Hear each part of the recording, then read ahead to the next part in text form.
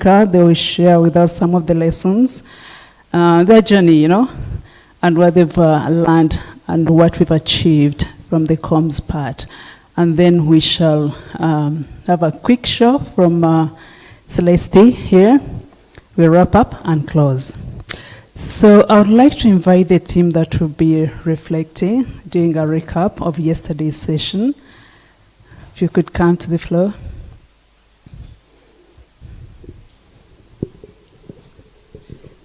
Welcome.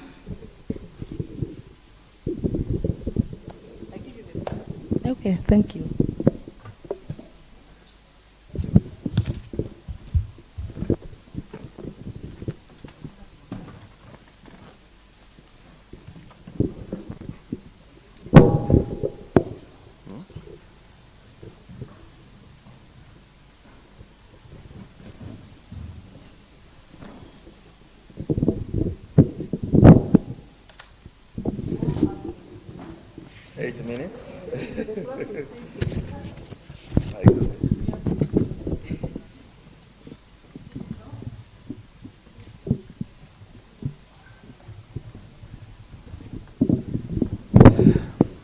Thank you very much. Hello, good morning.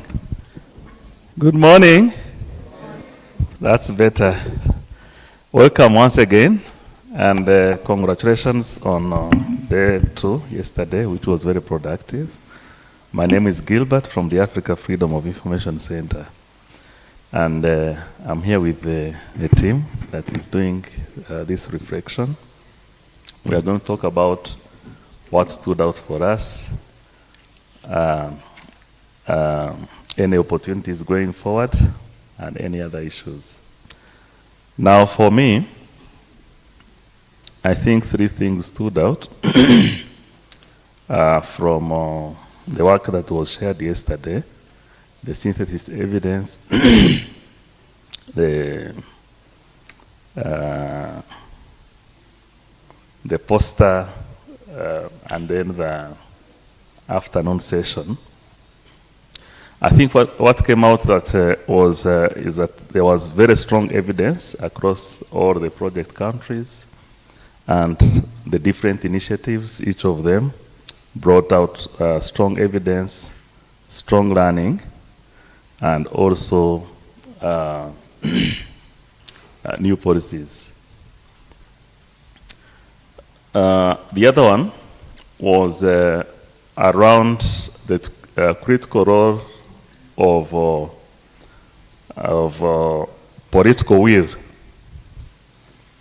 especially in mobilizing and causing reforms. For example, in Tanzania, we had and learned that the leadership of the president and giving clear targets. For example, I want NEST to work within 2 years, made a difference.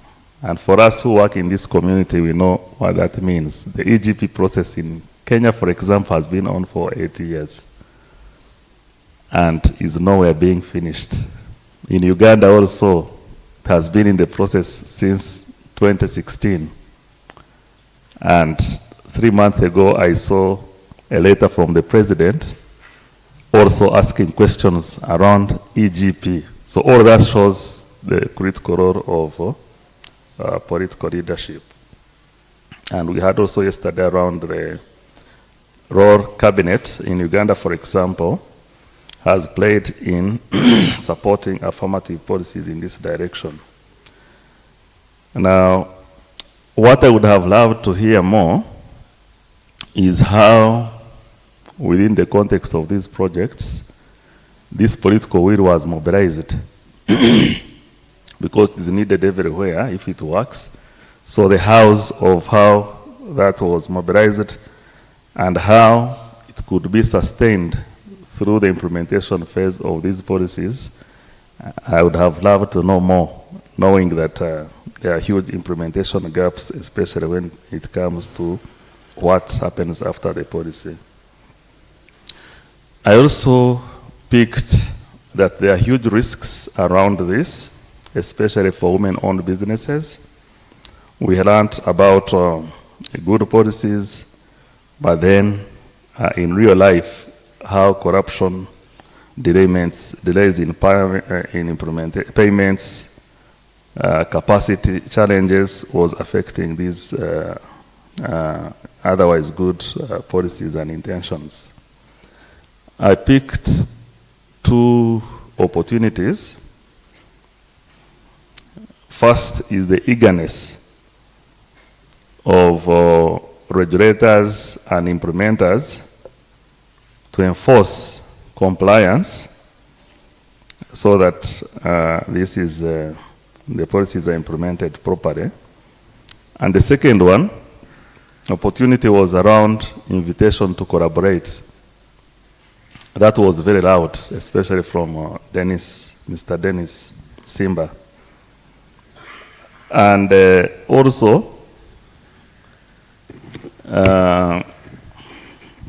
I heard a lot about progress on achieving policies, but having listened to the risks and the frustrations on the other side of people who have tried to take advantage of these new policies but getting their hands burnt, I thought that there is urgent need also to know more, to learn more on the real positive things that these affirmative policies are doing to help women, because so far I think there was a big dose of those frustrations at that level. So I think there's an opportunity there to learn and document and create a new narrative on the importance of these policies.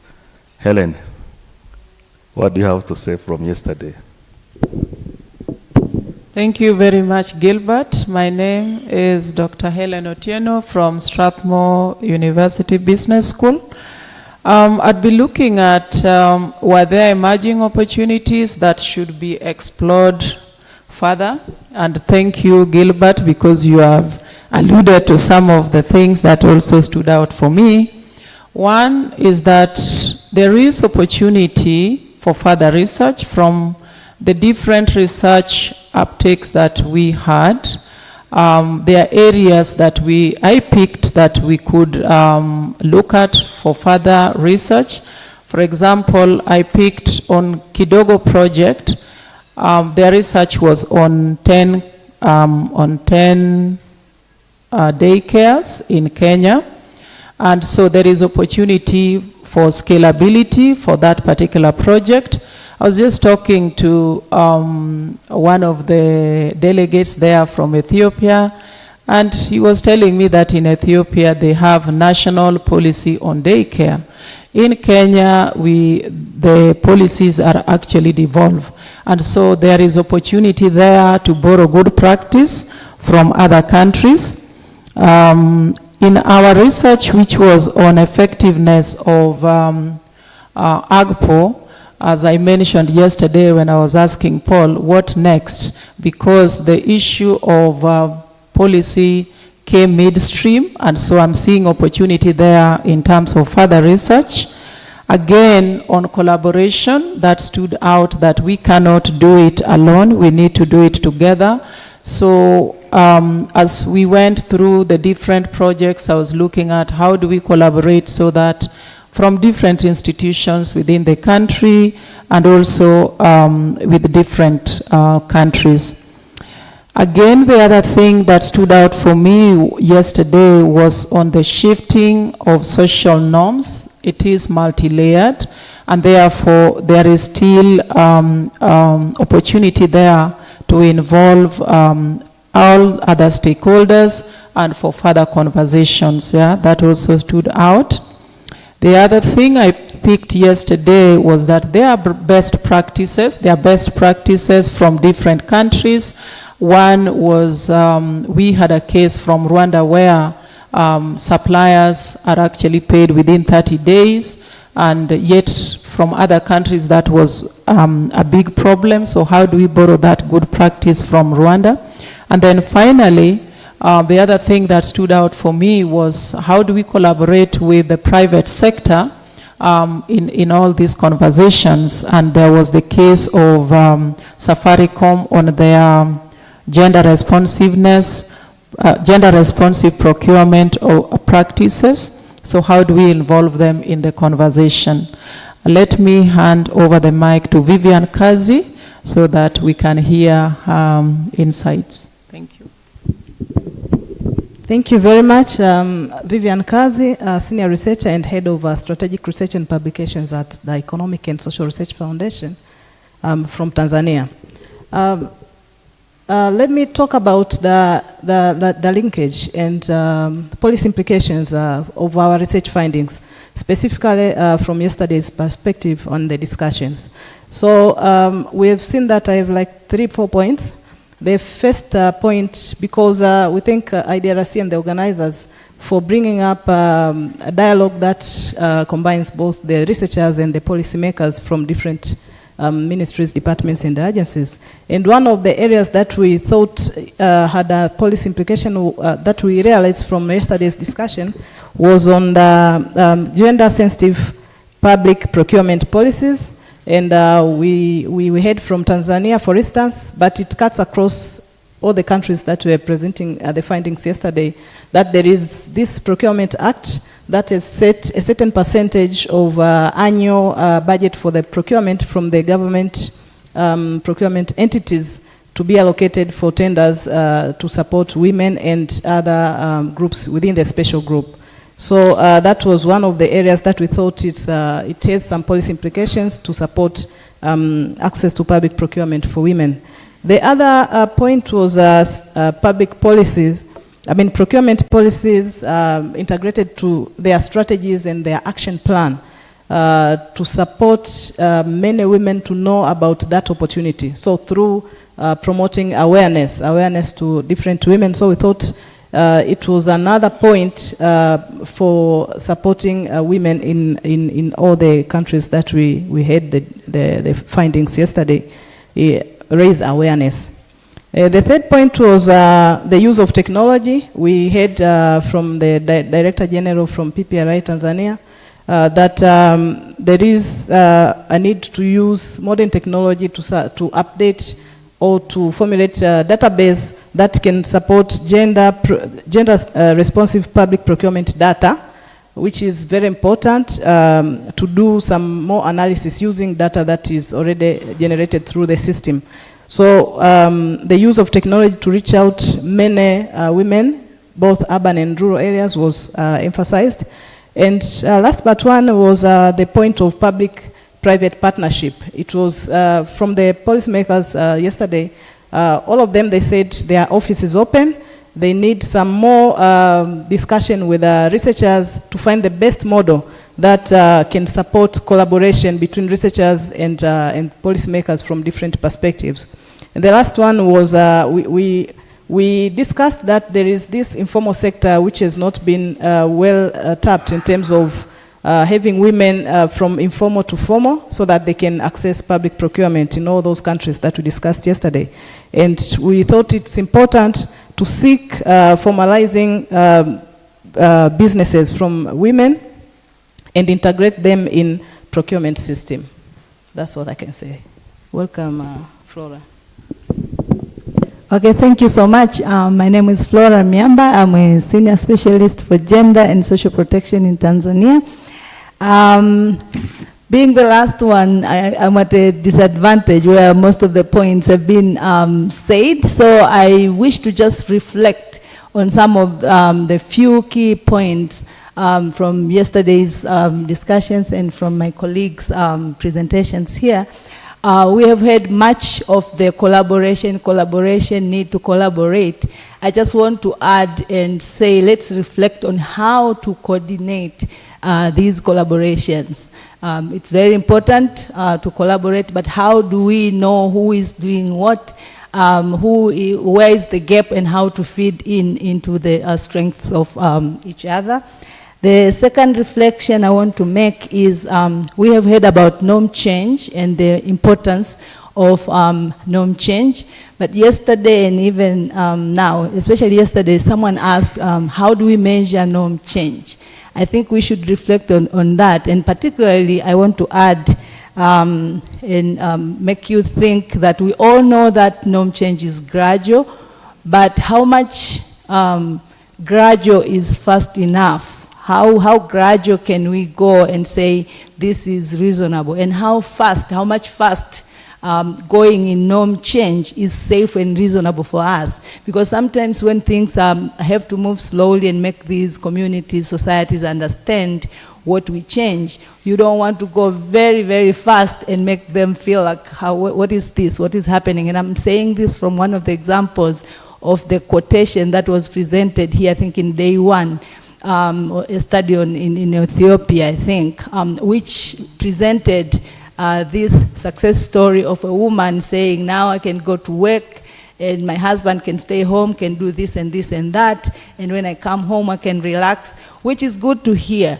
But how much of that can happen that fast and then the policymakers, the communities understand? So it's just the gauging of what is reasonable and safe to say the effort that we are making is not to come and flip the coin, make all men stay at home and we go to work. But related to that, the support that women, like when women are empowered to do much of the market work, income generation, it has been a tendency, and we have examples where men have laid back, stayed back, and left the work to the women. How do we balance that? And I have an example in Tanzania for our productive social safety net program, for instance. Women receiving cash on behalf of the households, men have laid back to say, oh, they can do it. So how can we balance in our evidence and make that not ruin what we want to do? So male engagement in a reasonable way is important. So I thought I should highlight that as reflection to all the messages that were given here and yesterday. Thank you. Thank you very much, colleagues. Let's give them a round of applause. I think you'll agree with me that yesterday was filled with so much learnings, richness, very thought-provoking discussions, hot debates, which I actually enjoyed. Flora, I'm not going to carry this conversation long, but I'm keen to know what you've just ended with, and then what Dennis was telling us yesterday. Are you from different communities?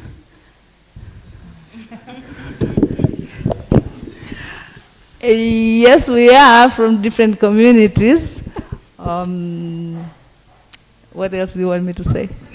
It's the opposite.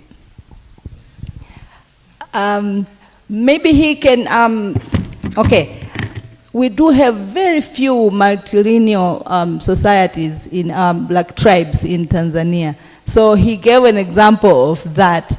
But generally, and to my understanding of the evidence, generally, unpaid care work is still, I think 3 times, like women work three times more than men do. And this is our National Bureau of Statistics data.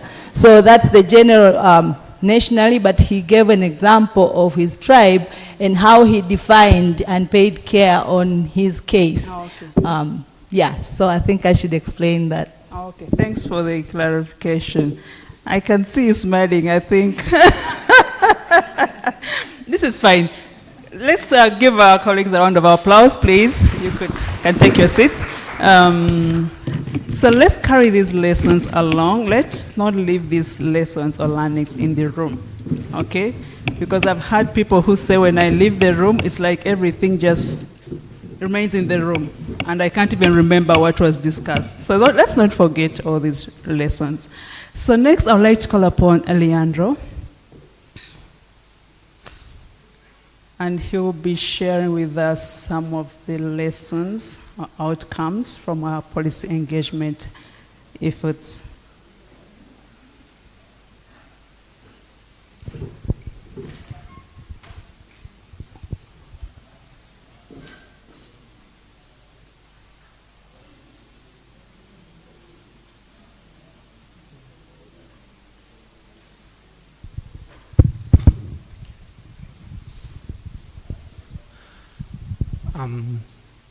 So hi everyone, good morning again.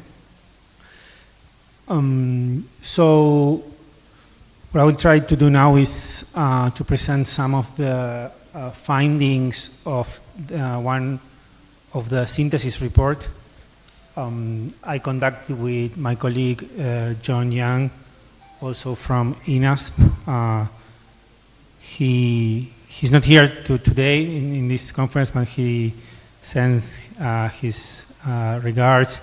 Many of you have been asking about him. Again, a little bit of context.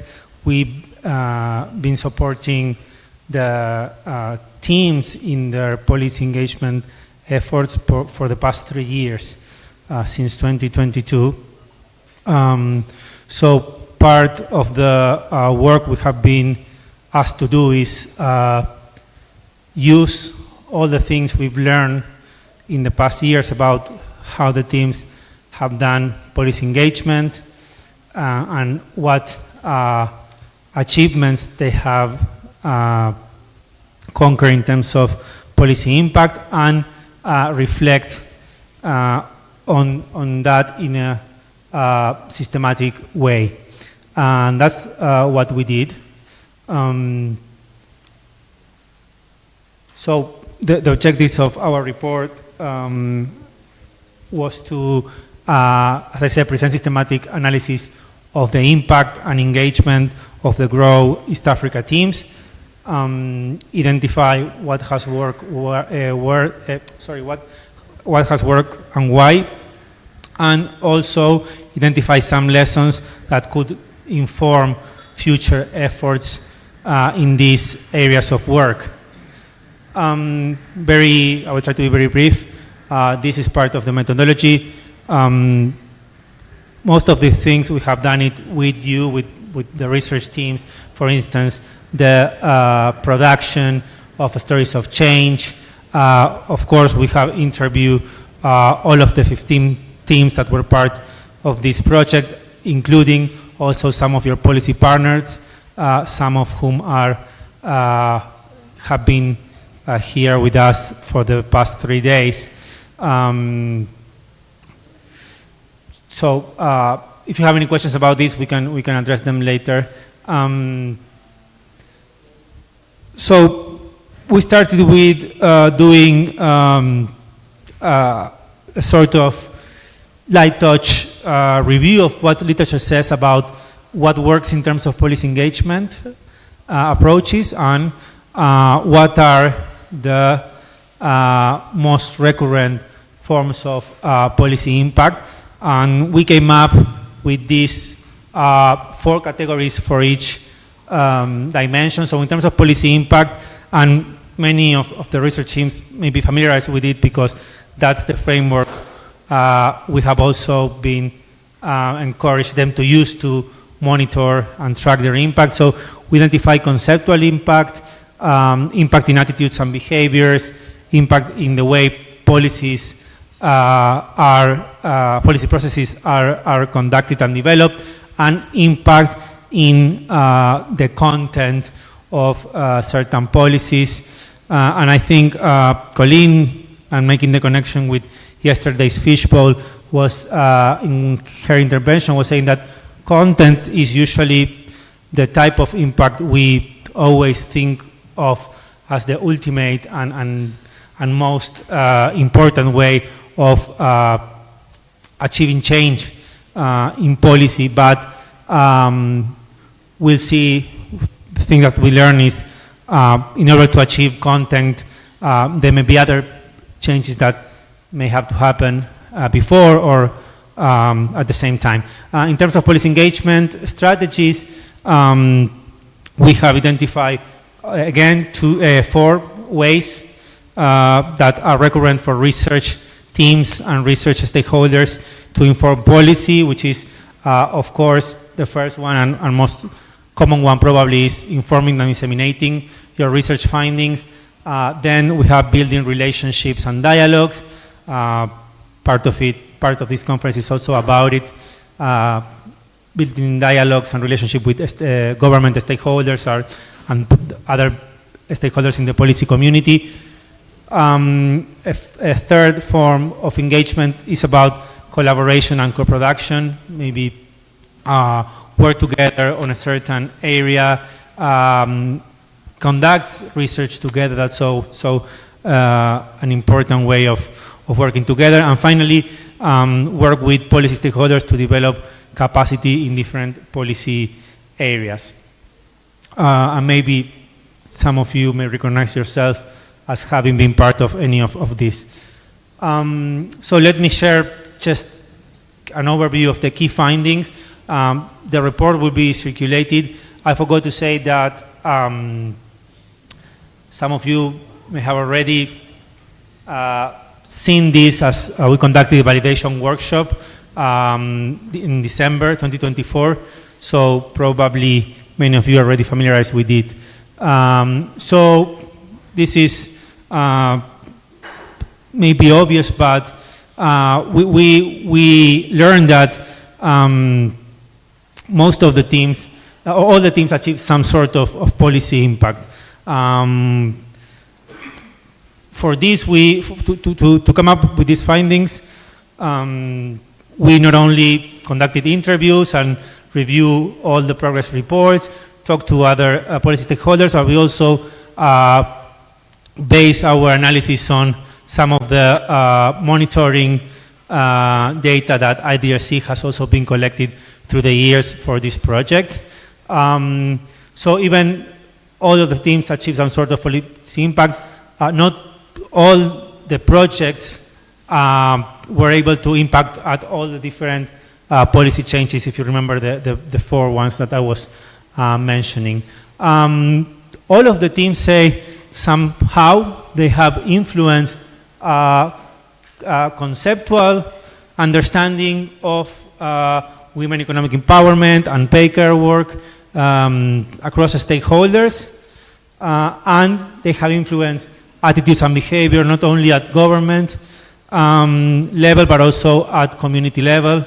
And I won't provide many details about policy, about impact, because we have been listening about it in the past 2 days, especially with the marketplace sessions. But the teams are welcome to share any example in the Q&A session. And then changes in processes and changes in content were less recurrent than the other 2. We learn, as I was saying, that there is rarely a single change. Most of the changes happening at the same time. So in order to achieve content change, you most probably have to have impacted conceptual understanding of these issues or attitudes and behaviors. And as I said, again, supporting my statement, all types of policy change are more likely if coupled with changing attitudes and behaviors. This is coming from,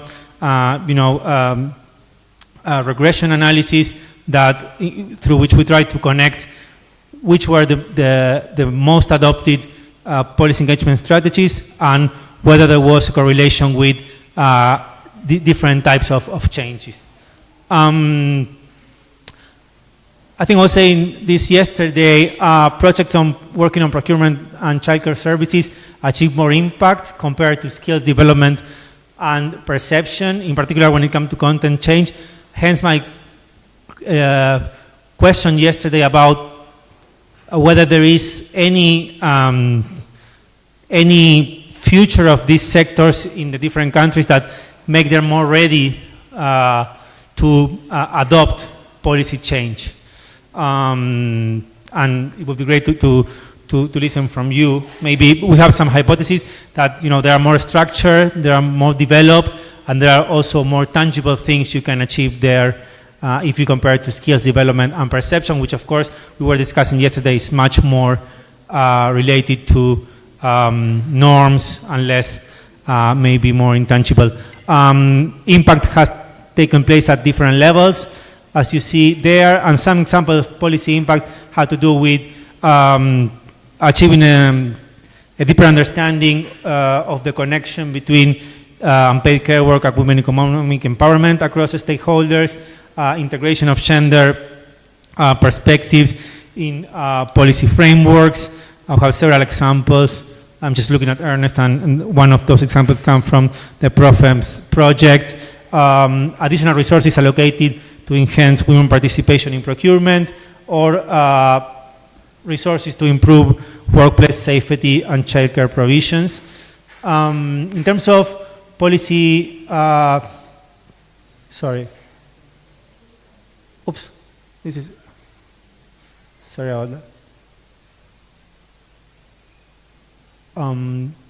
So in terms of policy engagement, we found that all the projects adopted informing and dialogue and relationship building strategies. Of course, informing, we are referring to disseminating knowledge through different means. And by relationship building, I think Hilbert was also emphasizing the importance of not only doing this through official channels, but also informal channels, which sometimes may be even more effective. An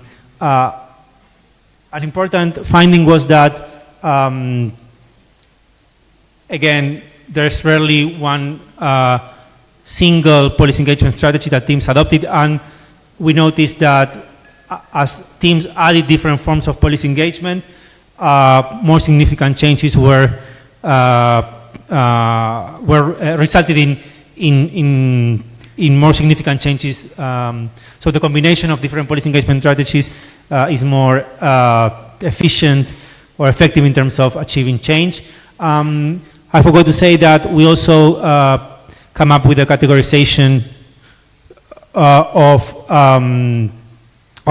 the projects in terms of whether they were from doing collaborative research to more pure academic research. And we found that, for instance, high policy impact projects tend to be on the side of being more collaborative, policy engagement or applied research, have higher, we also scored your policy engagement plans and the way you have implemented them, and those who had more structure and well-defined policy engagement plans also achieve more impact in the end. Different ways of policy engagement here as well, related to the different policy engagement strategies. I will skip this. And then we also came up with some recommendations both for researchers and funders, but I will summarize this. Basically for researchers is, many of these came from your own words, right? Try to embed policy engagement thinking and planning from the very beginning of the projects, embed political awareness also, and be flexible as you implement your research. I just want to focus on the most important ones. There's also many reflections about the importance of tracking and communicating progress related to policy achievements. And in terms of recommendations for funders, and you can read all this in the report, there were issues about the duration of the support, as we all know that policy impact sometimes really takes place in the long term, and sometimes you need to devote the first years to conducting solid research, as of course you engage stakeholders, but part of the engagement efforts are left to the end of the projects. And yeah, of course, support policy engagement activities with resources, clarify reporting and monitoring expectations. That was also an important issue throughout the program. So I will stop here in interest of time. And I don't know, Annette, if you have some time for questions and comments. I think we can take probably two quick questions.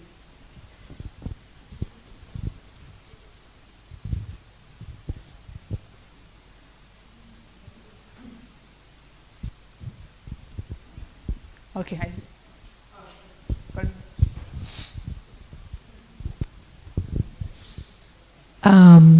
Thank you, Drew and John.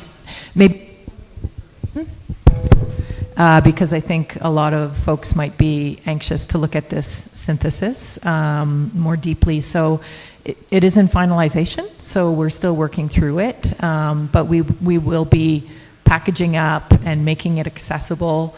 It will be accessible on the GrOW East Africa Knowledge Hub that Science Africa runs, and most of you may have already be familiar with. And we'll also be making it accessible in IDRC's digital library. So just so on your leisure, you can look at that more closely. And the work of many of you is featured quite prominently in the synthesis.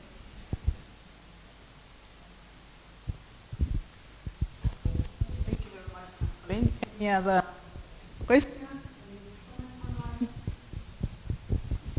Anything? Okay. No, I just want to second Colleen on that. You know, this is a very an overview of the findings, but as Colleen said, all of the projects are featured in the report, especially through the stories of change we have co-developed, and all these findings are backed up with examples of your work. Thank you very much, Leandro. It seems, oh, okay, we have one more quick. A quick question. Thank you, Leandro. My question is about whether you have identified in your work some key factors that lead from policy engagement to policy action. I think all of the team basically have done a lot of policy engagement, right, successfully. My question is, what about policy action? Is there any link, any specific factors, key factors that basically lead some of these teams to a better outcome in that regard? Thank you. Thank you, Professor Galdo. So I think maybe you may want to clarify what you mean by policy actions, but basically in our analysis what we found is that in terms of project design and implementation, those projects that place more emphasis on policy engagement activities, including coming up with a more robust policy engagement plan, stick to the implementation of that policy engagement plan in a more or less, systematic way, but also with flexibility.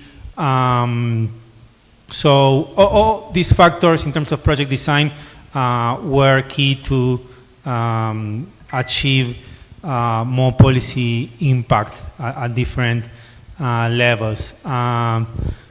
Then, of course, there are some contextual factors that affect whether there may be or not more policy impact.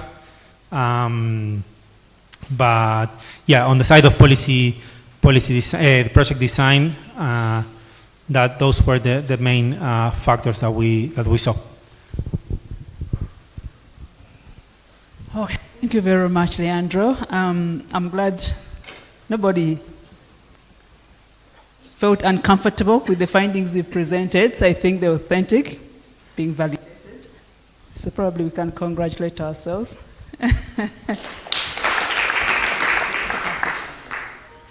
Maybe those with questions, you can follow. Do you have time for another question? Do you have a question? Sorry? Is it a burning issue? No. It can, oh, okay. Oh, okay. So thank you very much. So I think I would like to invite Colleen to kind of usher us into the next session, which is looking into the future. So Colleen can say more about that session, objectives and all that. Thank you. Thanks, Annette. We are going to get you all up and moving again, not dancing this time. But we want to turn our sights a little bit towards two things as we move towards wrapping up the workshop. Doing a little bit of reflection on future directions, where we might want to go in terms of the excellent results that are coming out of GrOW, any type of follow-up research or advocacy actions that we might want to be thinking about. And then also it's very important for us as funders, IDRC, Gates Foundation, William and Flora Hewlett Foundation, to reflect a little bit on some of the learning that's coming out of this, things that we might change going forward in terms of program design, implementation challenges that you all have encountered. As I mentioned, some of this will be reflected in the final external evaluation that we are commissioning and will be sharing with you in the months ahead, but it would be great to have time for us to work together on that this morning. So what we're thinking about doing is breaking off into some work this morning. I'm wondering if my colleagues could just maybe put up the slide with the instructions on that.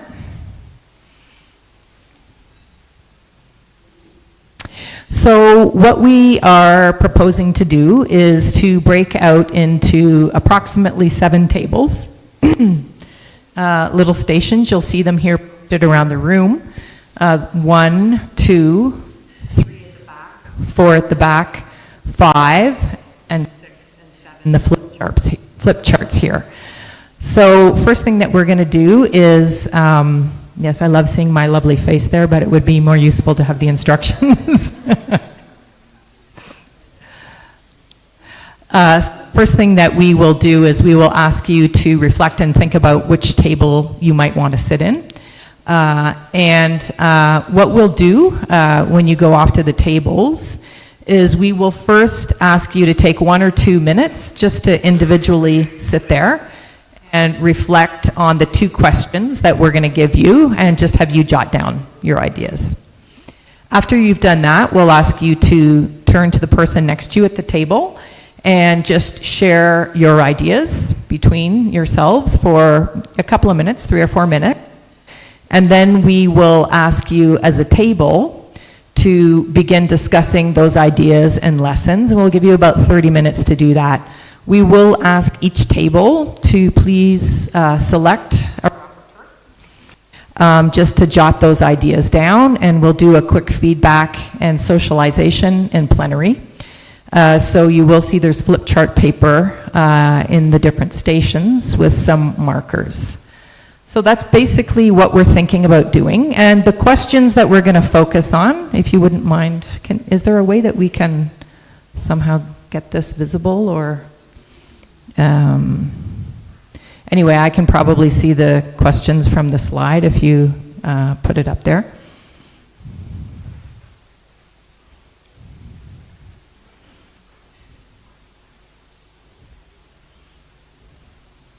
Perfect, thanks so much. So the questions that we'd like you to tackle, of the work you heard about over the last 2 days, where do you see potential for future research and advocacy work? And what lessons have you learned in terms of research or project design, implementation, and working with all the diverse stakeholders that you have been working with, including policymakers?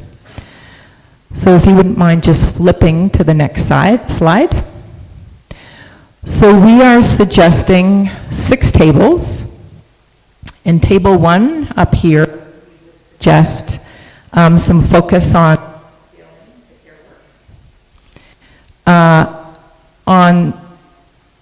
flip chart 2, we would have another group around care work, just because it's a very big group here who have been working on care work.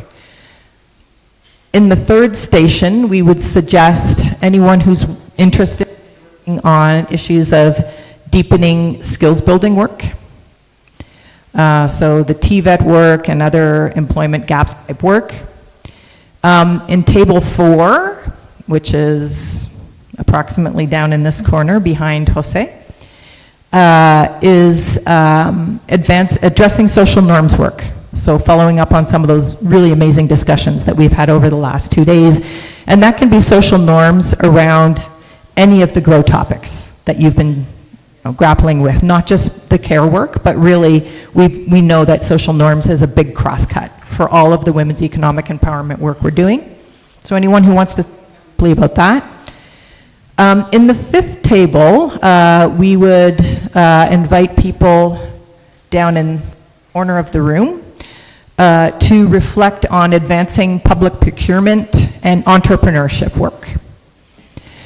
And then in the 6th table, it could well be that many of you just have ideas in your head about other things to work on in the realm of women's economic empowerment. So that would be a bit of a wild card table where we would just raise ideas, think about lessons, research and see in women's economic empowerment. So that's a little bit of a watering hole for anyone who just wants to generate new ideas, not necessarily linked to the current GrOW East Africa topics.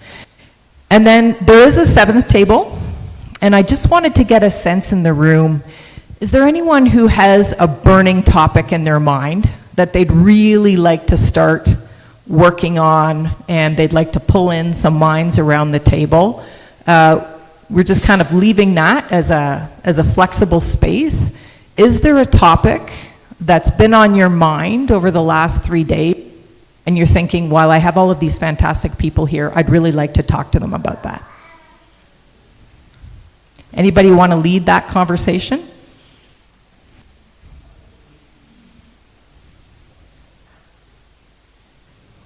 Okay, if not, what I would suggest is maybe those of you who do want to discuss diverse topics, jump into table 6, and I think we'll raise a lot of really fantastic ideas, lessons there. Any thoughts just around the methodology? Is everybody clear on what we're going to do? So just to run over again, you're going to go to your selected table, reflect for a minute or two, jot down your ideas, then turn to the person next to you, chat in a pair about your ideas, and then when you're ready as a table, you're going to socialize those ideas. And someone is going to have the role of rapporteur to jot those ideas down in the flip charts. They're here for you, and each one has a marker actually just sitting on the floor under the flip chart. So I'm going to give you a few minutes to get up and to organize yourself. Here, table 2, also, etc., etc. So the numbers are on the charts and people can select.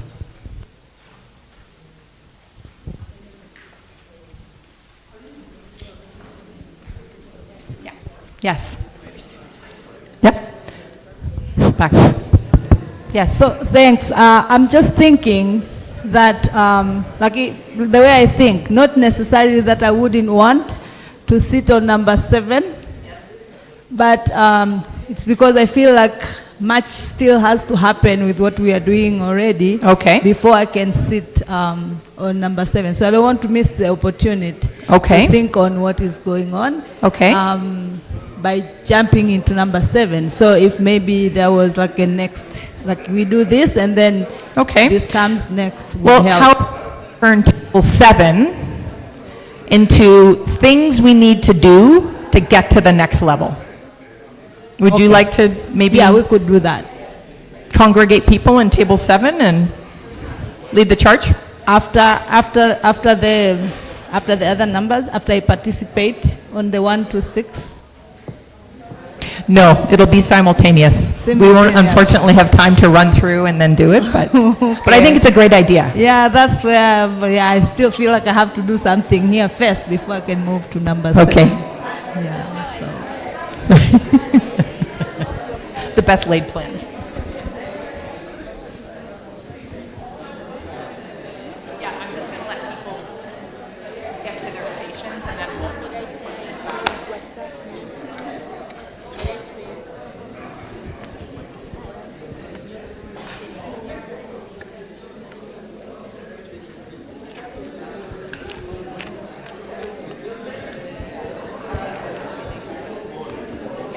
That's table.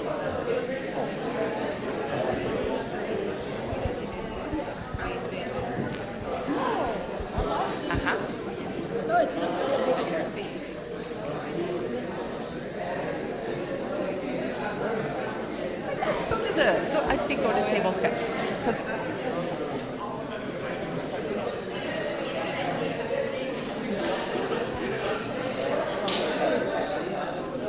what's that? Yeah, I'm going to put them up.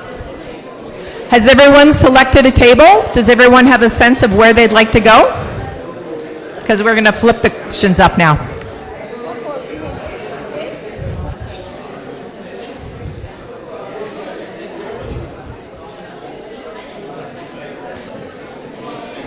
So let's just maybe put the questions back up.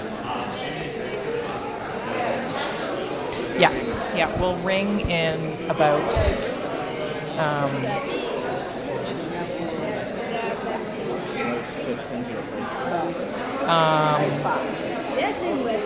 I think at about 10:30, I'm going to ask you to ring the bell and say you should be discussing your ideas as a group now and putting them on the floor chart.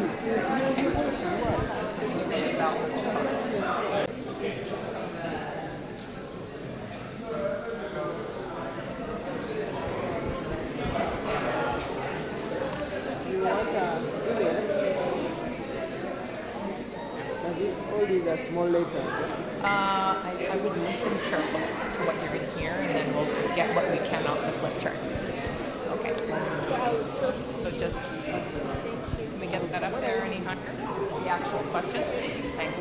Thank you. Okay.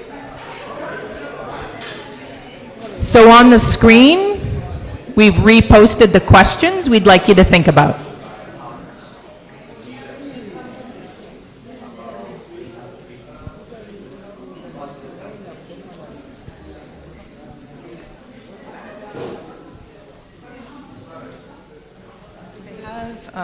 About a half an hour, yeah. So you have about 30 minutes to reflect, to chat, and to start posting your ideas.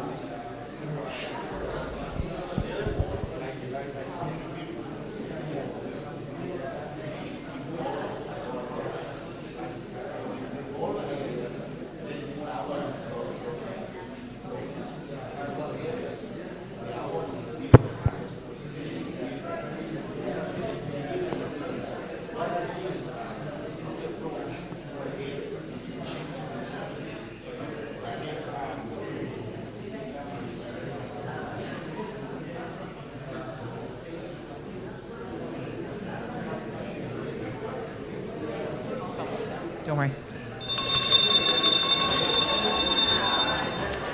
We're going to keep going for about 10 more minutes, but I would like to invite you to begin to put your findings up on the flip charts, just so that we can see them and hear about them. So if you haven't selected a rapporteur, please do it.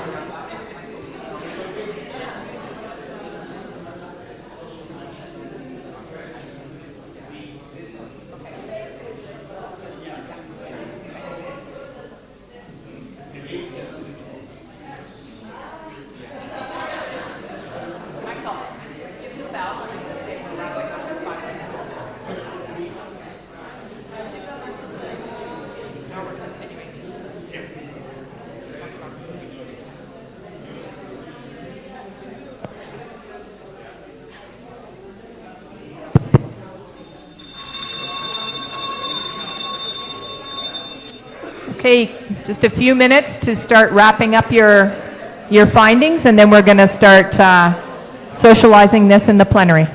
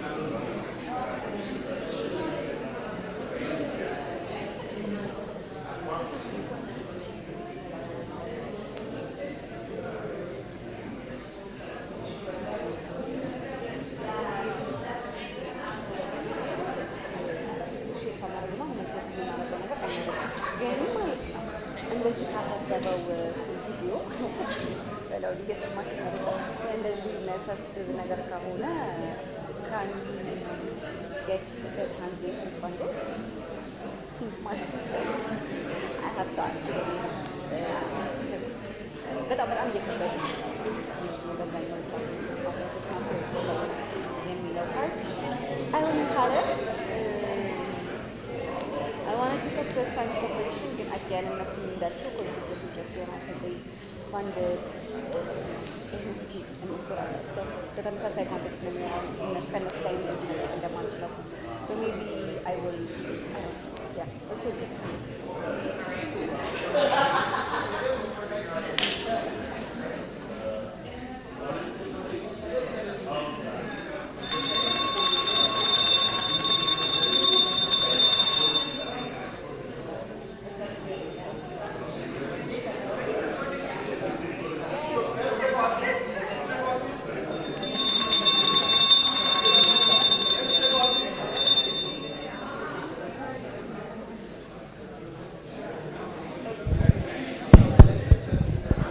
Hello, hello, hello. Okay, this is.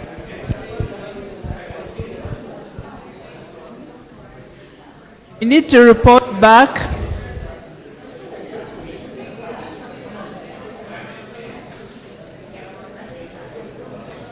Few minutes. Have you done the questions?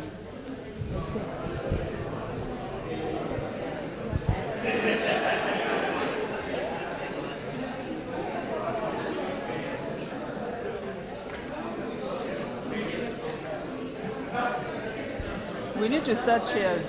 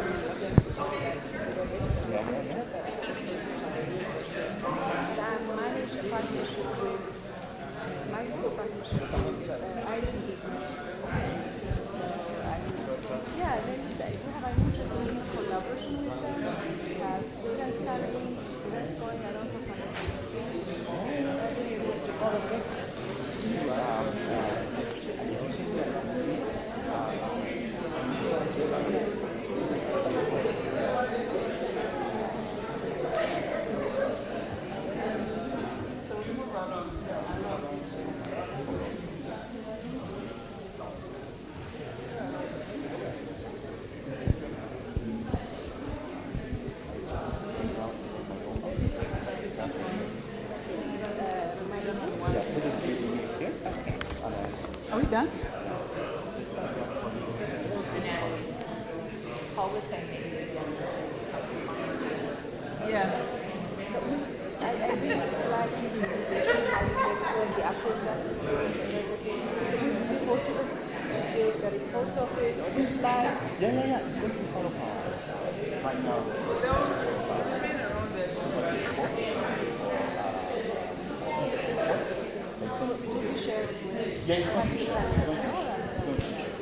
Are we done?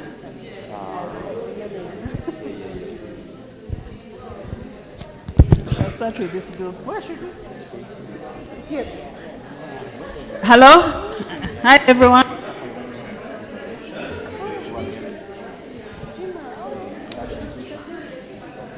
It's time for us to regroup. We've done enough. Excellent work.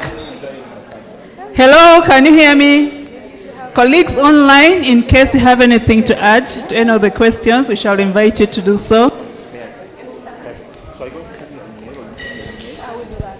We shall begin with group 1 to feedback. Can we all come to this corner? And we shall be riding together. Hello? Let's come to this corner.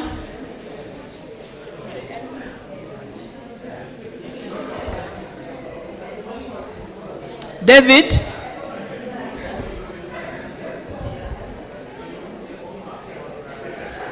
mercy, peace,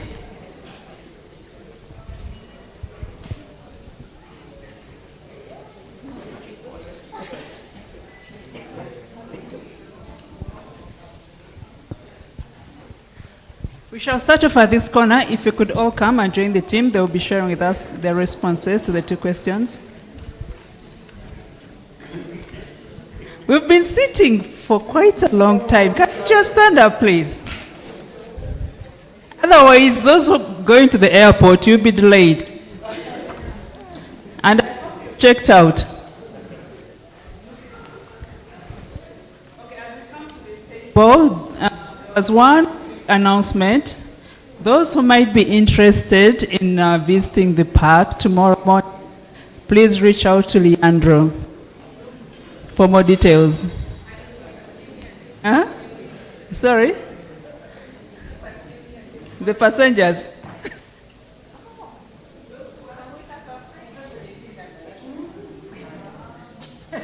You can't. We're waiting for the teams behind. Okay. Can I start? Yes, okay. So that's the park, the animals. If you're interested in seeing the animals, you can contact Leandro. Okay, so we were scaling care, and we had a nice representation from Kenya, Uganda, and Ethiopia at the table. We talked a lot about future research, and so some of the priorities were research able to identify the contribution of different intervention components. So we wanted to know what was attributable to childcare, what was attributable to economic empowerment components, what was attributable to social norms components, and what are the synergies between them. So we talked about needing to understand what are the essential components that need to be scaled up. And we also talked a lot about how we integrate social norms components into childcare interventions, if they could be light touch, if they need to be more intensive, and what is the implications as you go to scale. We also talked about documenting local and national adaptations that were being done so that they could then be replicated, that this was very important and missing in the literature. And we also talked about emergency conflict and IDP situations and how we might need to be doing adaptations for those and what they might look like. We talked about the need for longer-term research, longer-term impacts, especially on some of the outcomes where we weren't seeing some of the initial impacts, that we really need longer-term to see these materialize, particularly with child nutrition and ECD, and of course social norms components. We talked about the need or the opportunity, let's say, to leverage administrative and monitoring data for more research. This relates to monitoring the quality of childcare and also digitalization of this information at high frequency and how we could be using that for future research. And then we talked about the private sector, of course, and the need for advocacy in the private sector, not only to support workers who are working in the private sector to access childcare, but also supporting the care providers themselves as private sector entrepreneurs. So that was for the future. And then lessons, we had less time to talk about that, but we talked about the lessons and importance of bottom-up solutions and advocacy. So really listening to mothers, listening to communities, listening to what they need, and them driving their own solutions. We talked about lessons around the use of media and national dialogue, not only at the national level, but also at the community level, and the importance of that. We also talked about the importance of research findings that weren't always positive and how those can be a really good lesson in terms of how we course correct. So oftentimes we learn more actually from what doesn't work than what did work, and that's really important. And then, of course, engaging diverse stakeholders, and we discussed again the private sector here, and the fact that we all come from very diverse backgrounds, but I think we're learning a lot of connections just even in the last days about how we can contribute to the same goals. Thank you. Super. Thank you very much, Amber. Any quick reactions from the group members first? Excellent job. Then the rest of us, any quick reactions before we move on to the next session? Yes, Madanda? Oh, okay. The group members declined to report back, so I was left standing. I like the last point, actually, learning from what has not worked well, because I think many of us don't like sharing what didn't go well, but I think it's very powerful to share that so that the rest of us don't make the same mistakes, or we don't kind of promote what has not worked, because many of these approaches are tested by many other organizations out there. Yeah, they don't work, you know. So what are the implications for that? So let's move on to station 2, clockwise.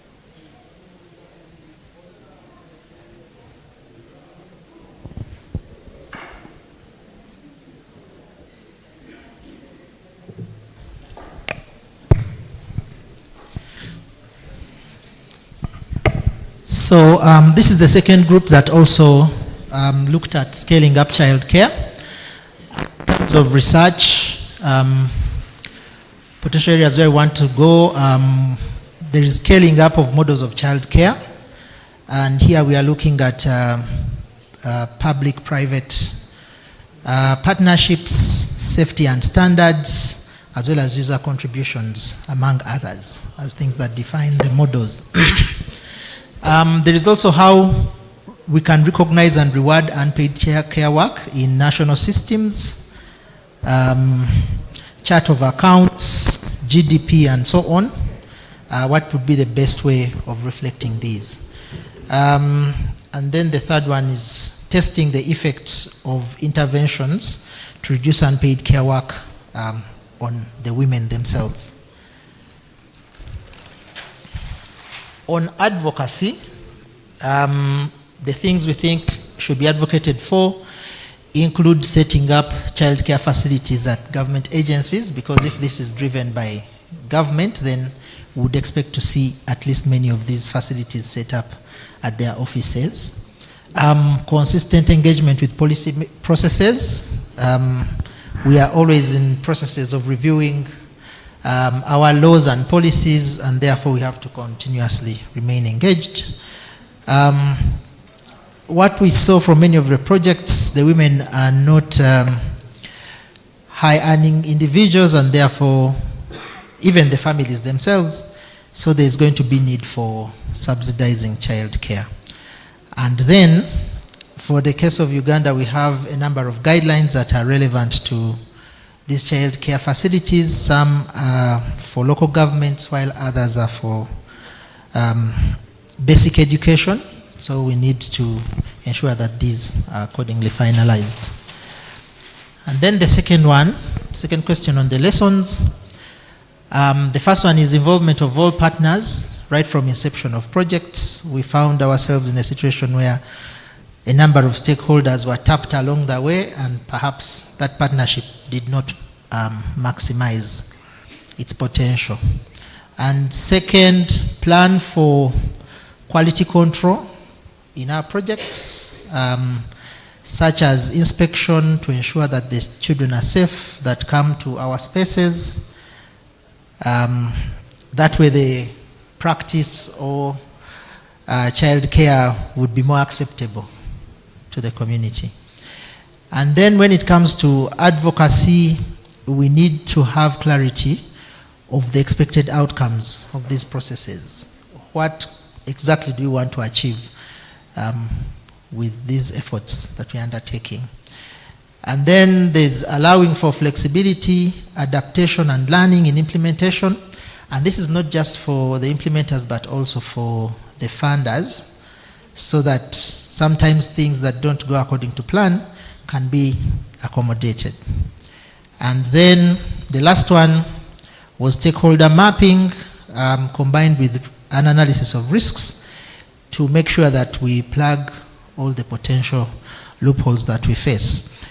But finally, just learning from the previous group, maybe one of the things we need to look at is to appreciate the perspectives that go against child care.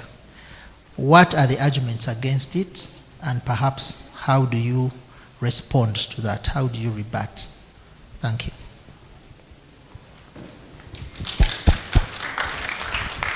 Thank you very much. Reactions from the group?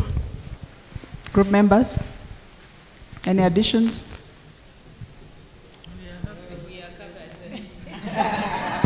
Oh, okay. So yeah. Eugenia? Thank you so much. I like their lessons learned, and from the discussion since morning, I haven't really heard about measuring the impact. Yes, we assess the impact, but how do we measure the impact? And how, especially stemming from the engagement with policymakers. And so how long should we really be measuring this impact? And how do we know where we are from today and then moving forward? Thank you. Excuse me. I don't know whether it should be the lessons learned or should you say something clarity or expected. No, I have one. Maybe with the clarity of expected outcomes, also you have to understand, in our country we have a good understanding of how policy processes work. And so 3 years is a very short horizon for policy making. So sometimes it may not be about, you should know the milestones, but as long as you're moving towards that general direction, that is it. So you're engaging with the processes. The outcome may not be here yet, but you continue to engage at every opportunity. Yes, my hand is up this side. Here.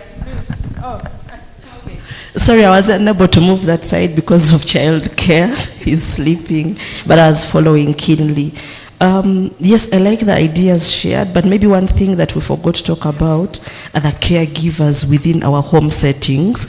Oftentimes they are left out, but also at times, you know, in terms of remuneration, we find that probably there is no fixed remuneration, looking at probably the minimum amount that we should be able to give them, and oftentimes probably we are, you know, paying them less compared to what they are doing, and yet they are doing a lot within our homes. So if we can also include these caregivers within our discussions, I think it will also go a long way to help shape these narratives around childcare. Thank you. Thank you very much. Yes. And Madam, as you make your intervention, colleagues, you're welcome to grab a cup of tea in case you need to. Okay, just briefly on the measuring of the impact of advocacy kind of interventions. Maybe this is an area where we need to create opportunities for sharing, because there are different organizations that I know of that have ways of estimating the impact of advocacy work. But whether that is good or robust or not, I think that would be a good opportunity for us to learn more about measuring that kind of impact. Thank you. Measuring impact. And maybe my final one is just an appeal, because when we were going through this work, we were working with Amber, and it was surprising that Amber had access to studies about Uganda that we did not have access to. So I think it's important to get this access for research, for future research. Like the papers were not in open access journals, or? Yeah. Or she's just a assertive go-getter, you know? What's the trick? Whatever the barriers are. Honestly, some of these papers, they're done by scholars in high-income countries without even one Ugandan co-author, no local knowledge. So I think it's also the networks that these papers are shared in.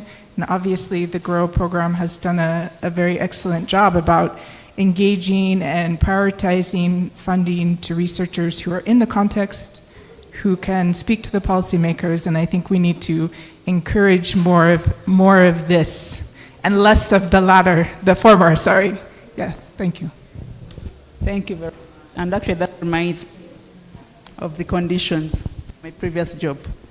It's like you couldn't publish a paper without co-authoring with the people within the communities. Okay. As I said,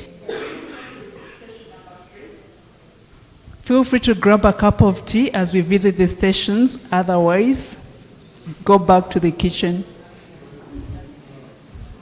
Tea, coffee, water, whatever.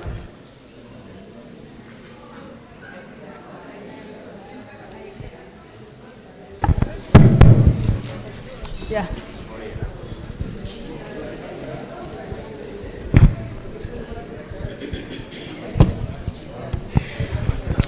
Hello. Yes. Thank you. You are all welcome to group number 3. It was on deepening skills building work. So the future, what we discuss on the future research, we saw that these people from the TVET schools, they need to have more knowledge on artificial intelligence, that is AI, for digital literacy in general. So we also talked about the soft skills for in school and out school, because we saw that there are so many youth outside school who are just they are looking after cows, but they don't have jobs. So, but they have talents of what they can do. So if they can be skilled enough for those who are outside, and also those who are on job, but they don't have certificates for them to help them to have those skills. And then we talked about the curriculum development to match it with labor market. What is being studied at school, does it really match with the labor market? That is, we wanted also that this curriculum development could be also done. And then we talked about the collaboration between TVET schools and companies, where we also inserted about the PPD, public-private partnerships, so that it can also help those who are coming from TVET schools also to go in companies and have on-job training. And I think I talked also the accreditation and recognition, where those to help those who are on job already, but they don't have any certificate because they have knowledge, they have experience, but they don't have certificates. So we talked about also, we got some challenges from the countries that we were together, where you find young people, like 18 years, they can't get access to jobs, access to finance, and other resources because their labor policy or labor law doesn't allow them, and they have already completed their school in TVET schools. So if there can be done advocacy on labor law, on age related to young people, on access to resources, finance, and they don't have even access to, some countries they don't have even access to ID and job. So lesson learned, we saw that research, organization platforms, there should be organization platforms, panel, technical committee to engage all stakeholders, policy makers from the beginning, because research is a process and it has to be done in steps. Yeah, thank you. Unless maybe my colleague has something to add. Thank you so much.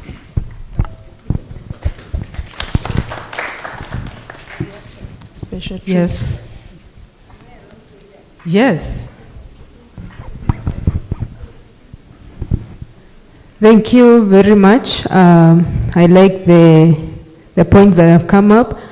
My reaction will be on the AI. I know we are now moving to to digital and all that, and everyone is talking about AI.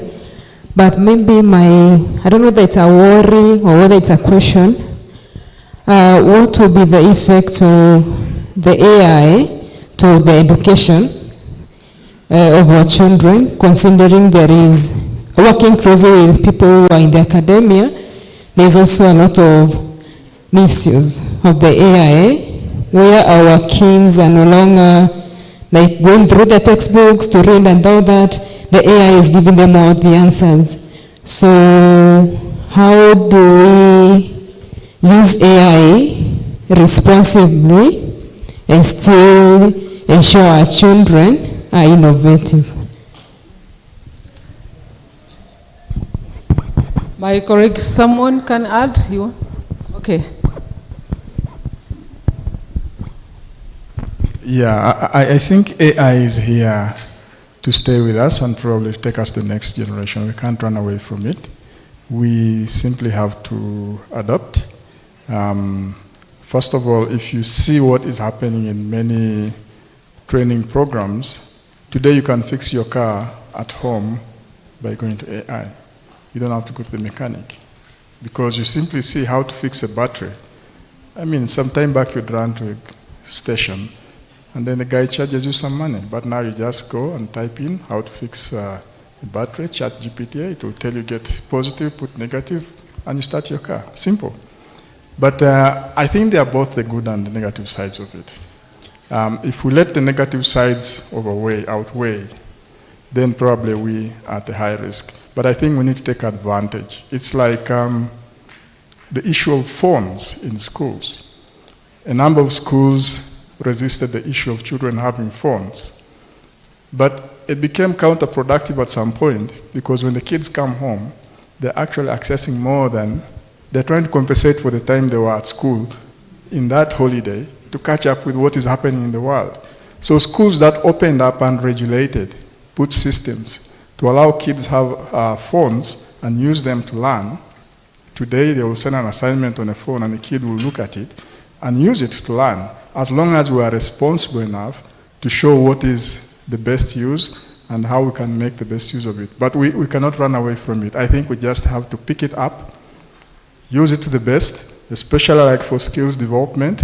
There are so many skills that can be upgraded simply by being at home and using your computer. You don't have to go to the TVET to learn some of these things. But unfortunately, in our situations, we're still looking at it from the negative aspect. So TVET's skills development issues need to be current and actually look into the future because it's moving too fast. It's moving too fast. Yeah, thank you. All right, thank you. Jen, before you go, I wonder whether you want to add something to AI because I know you've been talking about it. I'm here. AI and the loss, there was a threat here about children depending so much on AI, losing creativity, but I think the threat of job loss as well. I'm asking whether the one you're asking about?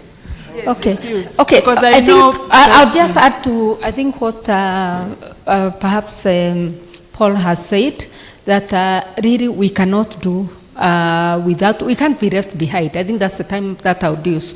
Because normally, I think what has happened, especially in Africa, we are always very resistant to change. And maybe if I go back memory lane, remember the introduction of mobile phones. It used to be, we used to take it like a joke, you know. People used to think that this is crazy, you know. But now, who can do without a mobile phone? See how it has revolutionized life, including the mobile money issue that my grandmother seated somewhere very far in the village doesn't have to worry. She knows in the morning her grandchild can send her money to buy milk, for instance. I think it's the same thing with AI, and it doesn't matter whether it's at school, whether it's in the marketplace. Of course, there's the danger that it could replace labor markets, and I think that has been our focus mostly, what it's going to do to the labor force. So I think the point is that if we do not embrace it, whether it's at the TVET, whether it's at the universities, there's a negative aspect of it but really we must see how do we embrace the positive part of it. You see, I think the issue, I know what the TVET was, the TVET, I know they're outside here, I don't know where they are, my TVET team, I know they are somewhere outside here, and I've seen the same at the university. The point is that we have to perhaps create an enabling environment, as Paul has said, to allow the students, the pupils, to use AI, but in a productive manner. Because now, when you do not, what they will do is that they are using it to cheat. So you'll be invigilating exams, you will not but students will even use the AI to answer the questions for them, and not just the students. Last year, I attended the Global Evidence Summit. And for those who do synthesis work, what do you call it? Systematic reviews. They said that a lot of papers had been disqualified because of using AI. So you see, it's not just the kid. It's like everyone needs to actually learn. How do you actually use it? So I think that's what I would want to add for now. Thank you. Very helpful. Thank you very much. Hello, thank you. A good discussion about capacity building for TVET. I want to bring to your attention the issue of the hard skills as well. I've noticed that in Uganda, many of these TVET colleges are struggling with practical, lessons because of absolute technology, and I think that's also an issue that improves their employability and productivity.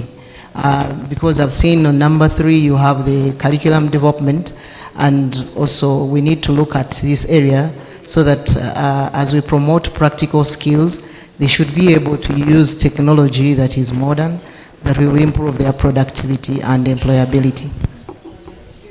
Thank you very much. We need to move on.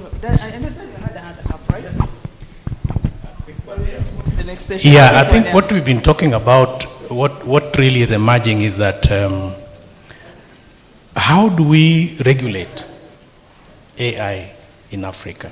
Because when you look at the entire continent, you don't see a serious move by legislators actually to attempt even to regulate this technology, because the potential for abuse is very, very high. And including the data, personal data, the way it is used in institutions by young children, adults, and all that. So I don't know if there can be a way that IDRC can also be involved in the area of pushing for proper AI regulation, because Europe is leading this. They have just come up with an agreement and a directive that for the entire European Union, which forces a number of countries now to adopt, and I think there is already legislation coming up. So what about Africa? Because as we talk about AI in education, in climate change, in every aspect of our lives, how do we make sure that this is done responsibly?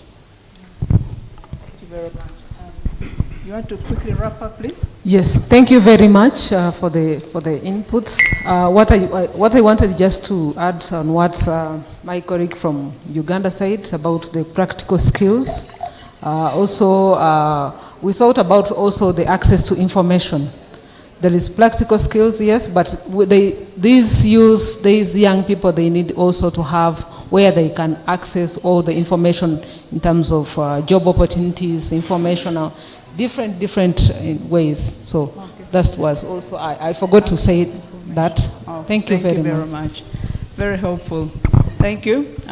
Let's move on to the next station.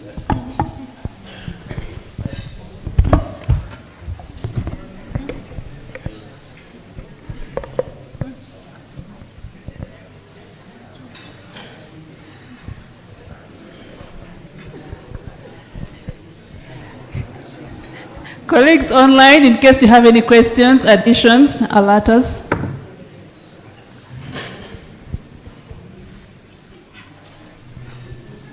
Yes, please. All right. So this panel is about social norms, the power of social norms in terms of women involvement in the labor markets. So when we basically develop these suggestions, this framework, we do thinking about future work and incorporating in that the lessons gained in research, in advocacy, and in other lessons that we have seen in the past days. So we basically split this in 3 areas because we wanted to land these ideas in concrete steps. So we basically talk about design, we talk about implementation, and we talk about evaluation. So in terms of design, I think one of the important areas to research, to know more about that, is about changing the narrative, right? So in many instances, we talk about burden, right? And burden for many women and many households is not there, right? They don't identify with that. Many women say, childcare for me is important, right? Childcare or any household chore is important, right? So I think changing that narrative from burden to releasing the power of women in the labor market has some potential. The second point is about making the difference between rural and urban areas. Many times when we talk about social norms, right, we talk to women that work and live in urban areas. They are more aware about this problem. But women in rural areas are not equally, don't equally access to that information, right? So I think basically taking into account the context where we operate, this difference between urban and rural context matter a lot. The third point about design is about including faith-based organizations. Faith-based organization has strong power over households or communities, right? And I think one important factor here is how we can incorporate these faith-based organizations in shaping social norms, right?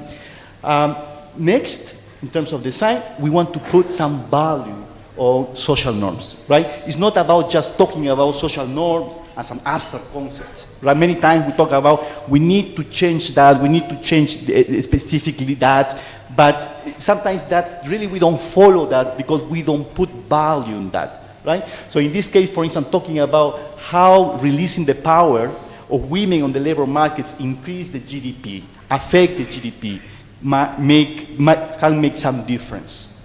And finally, we want to, in terms of design, we want to identify and adapt approaches with proven value that works in this area, right? So we don't want really to invent the wheel. And one of the problems that we have in general when we have this type of intervention is that we want to come out with some particular idea, some particular model, right, that we don't know really if it's going to work or not, right? It's based on our own perceptions, our own ideas. And sometimes that might fare back, right? Because really at the end of the day, what we want to implement is models, approaches with proven value. So in terms of implementation, we divided this discussion in terms of awareness, training, and capacity building with respect to advocacy, right? So in terms of implementation, right, first step for us is to basically change women's own perception. Right? If we don't change women's own perception about the value, the barriers, the promises of social norms, we cannot make much. Right? So that's the first important task for us. Secondly, we need to involve, and that's an important lesson we have learned in the past, we need to involve men and boys within households, within communities regarding changing social norms. Right? If men, boys really don't appreciate, don't have these sensitive ideas about how powerful are those barriers, how powerful are the promises for women going to the labor markets, we cannot change much, right? Even if we have a promising model or approach to change social norms. In the same context, we want to incorporate, right, the ideas, the work of role models and traditional leaders, right? There are many instances, for instance, in other settings, in other latitudes, like in Latin America, for instance, when we involve soap opera stars, right, talking about changing these social norms, changing these barriers that affect us, right? So I think that we need to explore more about how we can incorporate these these leaders in the context of this main idea of social norms. So we want to have a participatory approach, right? This is not about really providing women or men or boys theoretical ideas, right? It's not about just, this is a theory-driven approach. No, Have to be hands-on approach, has to be a participatory approach, right? In which we collect the ideas, we collect the perceptions, we collect what exactly women think about this problem, how exactly men think about this problem, and how we can put together and bring together everyone in the same page. So, so we have to also, in terms of implementation, incorporate a context-specific cultural approaches, right? So I think that's important. So one recipe doesn't work for everyone, right? So this is not about recipes, this is not about algorithms, right? We need to acknowledge cultural differences between countries. We have to acknowledge cultural difference between urban and rural areas, right? So context matter, contextual differences matter. So in terms of advocacy, I think there are two important points here, right? One is about infrastructure, right? How we can incorporate technology, how we can incorporate, for instance, access to roads, electricity, such that can reduce the use of, or reduce and redistribute the use of time for women, right? And related to that is the use of digital technologies, right? I think, particularly when we talk about that in the group, that has a lot of promise, how we basically can incorporate in our models, in our approaches to change social norms, right? Digital technologies. An idea, for instance, here is that everyone basically have a cell phone, right? In Africa, right? In any other latitudes as well. So how we can basically leverage that in order to submit, for instance, text messages, small text messages that have very low cost of doing that, right? With ideas about how we can shape social norms, right? Sending messages to men, sending messages to women can make a lot of impact on this. And finally, for evaluation, right? Evaluation is important. We have seen that in the past 2 days, right? All these interventions have evaluation framework, right? But here, I think one important missing point, and we can tap into the future, is about how we measure social norms, right? We don't know much about the measurement of social norms. We talk a lot about social norms, but what are the specific variables that matter for measuring the social norms? We don't know yet, right? How we compare the before and after situation in terms of social norms, we don't know much about that, right? So here I think in terms of measurement, someone put here the time, including this measurement in surveys, in time use surveys will be important, right? Incorporating these ideas of changing social norms in this system, national systems of accounting. So I don't know if I'm pronouncing correctly, but it's SNS, it's System National Accounts. That's correct? Right. So that would be important because it's part of this awareness that is important for in the context of changing social norms, right? So bottom line is that we think that this is an important area of research, right? We have gained a lot of lessons and there is a lot of work to do in this particular context of social norms because it basically permeates everything. It permeates vocational training, it permeates access to public procurement system, it permeates child care interventions. All right, thank you.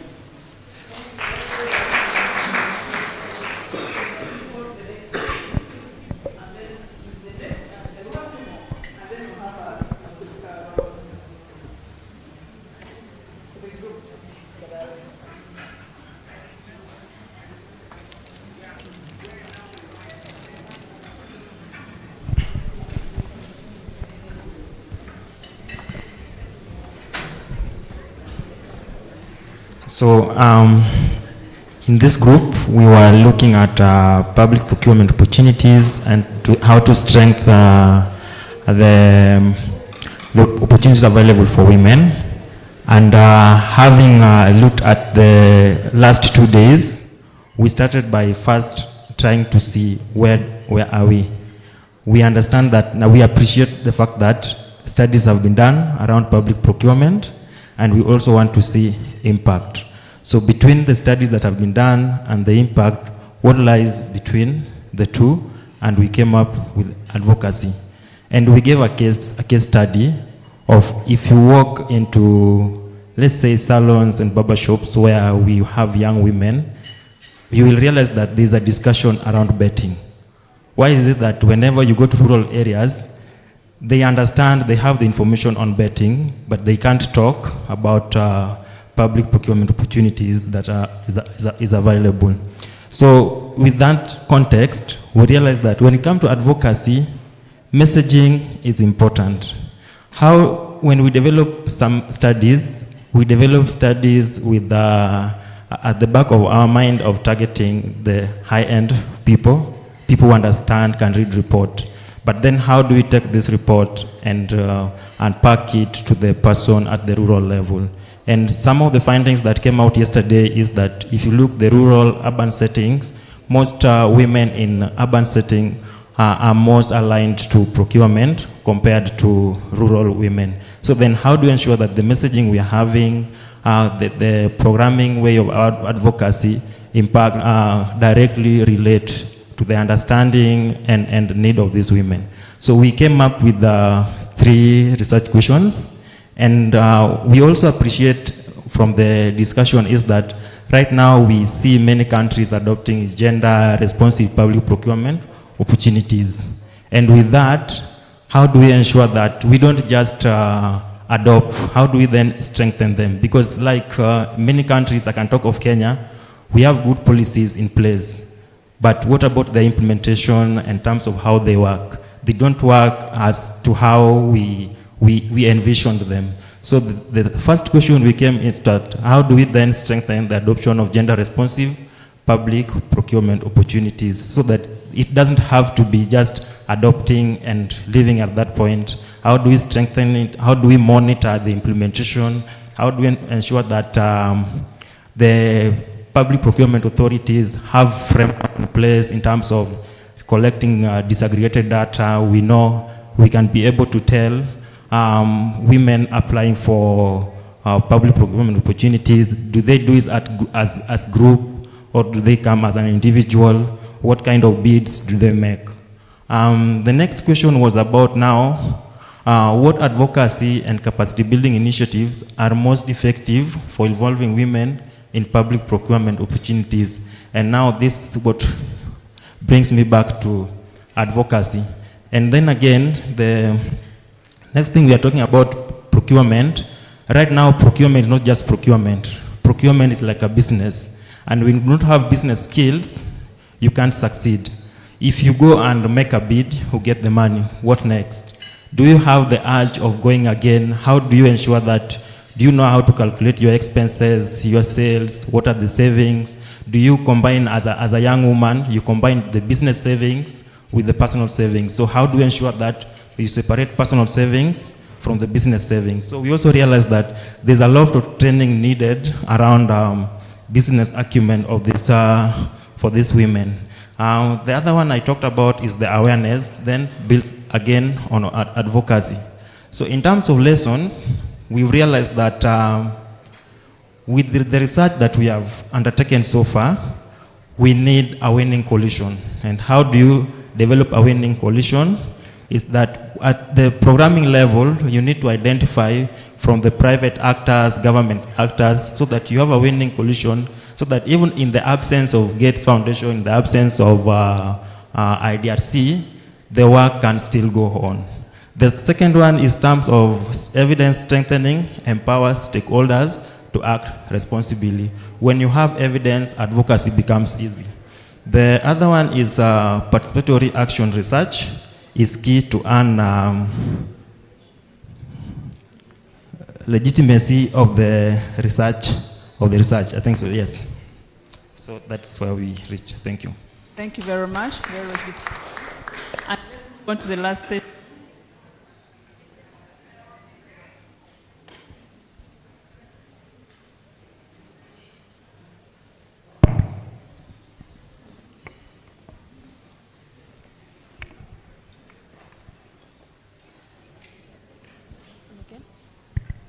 Thank you. Welcome to Group 6. So because we didn't have a lot of participants in Group 7, we just decided to come together and just participate in the wildcard. So the topic that we had as Group 6 was new research and advocacy on women's economic empowerment. So we developed different research that we would love to see in the future, and that is what I'll be taking you through alongside the lessons. So the first one that we have on the list was research on digital financial inclusion, where we thought about how this could be affected when it comes to women economic empowerment. We want to see more of digital financial inclusion when it comes to women. We want to see them access more financial resources digitally. We want them to access e-banking, access to loans. We want to see them having all these facilities, access to them easier. So when it comes to the policy side, we thought of advocacy on policies that increase digital financial literacy. The second one that we had was research on communication strategies to promote WE. A lot of different researches are done and findings are done, but when it comes to communication, we are not well aware. We don't know the findings. They're not made easily accessible for us. So research needs to be done on how we can develop more strategies when it comes to communication. The third one was research on comparative study of WE in rural versus urban women. We thought about this in a sense of we want to see what's affecting the women in the rural side and the opportunities, the challenges, the barriers that they're facing alongside the urban. So where does it require more capacity building skills? Where do we need to invest more? What are the challenges that they're facing that the others are not? Where can the learnings come in, and so on? The fourth one is how different resource endowments affect WE. The areas that we thought about were coffee and tea, but there's so many others.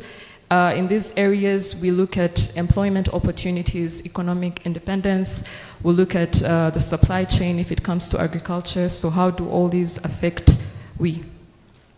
The fifth one is health and gender literacy for WE. I think this is quite self-explanatory, but how research needs to be done on how health and gender affect women in economic empowerment. The sixth one is a comprehensive review of legislative and constitution impediments to WE. I think this was talked about even yesterday when we want to see more of the studies done in how the constitution, the national constitution is set up. Is it gender inclusive? Are there opportunities for women economic empowerment? And how have some of the findings, how can they help us to incorporate in this area? The seventh we had is WE among pastoral communities. We're well aware that in pastoral communities, this is a very complex subject. It's not an easy thing to handle, but how, what is the research that has been done, or what is the new research that can be done when it comes to pastoral communities? And the eighth one is scaling up interventions that involve men. I think it was a session yesterday during the fishbowl where we had a discussion when it comes to social norms as well. We all talked about men engaging in women economic empowerment, but what is the research? Can we find a way to develop new research when it comes to men engage? From the implementation, the beginning, how do we bring men into this subject? And how is that going to impact, if at all it's going to be impact? What is the negative side? What is the positive side? So this is a very good discussion to have, and hopefully something that we can develop as a new research. There are quite many, bear with us, but the ninth one is change in international funding modalities and sustainability for women economic empowerment. Yeah, we've seen a lot of cuts happening in the previous years, but yeah, this is a new research. And another one is the impact of care on women and children's mental health outcomes, consideration of middle-class homes as workplaces, climate change, care work, and women economic empowerment, leveraging AI for women economic empowerment. I think that was explained by Group 3. Impact of reduced public funding on public services for women economic empowerment. And on to the lessons, we learned that using mixed method, both qualitative and quantitative research methods, is quite important. Co-creation with different stakeholders, involving all the stakeholders, including the beneficiaries as well. Co-implementations with different organizations, having partnerships is quite important.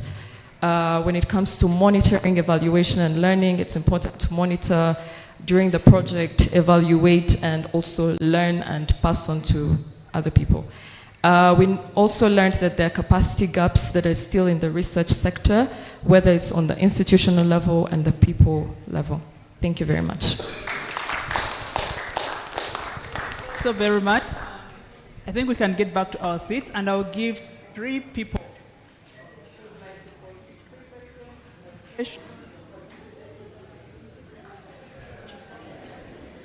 Okay, I have Tricia. Yeah, I think it would be too unfair to these groups if they don't pose questions. Quick comments. Thank you. Thank you. On the last.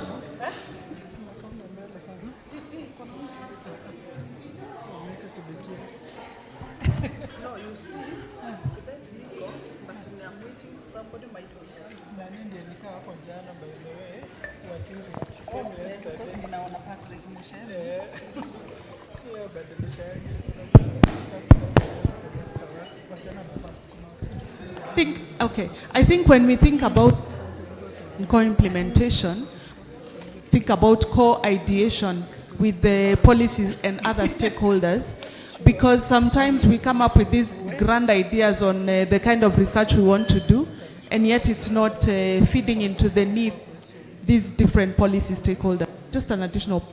Thank you.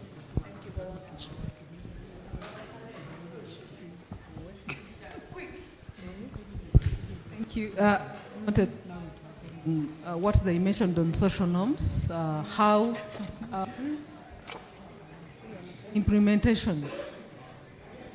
They talked about role model leaders, but I wanted to. Yes, on the role model, I just wanted to add mentors or mentorship programs to help these women also, like those who have achieved something or at a certain level, have reached at a certain level, to mentor their fellow women. And also to add storytelling. There is a say that say your story matters. So when you organize those sessions, it can also help others also, they can be motivated. Storytelling and mentors. Yes, thank you.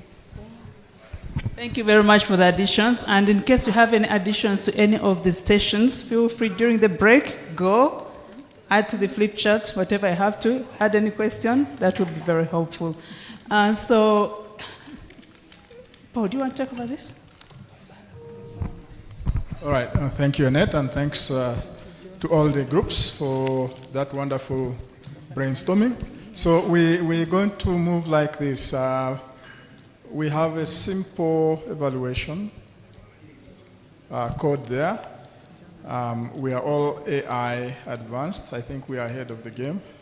Pick your phone, scan the barcode, quickly do help us evaluate the workshop.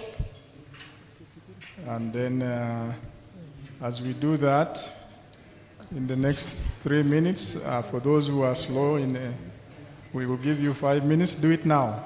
Please don't get out of this place before doing it. I've put security guards at the end exit. So you have to show the barcode as you exit. So please do that evaluation. Then after that, we will take a 3 minutes break, health break, and come back for the final session, the closing session.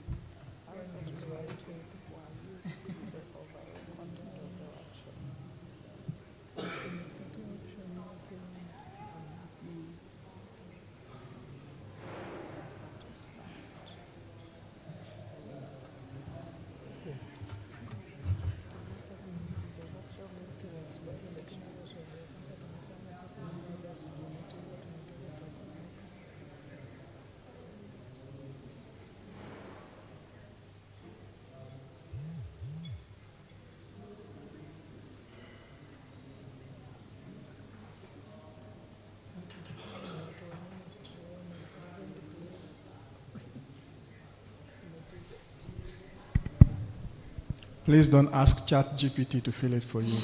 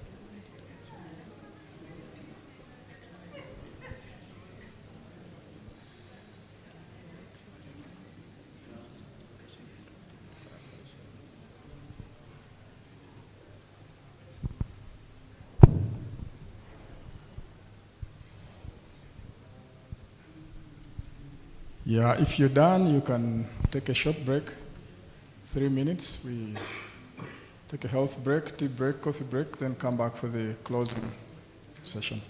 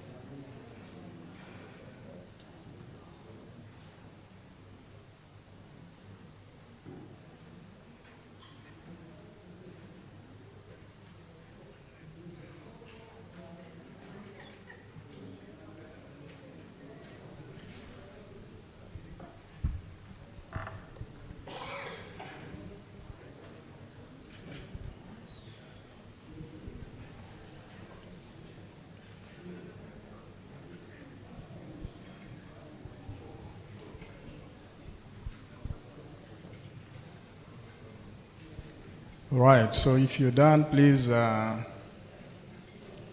hit the submit button and then take a 3-5 minutes break. We resume at 11:52. 11:52.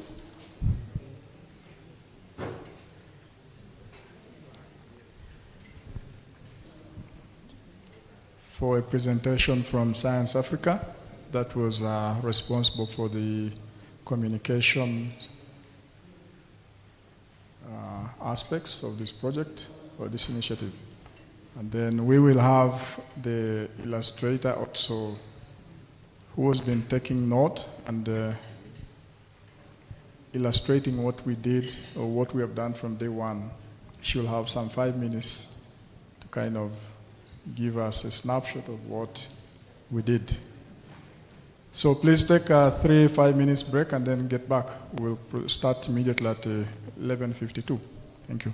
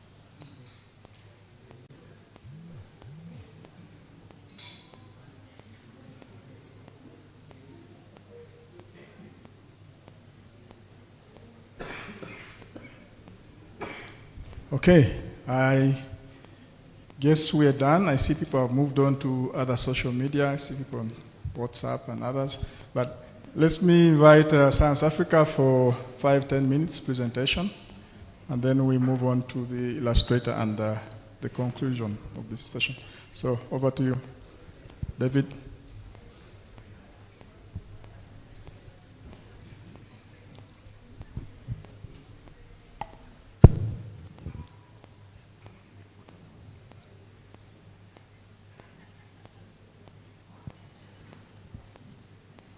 Good morning.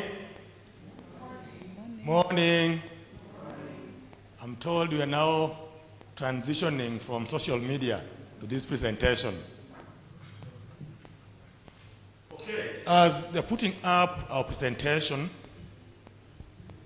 my name is David Aduda from Science Africa. We have a team, but I will make a presentation on behalf of the group. Africa was engaged to provide communication support to the country. And this is what we've done for the last 2 years or so. Science Africa is an organization that focuses on communicating science and research. We start from the premise that there's a lot of research and communication goes on, But that needs to be communicated because the value of research is that it supports policy, decision making, but that cannot be done if the public is not aware of that.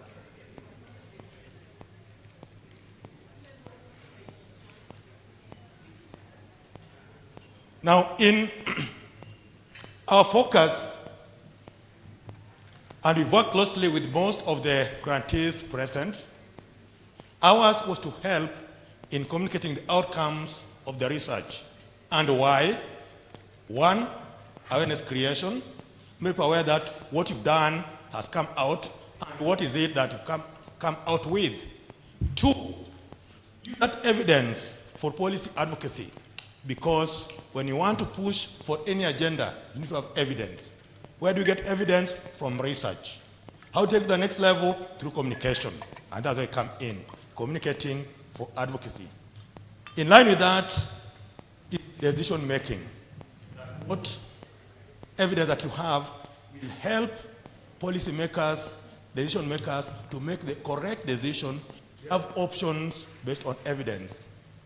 There are components about behavior change, and this speaks to areas like the norms, the social and cultural norms that our researchers were talking about. We know from all research that we presented, there were challenges of people accepting new realities or emerging realities. Now, from communication point of view, we then socialize communities to be aware that the changes, and therefore it facilitates behavior change. The other reason is resource mobilization. So far, all grantees were supported by IDRC and the other funders.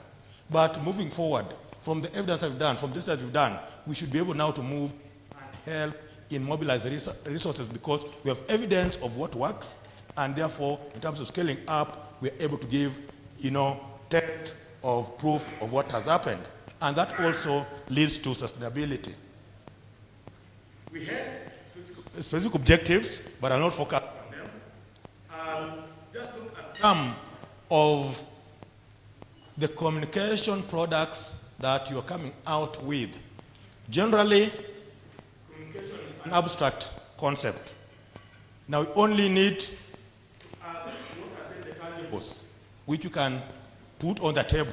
So some of the things that we've done, one was have the website where we've provided a tour of the work that we've been doing, the reports, policy briefs, and then information of events that have been going on. We put them on the website and the link is given. Then we have a newsletter which we'll be giving regularly, and it's always circulated via email, and we have a team here that does that. Press releases, this is for external communication to the media, because the media need to know what you're doing. Press releases, and then policy briefs, which are a summation of the reports that we've done, and then we've been doing media articles, videos, and also joining in the events and covering them, and also holding press briefings. Like on the first day here, with a press briefing with a number of journalists, both here in Nairobi and outside, in fact, in all our countries, so that they're able to then amplify this in our respective countries.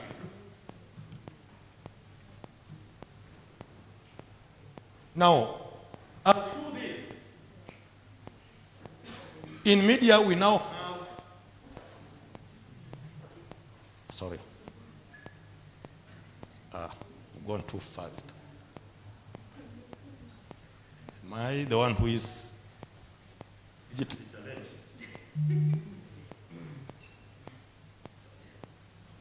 All right. Now, as we produce these products, we also do media monitoring, tracking of what is happening. How do we do this? As of now, technology allows us to do analytics and check what is available. So we have audience metrics where we are able to follow the audiences, where they are.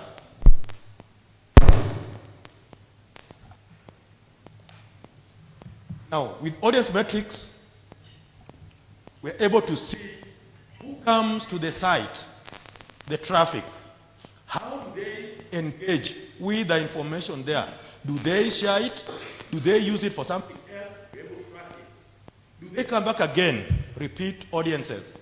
Are they able also to refer others? So we track that, and this is useful for us, first, as people providing communication support, but again, for the grantees, we're able to tell them that this kind of thing, this is feedback from the audiences.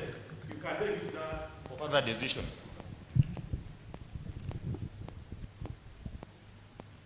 So I will not go into the details of this, but this is just an overview of the kind of analytics that we are able to get from our back end.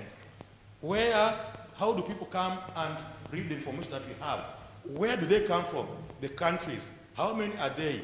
For how long do they look at the story? So we're able to look at those ones, and this helps us in amplifying messages and using that to connect with other people who can help in disseminating the information further. Now, out of this exercise that we've been doing, for us the question is, what are the key learnings? Have we learned anything? Yes, a number of things. The first one, from the experience, and I need to give the context, that Thanks Africa came into this project when it was kind of midway. Now, one of the lessons we learned is, when we have this kind of activities, this kind of initiatives, we need to have communicators right from the word go. Why? They need to be involved at the implementation stage, at the execution and the evaluation. When they are involved, they're able to help also in helping designing communication channels and strategies to enable the grantees achieve, the communication outcomes that they want. Secondly, need to forge relationships between researchers and communicators. Outside this project, I can confirm researchers and communicators work at cross purposes because researchers see communicators as trivializing their work. On the converse, communicators see researchers as too verbose. They want to say so many things, and so there's always some divergence. Now, to navigate through this, we need to have closer working partnerships that people get to understand from which perspective each of these people are coming from, and then you have some meeting of minds. Then capacity building for researchers on communication and advocacy. It is good to have the right research and evidence, but how do you synthesize, how do you simplify it without making it simplistic, but making it accessible to your audiences? And what kind of channels will you use, and for which kind of audiences? Then capacity building for communicators. Again, this ties to what I said before. Communicators are people who, I would say, they work on touch and go. Contrary to that, researchers are longer term because research takes time to get the outputs. So there's need for communicators to understand the research process, the research ethos, and that helps them now in being better communicators. Then we also say that from working with with the teams here, there's need to strengthen communication units among the grantees so that once they've done their work, they're able to package that information in a manner that can easily be understood by the audiences. In this day and age, we have to optimize multimedia communication. We talk of 360 degrees communication, using all multiple platforms to be able to reach various audiences where they are. I now talk of audiences consuming news on the go. So we have to reach them on the go. And we talk of prioritizing audience engagement, which is, what do our consumers say? Once you get the information, what do you say about that? Lastly, monitoring and evaluating the outcomes of those, what we put out. The last point, I would say that as you go into the future, one, For us, as Science Africa, we'll continue producing articles, starting with what we have in this workshop, and any other information on what grantees are doing to continue the conversation, because the work is not done yet. We'll continue doing the GrOW newsletter, which we've been doing for the last 2 years. And then we have the website, and then producing videos, and you must have seen some of our teams here come and talk to you individually that, can we take some clips? We'll be having this one running because the conversation is not ending today. It has to continue tomorrow and the day after. And we'll be available to provide support. If, for example, you have a report you want to work on and you need support, Science Africa will be available to give that support. And also we'll continue with social media campaigns. Because of time, we'll just end on that note and conclude by saying that for research to be impactful, it must be communicated. But not communicated among researchers, communicated about to all the publics. And that requires strategies in effective communication. On that note, I beg to move. Thank you. Thank you so much, David. Maybe one question, if there is anything that we need to seek clarification on. Yes, just one.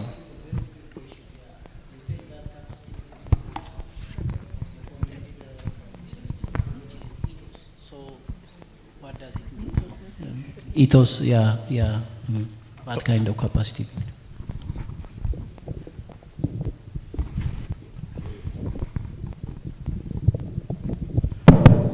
Okay, thanks so much for the question.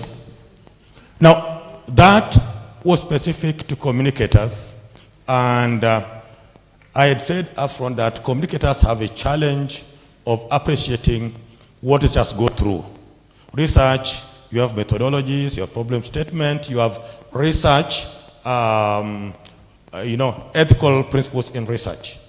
For example, if you're doing controlled research and all these things, you cannot, interfere with that. Now, communicators need to understand those principles. So when they're writing, they're able to, they're able to respect the ethics of researchers so that they don't dilute the research outcomes before it comes out. So the communicators need to understand that, and therefore, as they communicate, they're able to communicate without making it, unethical. Because if they write about information, about research that is not ready, then that would be unethical from the researcher's point of view. And that would create problem in, for researchers, and even the communicators will be giving half-baked information. Right. Thank you. All right. Thanks so much. So over to you, Paul.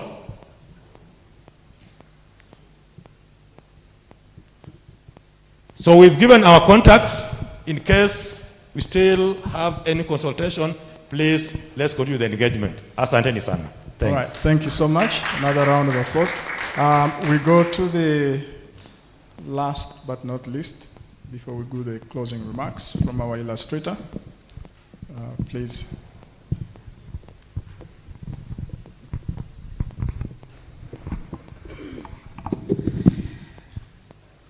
Good morning. Is it afternoon yet? Oh, wow. Good afternoon. How are you feeling? We're almost at the end. My name is Celestine Wamiru. An illustrator. I'm here because my job is to try and capture the proceedings of this workshop in visuals, stories, summarized into one picture, which is something very hard because a lot has been said.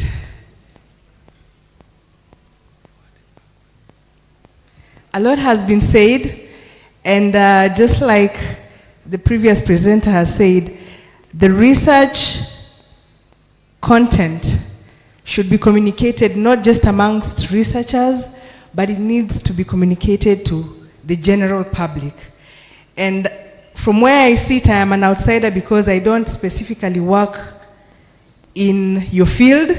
So I am a good example of the outsider who needs to understand what you're doing, and have tried to capture that in drawings, which you're going to see just now. And before we go too far, I think I'll point out that I have a disclaimer. Number one, this kind of presentation is very informal. So for those of you that are well-schooled and have titles, you will forgive me. I did not include professor, doctor.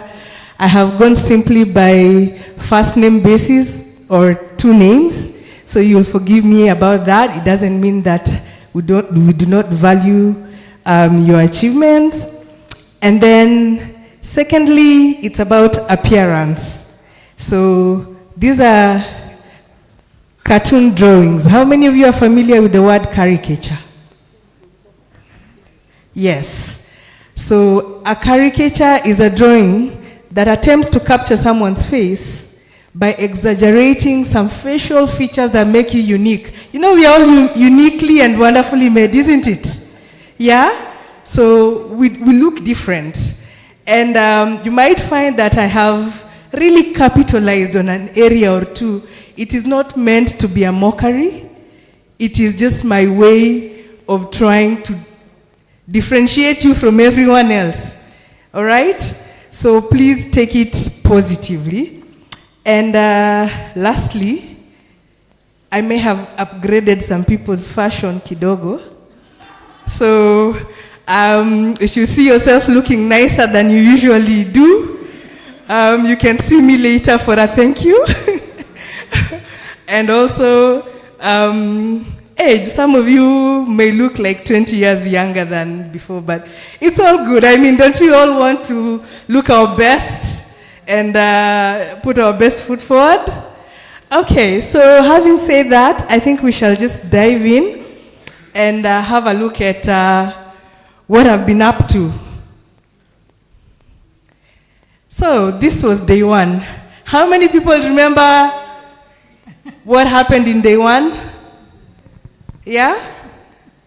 Yeah, so we had Madam Jane there welcoming us to the workshop, isn't it? And talking about how PEP is the baby of IDRC. How many people remember that particular one statement? Yeah? And it was all because she was trying to explain all the work that they've been partnering together, doing together. And then we had Catherine talk to us about also how IDRC is supporting all this work. So those are just my small illustrations to help us remember that particular session, okay? How many people remember those two? Yeah, can you see yourself? Is Joy in the room? No? Florence? So Florence was a representative from the State Department of Gender, and she gave a very good speech from the PS. And I think the ultimate key message that I got out of it was that the Gender Department is really committed to transforming research into policy. So you're on the right track, okay?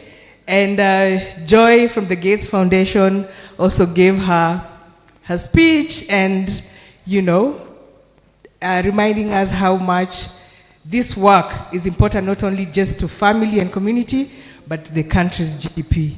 So there's so much else that you'll get from the detailed report, but I think just having a screenshot of this two kind of brings your memory back to that particular conversation. Then Annette gave us a background and workshop objectives. She's telling me that's not her. She can't even recognize herself.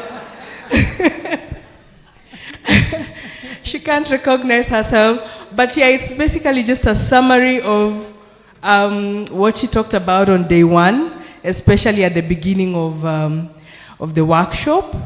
I will not take too much time because you will have access to all this later. I'm sure the communication, the Science Africa communication will also incorporate these in some of the social media and the reports and the newsletters. So it's really just a quick run through about what I've been doing. And then we had our keynote speech. Yeah, how many people remember Miss Cleopatra? Yeah, it was a wonderful speech she gave, you know, reminding us how crazy it's been since COVID. Everything we've gone through, from extreme weather, now we have AI, you know. And basically just her saying how we need to share this information over and over and over like a broken record, okay? So again, just these icons should trigger your memory. Like Annette said, we shouldn't leave the workshop and forget about everything that we've had. So these are little triggers to help you remember who said what, and then you can fill in the gaps. And then this was my little summary about the essence of GrOW2 East Africa. Just about sharing, connecting, and strategizing. And just in terms of bullet points, because there's so many paragraphs and presentations about what needs to be done, but I've summarized that into just one word. If there's one word you can remember out of each of the key areas that we want to focus on, what are they? Can we share insights, findings, experiences, discussions, opportunities, feedback, ideas, evidence, strategies, cost, and etc. through the other categories.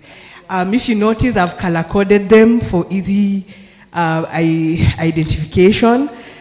Some of us learn through colors. It's more memorable when you know the blues are for sharing, you know, the reds are for strategy.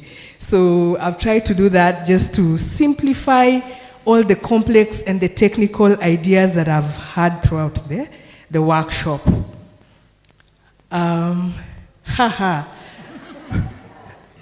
That was Paul on yesterday. Was it? No, day one. Day one. Really whipping us to the marketplace, isn't it?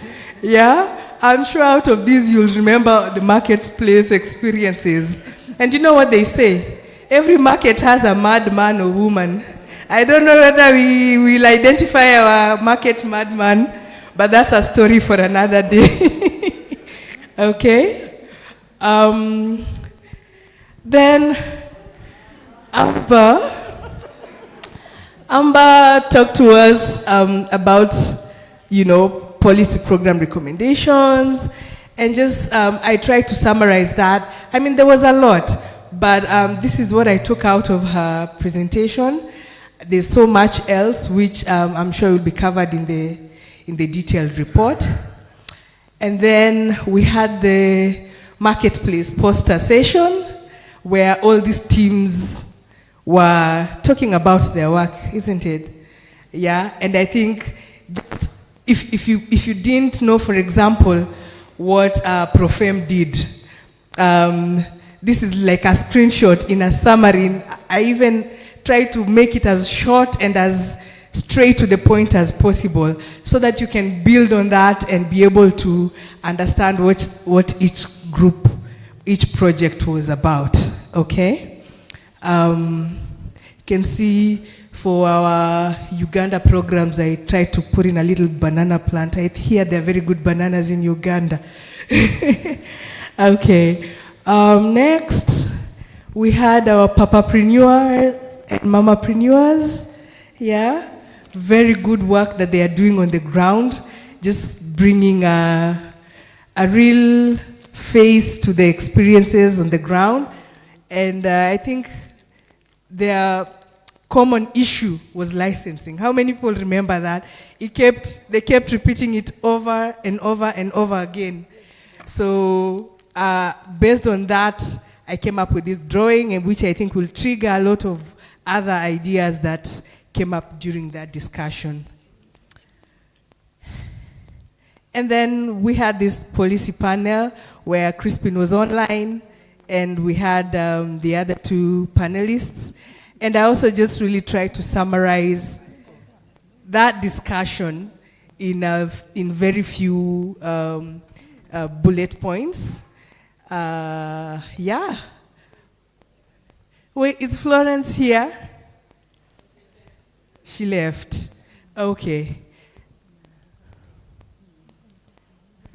Then we had Jose, very passionate presenter, talking about evidence synthesis and the need to analyze theoretical frameworks of women's training and labor market outcomes.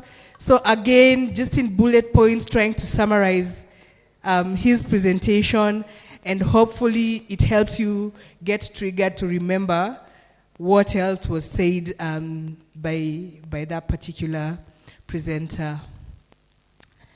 Then there was this discussion from the Marketplace 2 that happened about skills building and work readiness programs. Very passionate and very insightful discussions. Tatu Gatere really gave us a lot of food for thought, as well as Caroline Juki, Kevit, and Eshetu. So I hope also this enables you to try and remember what they talked about. I will not go in to read exactly what is written there. I hope you can read for yourselves. I think it's visible, right? From back there, right? Okay. Then our dear Colleen was our facilitator for day 2, and she helped us also do a recap for day 1. And we had a presentation next by Professor Chopin William, and it was online, but I really tried to capture also just a summary of the points and the messages that she was trying to communicate in her presentation. And I think just seeing that will trigger you to remember who she was and how the presentation went. Then we had a Q&A from Marketplace 3. The drawing is a little bit unfinished. It's not in color, but it still communicates. And we also had some very good insights from that discussion on public procurement. And then, who remembers this discussion? Yeah? Did I try and capture the panelists well? Yeah? You know, Mercy, the boots on the ground, she really gave us her experiences, and as well as the experiences of all the other panelists, and telling us what they are doing in their areas of speciality. So that was a very interesting discussion. And then we had a fishbowl yesterday. I don't know why it's called the fishbowl, maybe because of the circular seating arrangement and ideas bouncing around like fish swimming inside a bowl, isn't it? Yeah, so I tried to use that same analogy. The yellow line is sort of how the discussion was going, round and going back and going forth, and with the little fishes which represent ideas swimming, following the current, okay, inside the fishbowl. So also just some of the key issues which were raised, ideas, recommendations, basically the fishbowl session in a snapshot. And that's it from me. Thank you so much.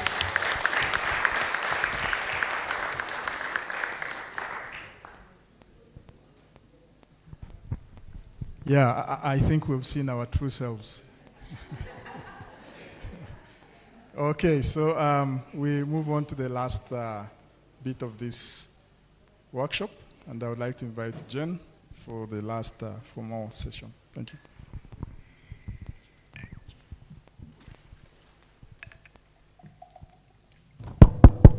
Hello, hello. Well, I guess that's very interesting. I've never seen this before. I can see people are holding their breaths. Let's discuss that over lunch for the interest of time. Thank you, Celestine. I think to me it's very interesting. I'm starting in between you at lunch and travel. It's almost 12:30. So we have now our last session, and it's really the workshop wrap-up and closure. And we will have two speakers for this session, very brief.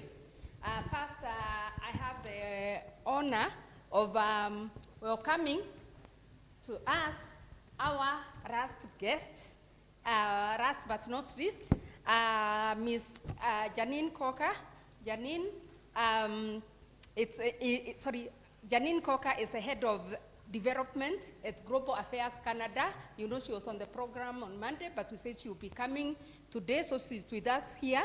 Janine brings over 15 years of experience in international development, having worked extensively across Africa, in all your countries, the Caribbean, and global contexts. She currently leads Canada's development cooperation efforts in Kenya, Uganda, Rwanda, Somalia, and Burundi, focusing on gender equality, economic development, and governance. Throughout her career, Janine has been a strong advocate for gender-responsive policies and inclusive economic growth, playing a key role in shaping Canada's engagement in these areas. With her deep expertise in international development and her commitment to fostering impactful partnerships, we are honored to have her here today. And some of you may remember, she was with us here the previous workshop. So with that, please join me in welcoming Janine to make her remarks.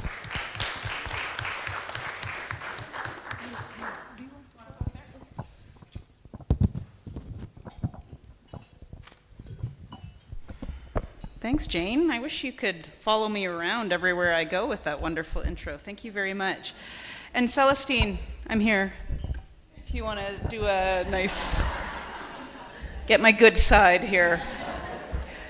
You know, I much rather do it like doing closing remarks because I get to see, I know everybody's tired and you can feel it as well, but you get to see what has come out of it. And especially in that really unique way, it was just so digestible, and I think it really speaks to kind of, it's a really nice sum up of what has happened and at the end of this program as well. So Paul has prepared some nice remarks for me, so I'm going to repeat them and add my own little ad lib here.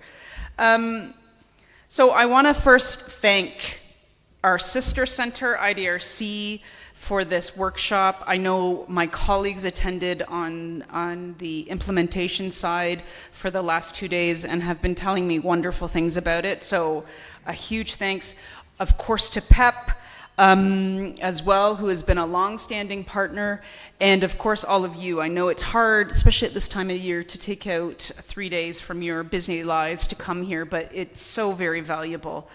Also, a big thanks to some of our foundations, Bill and Melinda Gates and William and Flora Hewlett foundations. You know, they're reliable partners, especially in a very unreliable space right now, especially in this space right now. Want to really thank them for being innovative and funding this kind of work. And I think, you know, I just wanted to reflect, and I got a little taste of this in the last workshop, but of course, and with our funding, with some of the care work that I know some of you will go into a little bit more in the afternoon. But the work that's been, and the accomplishments really that's been done here, we've long, you all know, we have long waved the feminist flag. Especially women's economic empowerment is here, knowing that it's just basic ingredients for economic growth. And I think the work here, I always say that the work here, the research work, really generates advocacy, smart advocacy for us, and smart programming for us. And I know it's brought together researchers, policymakers, and practitioners to address some of the most pressing challenges that women face in the labor market, like unpaid care, labor market segregation, barriers to women-led businesses, the procurement work that we just saw. Now there's a deeper understanding of this kind of work, and it's really helped to inform solutions in which we're investing in. Because it really does extend beyond research, and we take these things very seriously. I know that the High Commission regularly uses the work that's being generated. You might not know that, but the work that we do use the research that's being generated here. We are investing in it. It is evidence-based research, and that's what we want when we invest in larger implementation initiatives. So it really does. It's not, I want to tell you, it doesn't belong on paper, and I thought that was an excellent presentation on how we can better communicate as well, because I think we were just talking earlier, there is a need for us to communicate a little bit better, and I think, read the room, that we're going into a very different environment now, and so we need to think about how we communicate not only research, but how we do things, what we talk about, and so that it resonates with very different audiences, because I think we're dealing with some very different audiences now, but the work itself is so beneficial in so many different ways. We just need to figure out a way of how to communicate that. So with this program concluding in 2025, I think this workshop was crucial in understanding and discussing how we sustain and scale these efforts. And I saw some of the work that has been done. That was a really nice culmination of it. This kinds of work is legacy work, because we know policy making, we know implementation takes a lot of time, but the kind of work here is catalytic in that it can move forward. So it's not done, it will continue on. I promise you as a practitioner that it certainly will. And I guess I want to end by just saying that we are here, Canada.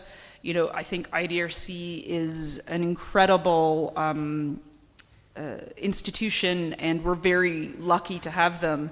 And we work alongside on the implementation side of this kind of work with IDRC. And we are committed to these issues. We know it's the right thing to do, not just morally, but it just makes good development sense. And I think the work that you're doing has really moved the needle forward in providing the evidence that enables us to do it. So thank you, enjoy your lunch, and safe travels home. Thank you.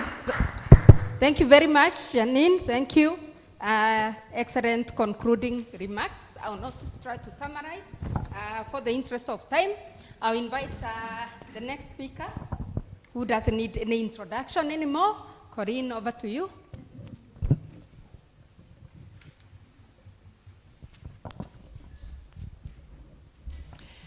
Thanks so much, Jane. I'm going to make use of this podium, which actually we haven't used it very much over these last 3 days. So I'm kind of happy about that, because, often I think when people are sort of standing up and speaking down, kind of changes the vibe, but I confess I need my notes. So I'm going to use the podium.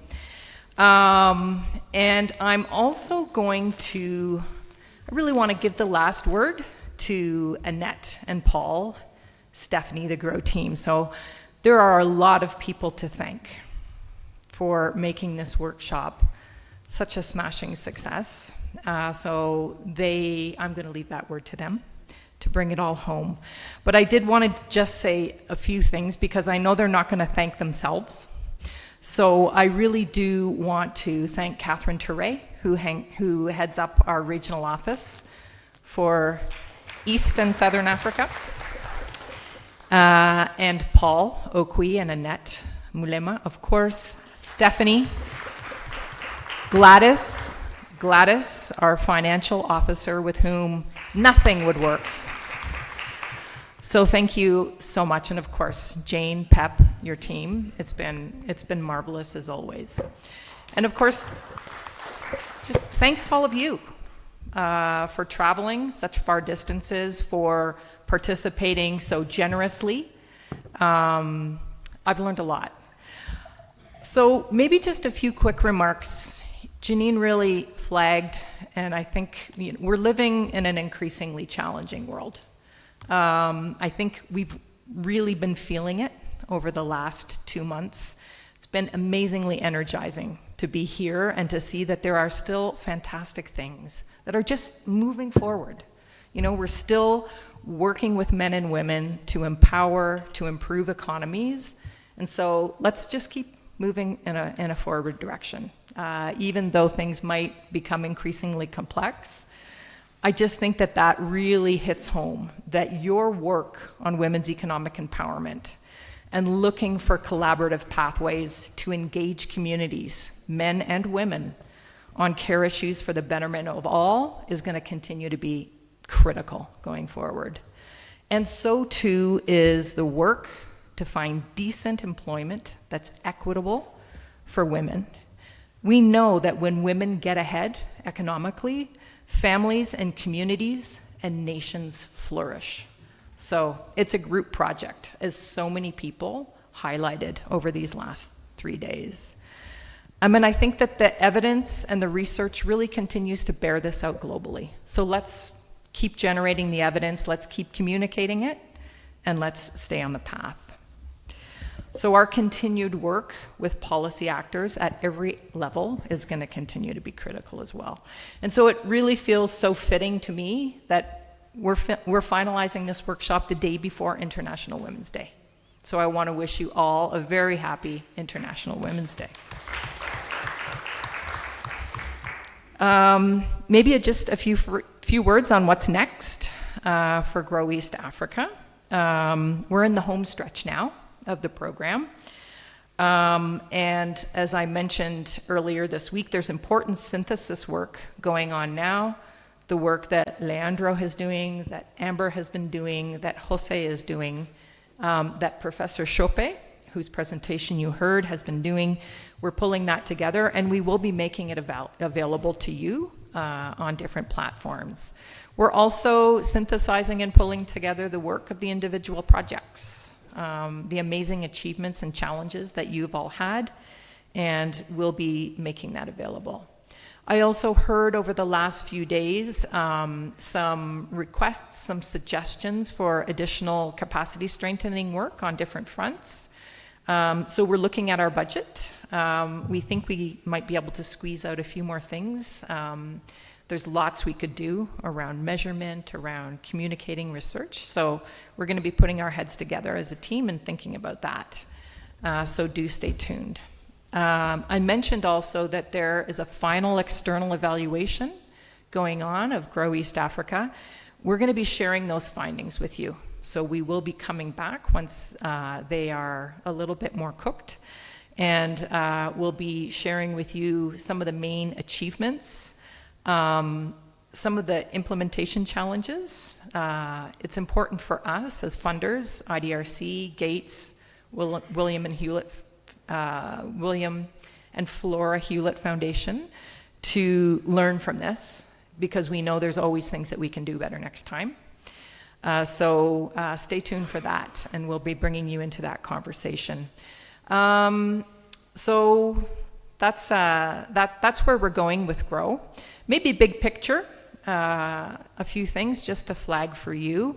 Our work on care is continuing forward. I think Annette's presentation on the first day really talked about where we started the journey in 2015 with GrOW1 and how we've been pulling the thread forward with GrOW2. And we have a really exciting initiative underway right now called Scaling Care Innovations Africa. Many of you are familiar with it. Our colleagues at Global Affairs Canada are co-funding that together with IDRC. 19 projects across 15 countries. So many of you are involved in that. So that's going to be fantastic for pushing that agenda forward. We're also increasingly working in IDRC on what we're calling the Care Climate Nexus. So really trying to understand how the impacts of climate change are affecting women's and men's care responsibilities, and how we can continue to research that, support that, and think about how we face the challenges of a planet that's changing very quickly, and that we ensure that care remains front and center in that agenda.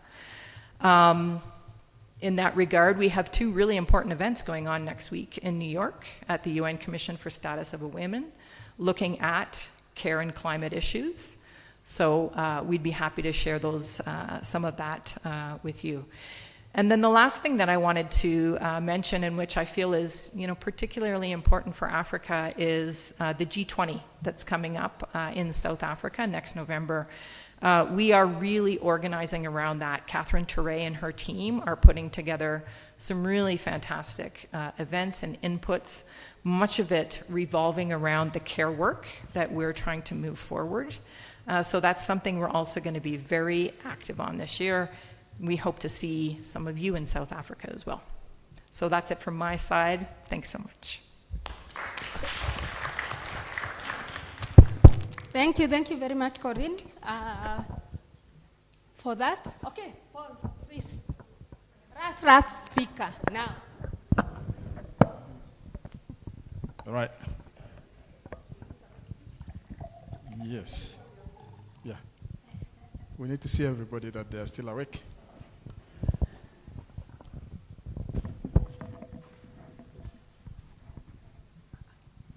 All right, thank you, and we're really coming to the close of this session. I know we are not very hungry, but we'll try to be very brief on this. And thanks to Janine, Colleen.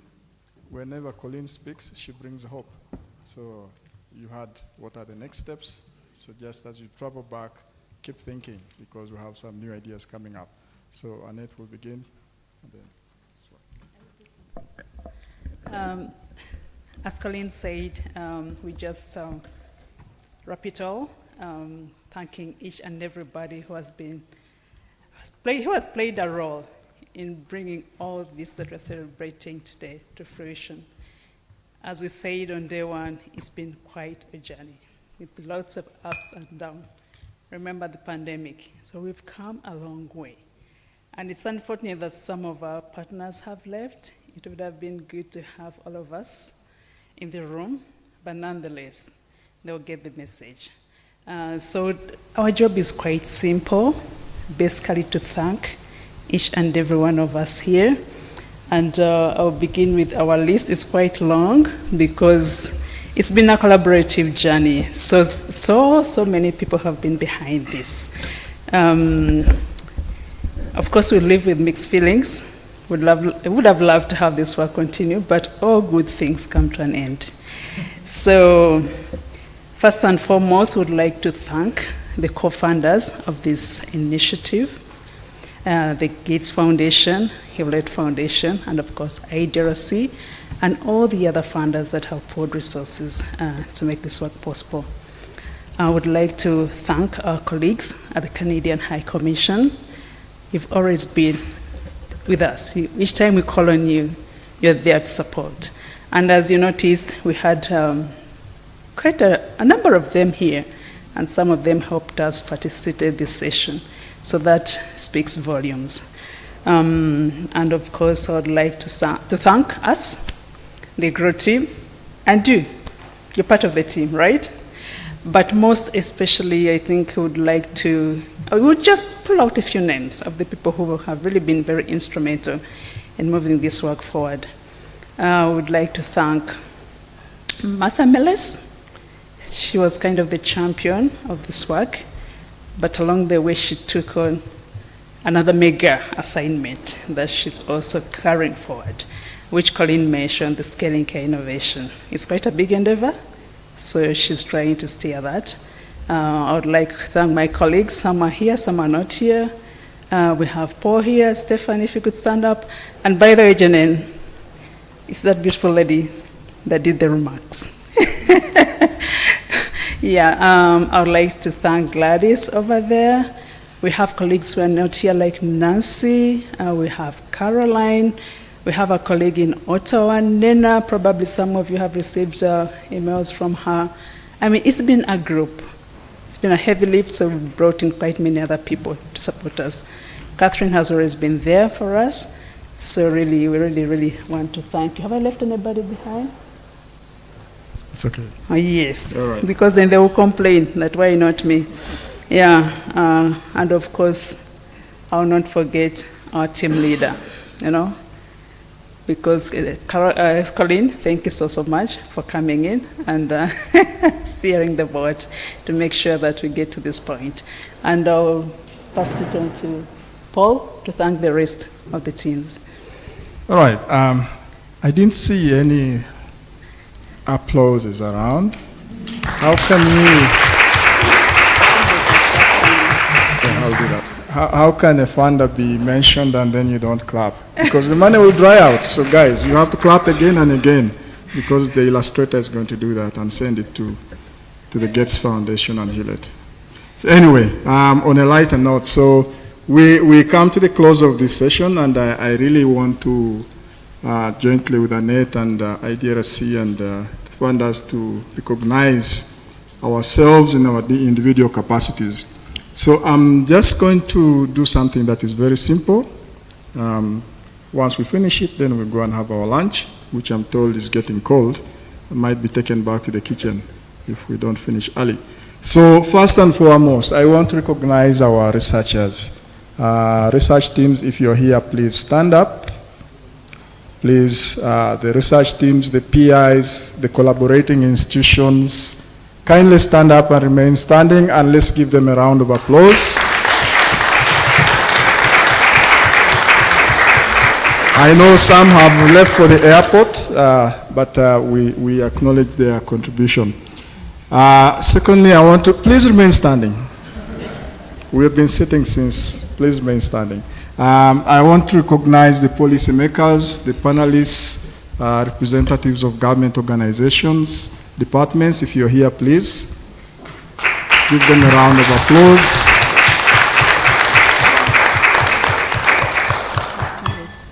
The representative of the PS, yes. I also want to recognize our participants who are online. Wherever you are, you can stand up and remain standing. Please give them a round of applause. I want to recognize Science Africa team, the communications team, our resource persons, Professor Amber, Professor Galdo, Leandro, and Professor Sope. Please remain standing. We have our illustrator. You'll stand up last, so because you know you still need to. Yes, we have our rapporteur. Please stand up. She's been quiet, but taking careful notes. Moderators, if you're here, panelists, kindly stand up and we'll give you a round of applause. I know you are somewhere here if you moderated a session, if you... our technicians, please stand up. The cameramen are always standing, so for them they are still already okay. We also have the press and journalists. They already left. They're doing a lot outside there. Oh, there are some at the back. Yes, that team is still, yeah. We have our representatives from the Canadian High Commission. I think they need another round of applause because they were here at the opening or at the end. We have also our team from PEP.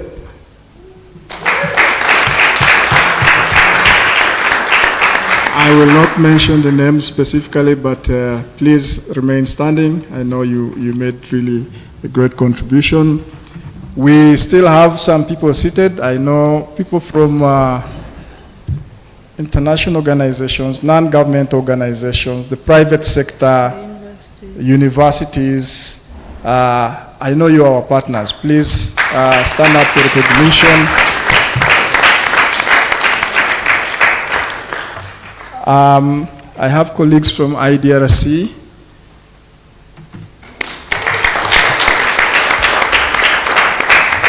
I think one person has remained seated. Did I miss you? Okay. If I did, please apologies for that. Yeah, so ladies and gentlemen, I think we all deserve to give ourselves a round of applause. We've come so far. It's been a successful workshop. We may have had some gaps here and there, logistically or otherwise. We will ask ChatGPT to help us the next session to correct all those mistakes. But we promise to address that in the next session. So my final special thanks go to the lead for the GrOW team, that is Annette.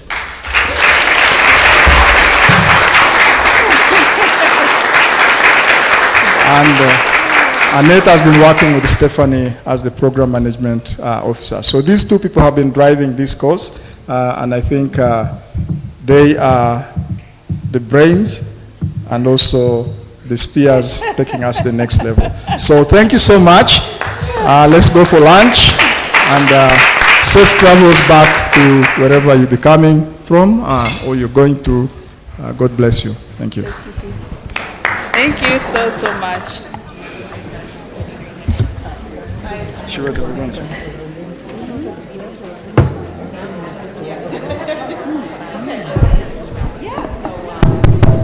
Excuse me. So lunch today is served not at the usual place, but on the first floor. Quick announcement, the posters will remain in the room, so don't carry them home unless they want to.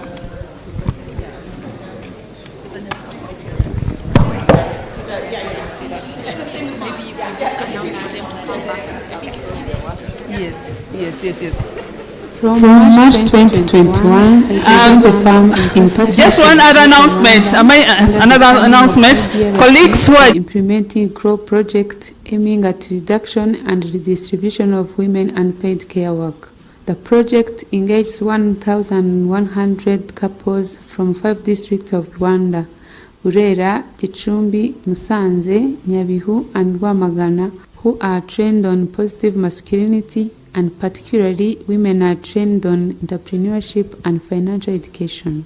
The training will serve to address the beliefs that the society still have regarding domestic duties. Hari imirimo twasangaga iharirwa abadamu, abagabo bakumva ko bitabareba: guteka, gukubura, gufurira abana, kubakarabya.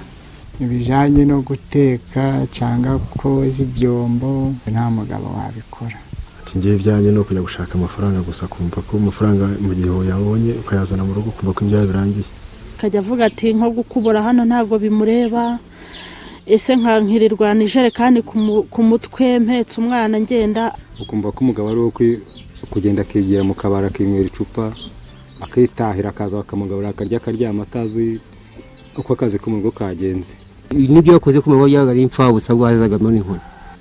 Abo bagabo bo barahari cyane nk'ina rwose babona badashobora gukoza ibintu byo gufatanya n'abadamu mu ngo zabo, kubyo niba bafatanya bagatura mugabo situzi ko byagiye. Kuko hari akazi wabonaga umugabo yakora, abandi bakaguseka, rimwe na rimwe bakavuga ko wamuroze. But now this mindset have changed due to the training.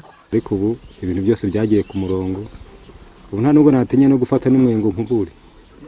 N'umwana ndamufata nkamwoza nta kibazo rwose, ibintu biri kugenda neza. Mbere nari ndi umutayeri ariko ntabasha kubikora. Kubera kwa guca hariya nkagaruka hariya, ariko nsigaye nicara ku mashini nkabasha gukorera udufaranga, nanjye nkaba umugore wagize icyo yinjiza mu rugo. Kuza buri munsi mpa amafaranga, wavuye gukora mpa amafaranga, akantu kose akeneye abaza umugabo. Ariko ubu nkekaye nibyo ntajya amenya nimba yabibonye cyangwa atabibonye. Biranshimisha cyane. Turicara tukabiganira tukavuga ngo wenda ku kwezi niba urugero twaraguze inkoko, ubutaha tuzagura agahene. Rwose mu rugo bimeze neza, turimo turagenda tubikora. Ni inyubako dore byaje mbese. Abagabo bafite imyumvire nk'iya mbere yuko mpugurwa bari mu buyobe. Ikintu nabagiraho inama ni uko ifatanyije n'umugore byanga bikunda, hari byinshi muteramo imbere n'ubwumvikane mu rugo, n'intonganya ziragabanyuka cyane. Tutarahugurwa hari imirimo yampariraga, cyangwa se akayiharira nk'abana akumva nk'uko kutindura ibishingwe bitamureba. Umwanya wo kujya mu bandi ndawubona cyane nkanje ubu ngubu ndi n'umuyobozi w'umudugudu. Byashobotse kubera yuko ya mirimo yagabanutse no kugirirwa ikizere kubera uko bakubona. Bakabona wabona igihe cyo gukora ibyo mu rugo, ukabona n'igihe cyo kuyobora wita kuri gahunda za leta. Amategeko tuyose turahuriza hamwe, nta gusuzugura undi. Ngo niba yagiye nko ku murenge ngo baramwakoye ngo yiriweyo, ngo ndatobona ngo mbese ko wiriweyo gwari cyo wakoze. Oya, aragenda mu byo bamubyiye akaza nawe mbese nyimeri mu nama kansobanura ati gutya na gutya, nanje nasigaye mu rugo gutya ndi gukora iki n'iki. Training on saving have also helped couples to form saving groups which are transforming their lives. Umuntu yakubwiraga kwizigama watekereza kutihagije ukumva ntibishoboka, ariko nyuma yo kubavuna bakatwigisha bikemera, twasobanukiwe neza ko umuntu agomba kwizigama atari uko yizigama ibyasagutse. Wenda ubu murareba ahantu mu dusanze ukuntu hasa, abadusuye mbere ntago ari uko basanze hasa, ariko kubera dushobora kugenda twizigama buhoro buhoro, icyo tubashije kubona mbese ubwo bwizigame hari icyo bugenda butugezaho gahoro gahoro, nubwo bitazira rimwe, ariko turareba hari impinduka ziri kuza. Turizigama dufite itsinda twewe twahuje imidugudu 3 nkuko turi imiryango 4 turahura turi imidugudu 3. Nk'ubu nta tungo nagiraga, nukuvuga ngo nta tungo nagiraga, ayo nagabanyemo niyo nashoboye gukuramo iyi hene urukubona ko yabyaye. Couples were also supported with water tanks which are contributing to the reduction of unpaid care works. Amavomero rusange abakure, ubwo niba hari n'ibiceri bagomba kujya guhahisha imboga wabona utari bushobore kujya kuvoma, ukaba wabiha nk'umunyonzi kugira ngo aguhe amazi ku igare. Iyo byitwaga ko amazi ari hafi, ubwo ijerekani twayiguraga 200. Yaba yagiye kure kuko kuyabona no kurenga imurehe, ijerekani akaba ari 300. Nawe urumva kugira ngo uzabone amazi yo gufurisha ntabwo byoroshye, ni amafaranga menshi cyane. Ibigega byaratwunganiye, amazi aba ari hafi, urakora isuku neza. Mwabibonye mwasanze twafuze imyenda twanitse y'abana, ntabwo byashobokaga ko wafura imyenda ingana nk'iriya mwabonye yanitse ku mazi waguze kandi bikugoye, cyangwa se wagiye kuvana ku rutari busubire inshuro nyinshi. Ndamfite ikigega, ndareka, nduhira imboga, urabona ko uruboga rutoshye rumeze neza, dore n'imiteja ejo bundi iraba yeze. Hari igihe nahinguraga naniwe ndetse nkanabwirirwa kubera kubura amazi, ariko ubu reka cyarakemutse. Cyarakemutse rwose. Cyadufashije muri byinshi, twavaga guhinga tunaniwe kuja kuvoma ugasanga turukunanirwa, ariko ubu ngubu tuva guhinga tugasanga amazi mu kigega arimo, tukabasha gufura. Bese umuntu akazinduka jana mu murima atari kuvanga arazindukira ku mugezi. While the project is under progress, right holders suggest more training sessions. Amahugurwa yakwiyongera, kuko amahugurwa baduhaye batangiye kuyaduha, intekerezo zacu sinatinya kuvuga ko zari ziri hasi cyane, ariko aramutse yiyongereye twamenya byinshi kurutaho. Kubibagiza amahugurwa yakomeza kandi natwe twabasha kugenda tuyigisha abantu.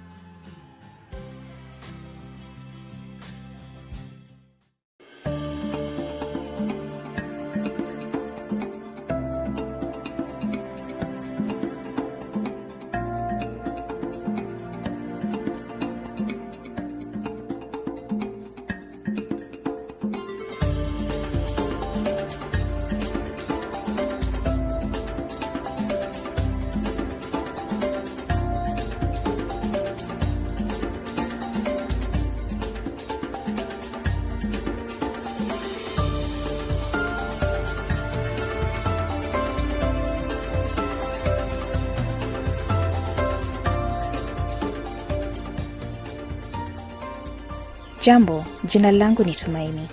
Mimi ni mama wa watoto wawili. Kwa kila mtoto niliyepata, ilinilazimu niweke ndoto zangu pembeni.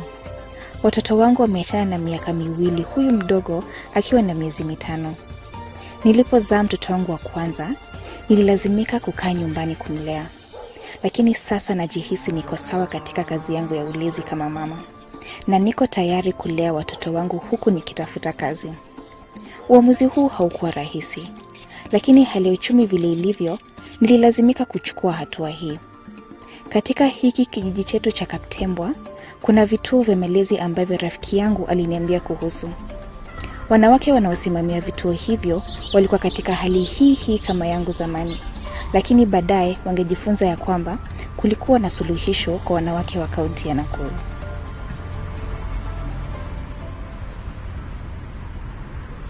Kituo cha kulea watoto Nakuru pamoja na mama kilianzishwa kama suluhisho kwa mama wenzangu ambao walihitaji niwachungie watoto wao walipoenda kazini. Hapo mwanzo sikuwa nawalipisha, lakini kidogo kidogo mahitaji ya wazazi kwa watoto yalianza kuwa mengi, kiasi cha kuwa singeweza kuyatimiza bila pesa yoyote. Kujishtukia, nilikuwa na wachunga watoto karibu 10 kwa siku hivi. Nikaanza kuwalipisha shilingi 50. Na kwa wale wazazi wangependa niwatayarishie watoto wao chakula, niliwalipisha zaidi. Since the intervention, we have noticed improved health outcomes in children whose care providers' capacity has been increased. The parents are keen on exclusive breastfeeding for children under 6 months, provision of nutritious foods for children above 6 months old, and other health learning issues such as immunization. Child engagement plays a huge part in the learning outcome of children. The investment being done in promoting learning through play and other methods of stimulating children gives us a great promise. We anticipate that the investment will reflect on learning outcomes observed in the near future.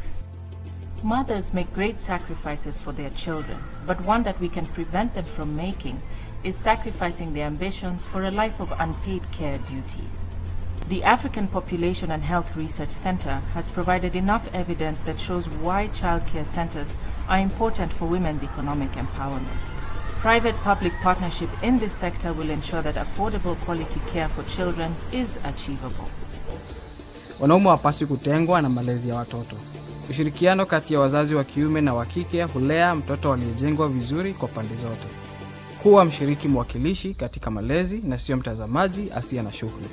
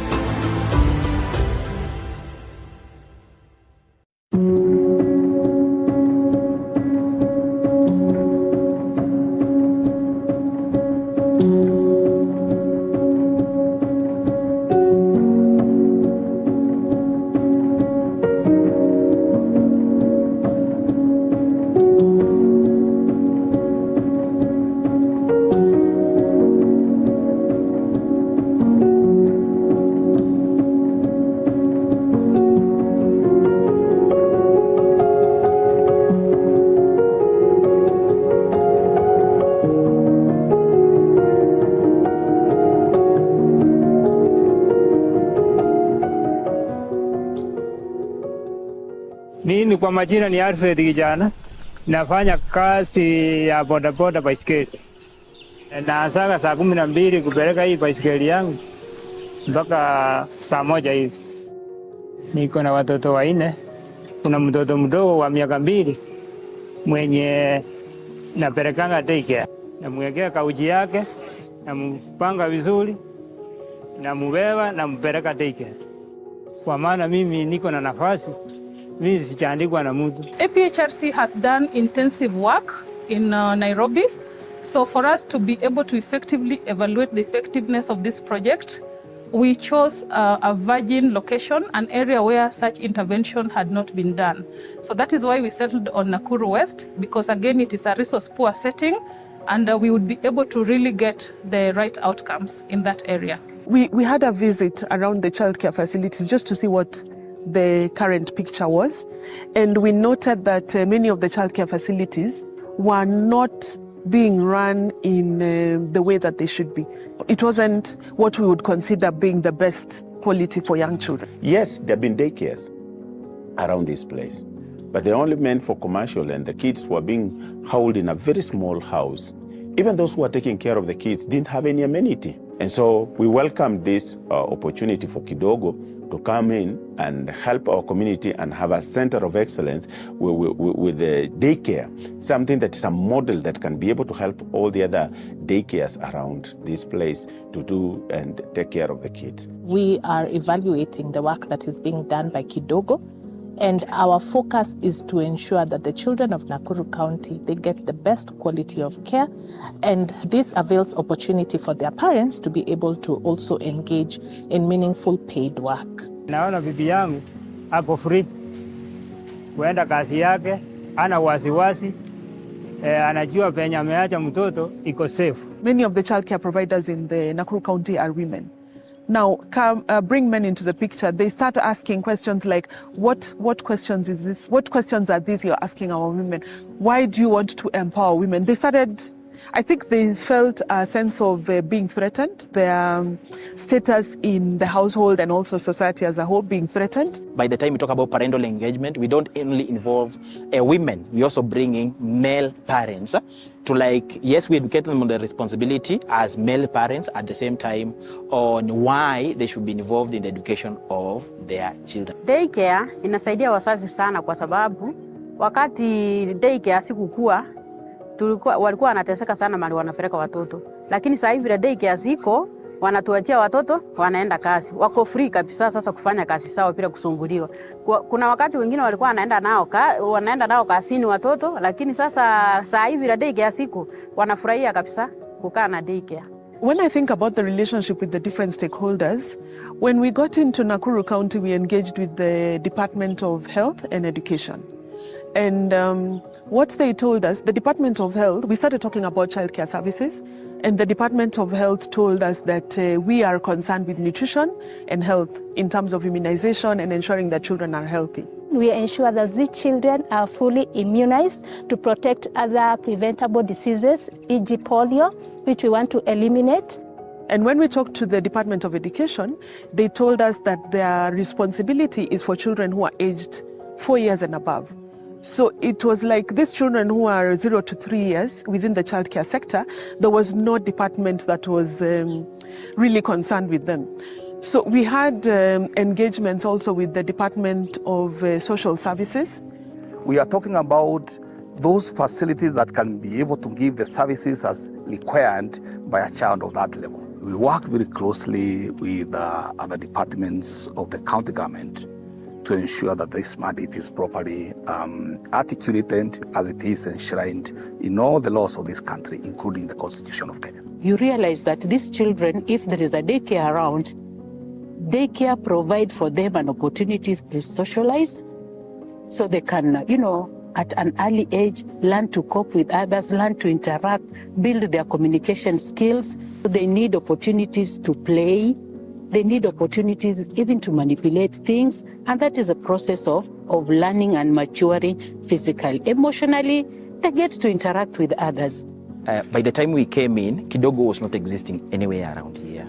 So we came in with the support of APHRC to lobby them, have an MOU. Then they gave us a ground to go and start the operations of the program. So the first win was the acceptance of the county government for we to have this project. Daycare zinasaidia watoto kwa maana kuna watoto wenye hawakuwa wanajua hata kucheza, lakini sasa kwa daycare naona hata huyo mama yenye napelekea anacheza na watoto vizuri, watoto wanafurahi na yeye. Sasa naona daycare iko sawa. Wazazi wananiletea asubuhi na kaa nao, tunacheza nao, alafu inafika masaa ya uchi, wanakunywa uchi masaa 4 hivi. Haya, kutoka hapo tena tunatoka nje, outdoor, tunacheza nao nje kidogo na mifara. Tukimaliza tunarudi kwa nyumba. Sasa tunapata lunch imefika, ndio hiyo sasa tunakula lunch. Mwenye amesikia kulala nampeleka analala, alafu ndio tuendelee mpaka jioni mpaka wasasi wao wakujie. It is a customary kind of thinking that the small children belong to women. So we need to embrace the men involvement in childcare. It's important for a child to have the care of both parents. So what we need to do is to have strategies to work more towards having strategies that can bring men more into the care responsibilities. There is that notion whereby we leave these things to the women, which is not right, because all of us are parents. It is a good experience as a parent.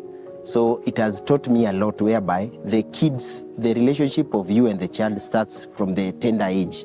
So it's very important for men to venture into this, and it's also helpful for them also to support their women to venture into this daycare business, whereby these women will get something out of it, and they will have an experience of how to handle these young kids, which was not common in our society. Why should a man be behind? What is your role? And you're also a parent. Do you also want to see your children grow well? So, looking at the Constitution, you have a role to play. Looking at even the policies within children, protecting children, a father has a role to play. I've seen some fathers coming in to pick their kids, and that has been a positive indicator that at least the family is realizing the importance of everyone taking responsibility dealing with these kids. Why daycares are there? There is a bill which, if passed, and I'm sure it is on the process of almost being just passed, that children should now be given that guidance when they are 0 to 3 years old.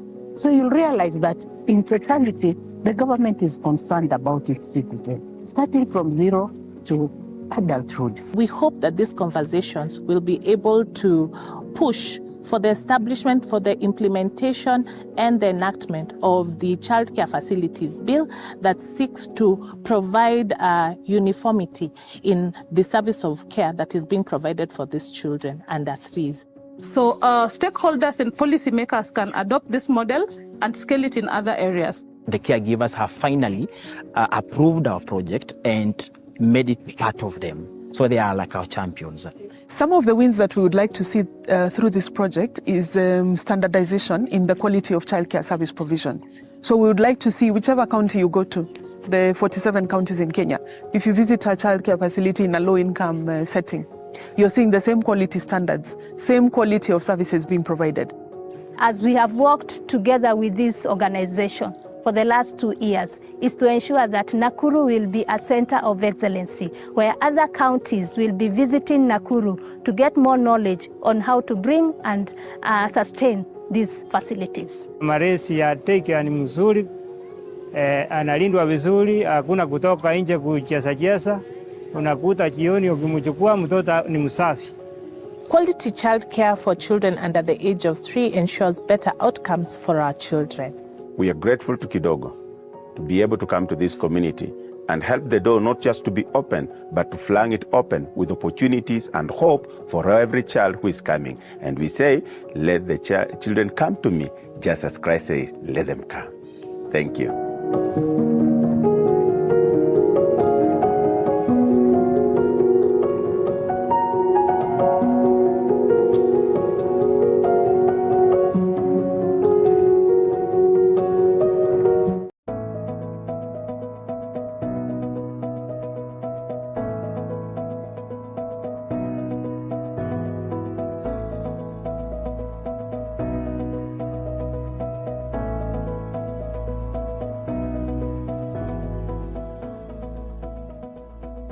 I'm Glory Mutungi, the Chief Principal, Nairobi Technical Training Institute. Currently, your institution is involved in a study that is being conducted by the Partnership for Economic Policy and funded by IDRC, where we are studying the effect of gender-sensitive training on employability outcomes for women. What was your main interest in partnering with Partnership for Economic Policy? What really interested me in this partnership for training is I realized they are targeting on the soft skills and involvement of the girl child in the TVET training. And that really excited me, because if you look at the enrollment of TVET in most institutions, especially where they are so keen on STEM, majority are male students, especially in engineering. Like in Nairobi Technical Training Institute, we are offering electrical engineering, mechanical engineering, automotive engineering, pharmacy, but those are the hard courses according to what maybe the female students feel. And the 90%, 80% are male students. So when PEP talks about integration of the girls in the training, we were really excited. Personally, I was excited. Yeah, that is good to hear. Yeah. And this type of course, how do you find it relevant for the students? How important is it for them? It is very important. After giving the competencies, the skills to the young people, they have to go out there in the world and earn a living. First, you need to know how to communicate, which we take it's just obvious. It's not obvious. Someone can have a very nice skill, but is unable to communicate. So you realize this program is really instilling those values to our trainees. And this is an added advantage when they get out there, whether they're going to start their own businesses, whether they're going to get employed. Even me as an employer, I like someone who can communicate, someone who is presentable. Yes. Yeah, so this is how I realize the program is really adding value to our trainees. And that leads us now to the next question. Do you expect that this type of training will improve their employability in future? It will. And I realized they're talking about communication, giving even practical examples, how people should communicate, how you should market your business. Like at the introduction of one of the programs I attended, is that somebody was presenting their business, how they came up with the business, how they are going to market it, who are they going to look for, so that they can sell the items that they have. And this is what needs to be trained now to our trainees. Because mostly we concentrate, remember give them exams, which are not internal examinations. We do NEC exams, CDAC examinations, NITA examinations, CASNEB exams, and you realize the trainers concentrate on passing of the examination. Yes. They don't concentrate so much on social skills or soft skills. And after you finish college, that's the time you realize I will attend an interview. Yeah. I need to present myself properly, I need to communicate, and all these are things that nobody thinks about them during the training so much until now you finish the training and you get out there, you realize I was supposed to have learned one or two things on these areas. So I'm so happy that our students were identified for this training, because when they get out there, they will have an added advantage. They will start out, if it's during an interview, even if they are going to start their own business, I believe they are more prepared now. They know how to handle clients and so forth. Because we have the materials, we continue doing to the other students. After now, the survey and the research is over, we don't just leave it at that. Because for sure we have said it's something that is benefiting our students, and we would like to have more students going through the same program. I sincerely thank PEP for bringing us on board. We have really benefited as an institution and my other colleague institutions.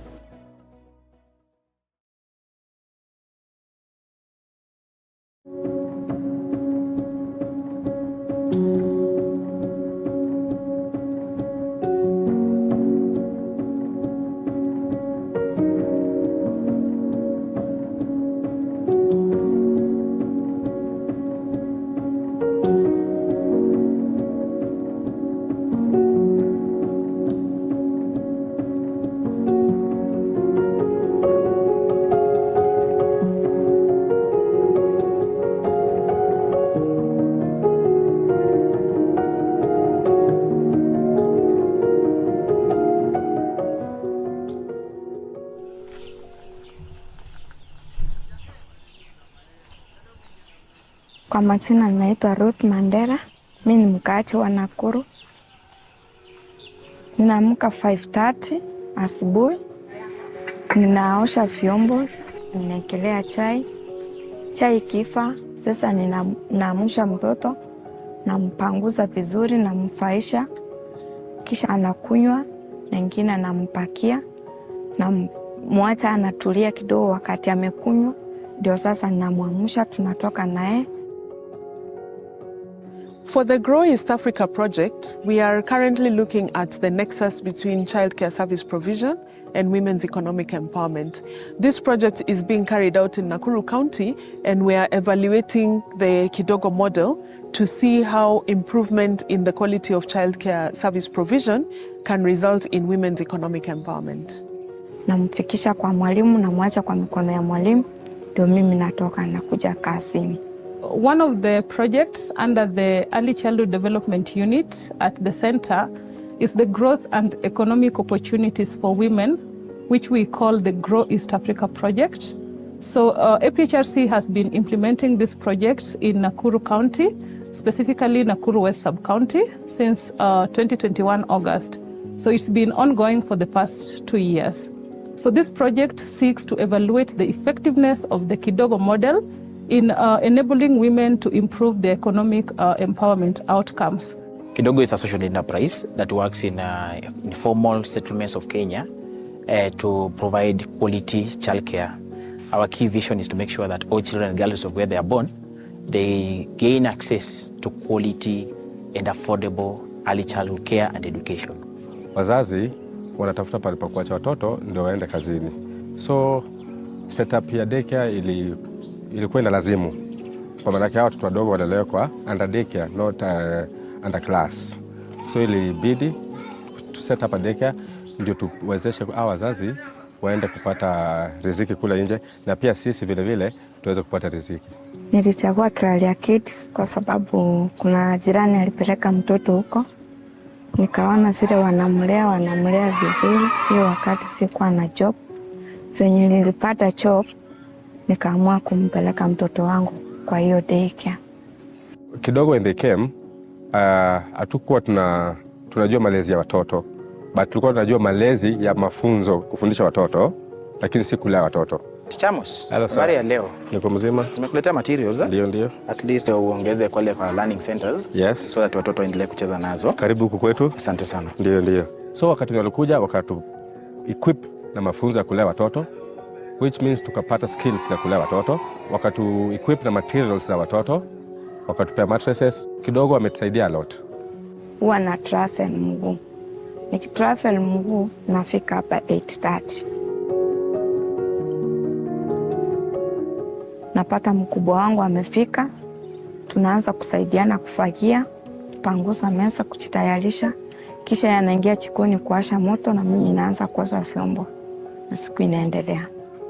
Kwa kazi yake si mbaya, sababu hata ikiwa mtoto hasikii vizuri, ananiambiaga tu asubuhi, na leo utanifungua mapema, nitaenda kuangalia mtoto, lakini ananiambia amemuacha kwa shule yenye anaangaliliwa vizuri, hata kuwa na pressure sana. Maybe simu hata akipiga ni mara moja ama mara mbili. The children's outcomes are optimal in terms of the way that their cognitive development or language development is enhanced through the stimulation that they receive in the early years. We teach them even the life skills, to know how to go for toilet and then hand washing. The daycares can be able to provide an opportunity for the children who are going to these daycares to at least be able to be kids and to be children. Some of the challenges that we faced in this work is that we were working in daycares that had an intervention and daycares that did not have an intervention. So for us, that was a challenge because children who are in daycares that do not have an intervention did not really get the benefit of that the children in daycare centers that had intervention had. So it is important for researchers to invest more in such kind of settings, because when researchers come, they're able to highlight these challenges. And when we get these findings, we can share them with policymakers and we can be able to bring interventions that can improve the lives of these children. It is very important for women to invest in this business of daycare because it's very fundamental for them. First of all, it creates employment for them, which has not been the case earlier on, whereby most of them were just stay-at-home moms. But now being able to be trained by Kidogo, they are able to open up their own daycares and they're able to earn a living from it. And if these women are given an opportunity to go out into the labor market and participate in paid work, it will improve outcomes first at the household level, secondly at the community level, and overall at the society level. In regards to policy interactions that we are having here in Nakuru County, we are engaging with policymakers through the technical working group that is consisting of county officials. Our job is to have these conversations that will seek to better the quality of care being provided for children under the age of 3 here in Nakuru County. The mother is always very central to the performance of an economy. And what we're looking at is Nakuru County, when we talk about daycare centers, we are looking at a position where we should be able to grant these mothers who are working on doing something to build the economy and provide for their families some little bit of leeway to be able to get something to feed themselves.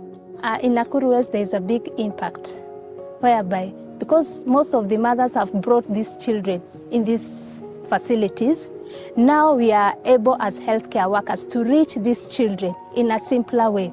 We go there, we do health education to the caretakers. We also ensure that these children are fully immunized by taking their books, their mother-baby booklets. We also give holistic health education to these caregivers, whereby in case there is any challenge among these children, we pick it up and we do referral to our nearest health facilities. Ile kitu nilipendelea hiyo daycare, nilimpeleka huko mara ya kwanza, daktari akaingia, kaangalia mtoto na akaambia mwalimu, inafaa nipatane na huyu mzazi wa huyu mtoto nimuulize mawili matatu, na wakati tulipatana naye nikamwelezea venye hali ya mtoto ilikuwa. Huyo daktari akaamua kunisaidia, akamletea mtoto supplement, nikaendelea kupea mtoto supplement kushirikiana na mwalimu hadi mtoto wangu akaimprove. Na katika hali ya kupokea watoto tunafanya temperature. Lazima tuangalie vipimo vya hali, tunaangalia hali yao iko aje. Kama kuna dawa, tunapokea dawa, tunajua anapewa dawa saa ngapi. So from there tunaanza na free choice. Free choice, hali ya kuimbisha watoto, poems, nini, vitu kama hiyo. Then tunaenda kwa small group activities. Wanafanya vitu zao wakiwa kwa small group activities, maybe coloring. Ninalipa 100 kwa kila siku, na inakava matumishi ya kumbaia tissue au ndio upai, fruits zenye mtoto anakula hao ndio wapaia, lunch hao ndio wapa, na chai ya saa 10 hao ndio wapa. Mamapreneurs are important because they lead to greater and better outcomes among themselves in terms of their own economic empowerment, and better outcomes among children because they are the ones who spend a lot of time with the children in the childcare facilities. Children who go through daycare are well prepared for the next level in education. So it is like a stepping stone, a stepping, ground to nurture these children before they go to PP1. So when they go to PP1, teachers who handle them, now they are in our hands as ECD. You realize that these children are better placed cognitively, socially, and even emotionally to handle the ECD now curriculum design. You are not going to start from zero. They are at another level. It is important for a lot of work to be done so that the quality of childcare centers in these informal settlements can be improved, for these women to be able to do their work in peace, knowing that their children are being well taken care of in childcare centers that are of high quality. One of the outcomes I would like to see through this project, which I would consider a win for us, is having the childcare facilities bills that many counties have ratified into acts. Having an act in place would mean that these counties would then consider a budgetary allocation for the childcare sector, and the act would also provide a regulatory framework within which the childcare facilities would operate. We are now in the process of formalizing the partnership. We are initiating the process of partnering with Kidogo to ensure that the regulation, they support us on the coming up with the regulation. On county regulation, it needs to be subjected to public participation, to be accepted by the members of the public for implementation. The African Population and Health Research Center has been able to achieve a lot through this project. Our greatest win is the buy-in by policymakers and stakeholders here in Nakuru County. We were also able to establish the Center of Excellence. Through this institution, people who would like to set up a daycare here in Nakuru County or elsewhere in the country will be able to come here and learn from the people who are executing this project, and they'll be able to transfer the knowledge that they gather here to their various locations. Ninafurahia na hiyo daycare kwa sababu inanipea muda mzuri, ninafanya kazi vizuri ili kuwatafutia chakula. I'm looking forward to a time when we celebrate with the Kidogo team in the whole of Nakuru County that they have made an impact in terms of taking care of our children as from 0 to 3 years old. So Kidogo, keep it up. Your work is good. You are on the right track. And we are here to support you as one of your stakeholders in the education system of Nakuru County. Taking care of vulnerable mothers is not just my role, but also my passion. I'm a champion for women economic empowerment through increasing access to quality childcare for women to pursue employment. Women are not just mothers, they have a lot more to offer. Investing in women is investing in society. Investing in children is investing in our future.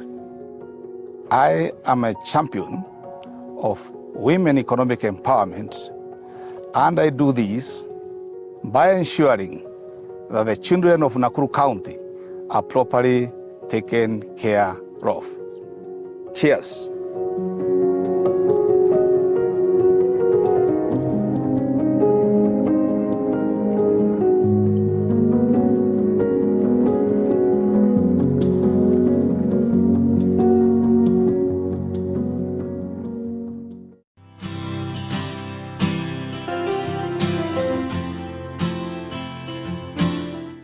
From March 2021, Horizon the Farm, in partnership with IPA Rwanda, under the funding of IDRC, are implementing GrOW project aiming at reduction and redistribution of women unpaid care work.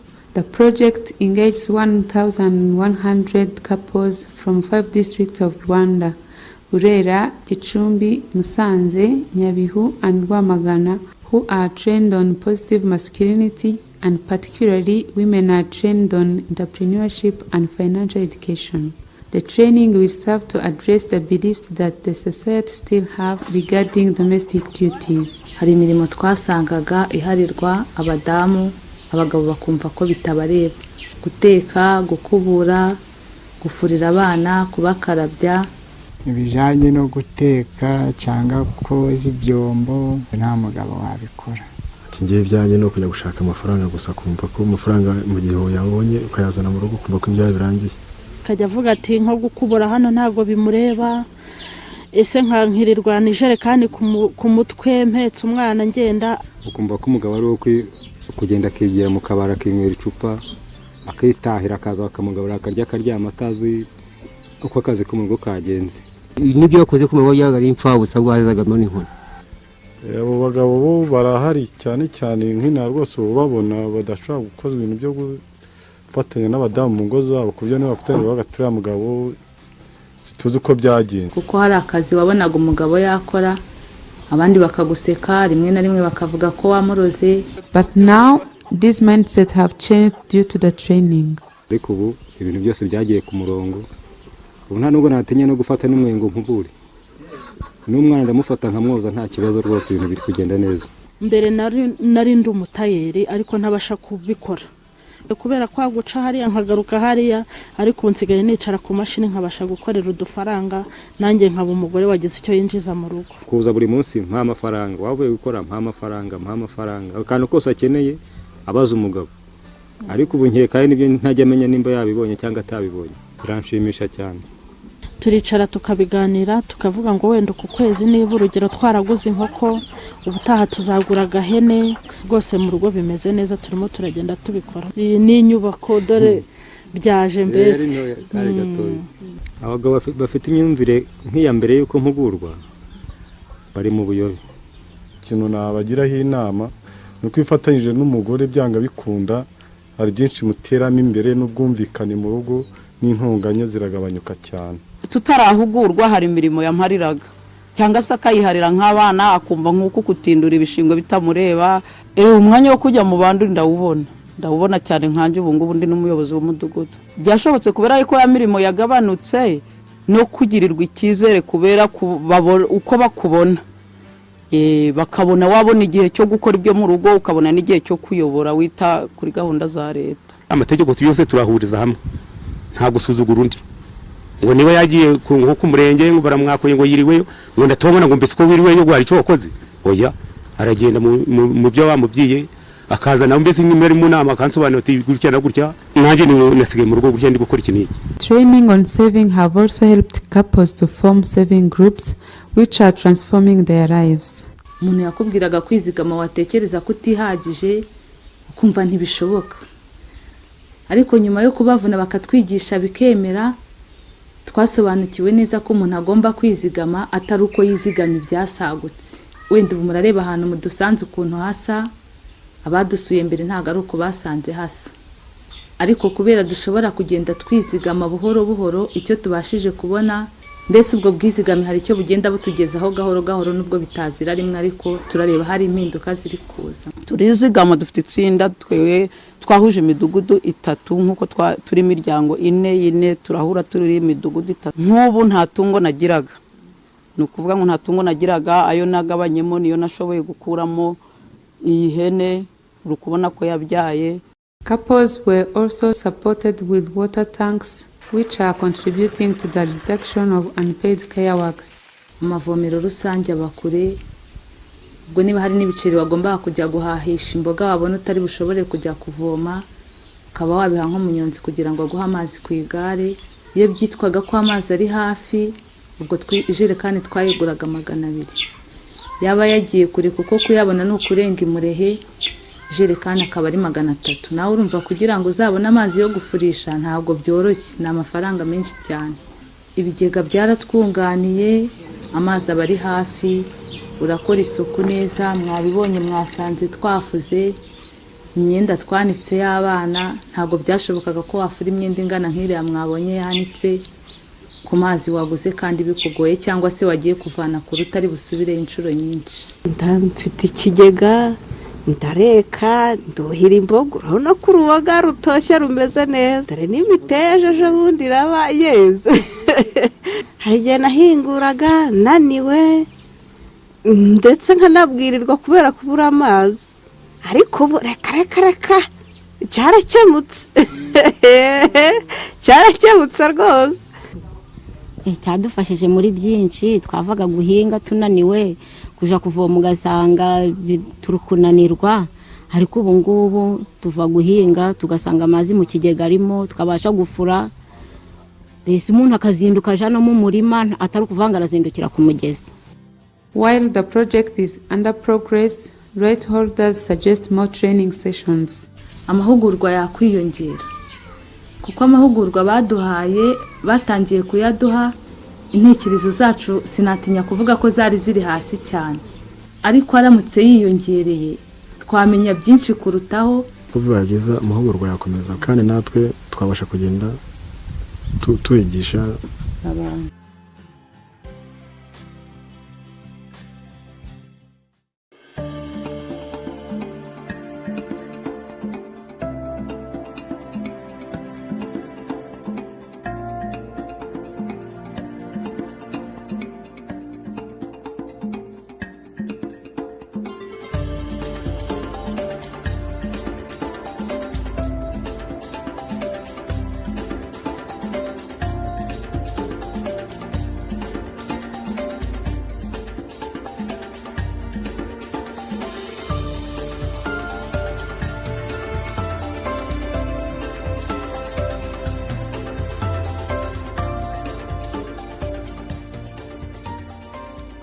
Jambo, jina langu ni Tumaini.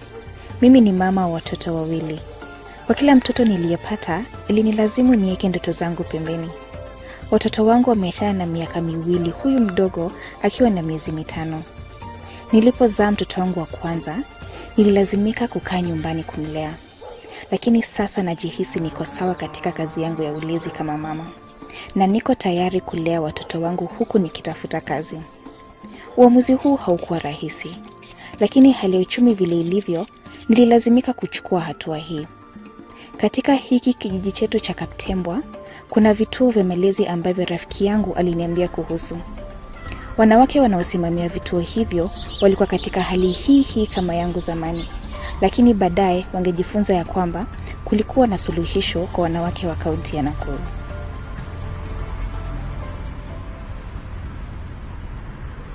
Kituo cha kulea watoto Nakuru pamoja na mama kilianzishwa kama suluhisho kwa mama wenzangu ambao walihitaji ni wachungie watoto wao walipoenda kazini. Hapo mwanzo sikuwa nawalipisha, lakini kidogo kidogo mahitaji ya wazazi kwa watoto yalianza kuwa mengi, kiasi cha kuwa singeweza kuyatimiza bila pesa yoyote. Kujishtukia, nilikuwa na wachunga watoto karibu 10 kwa siku hivi. Nikaanza kuwalipisha shilingi 50.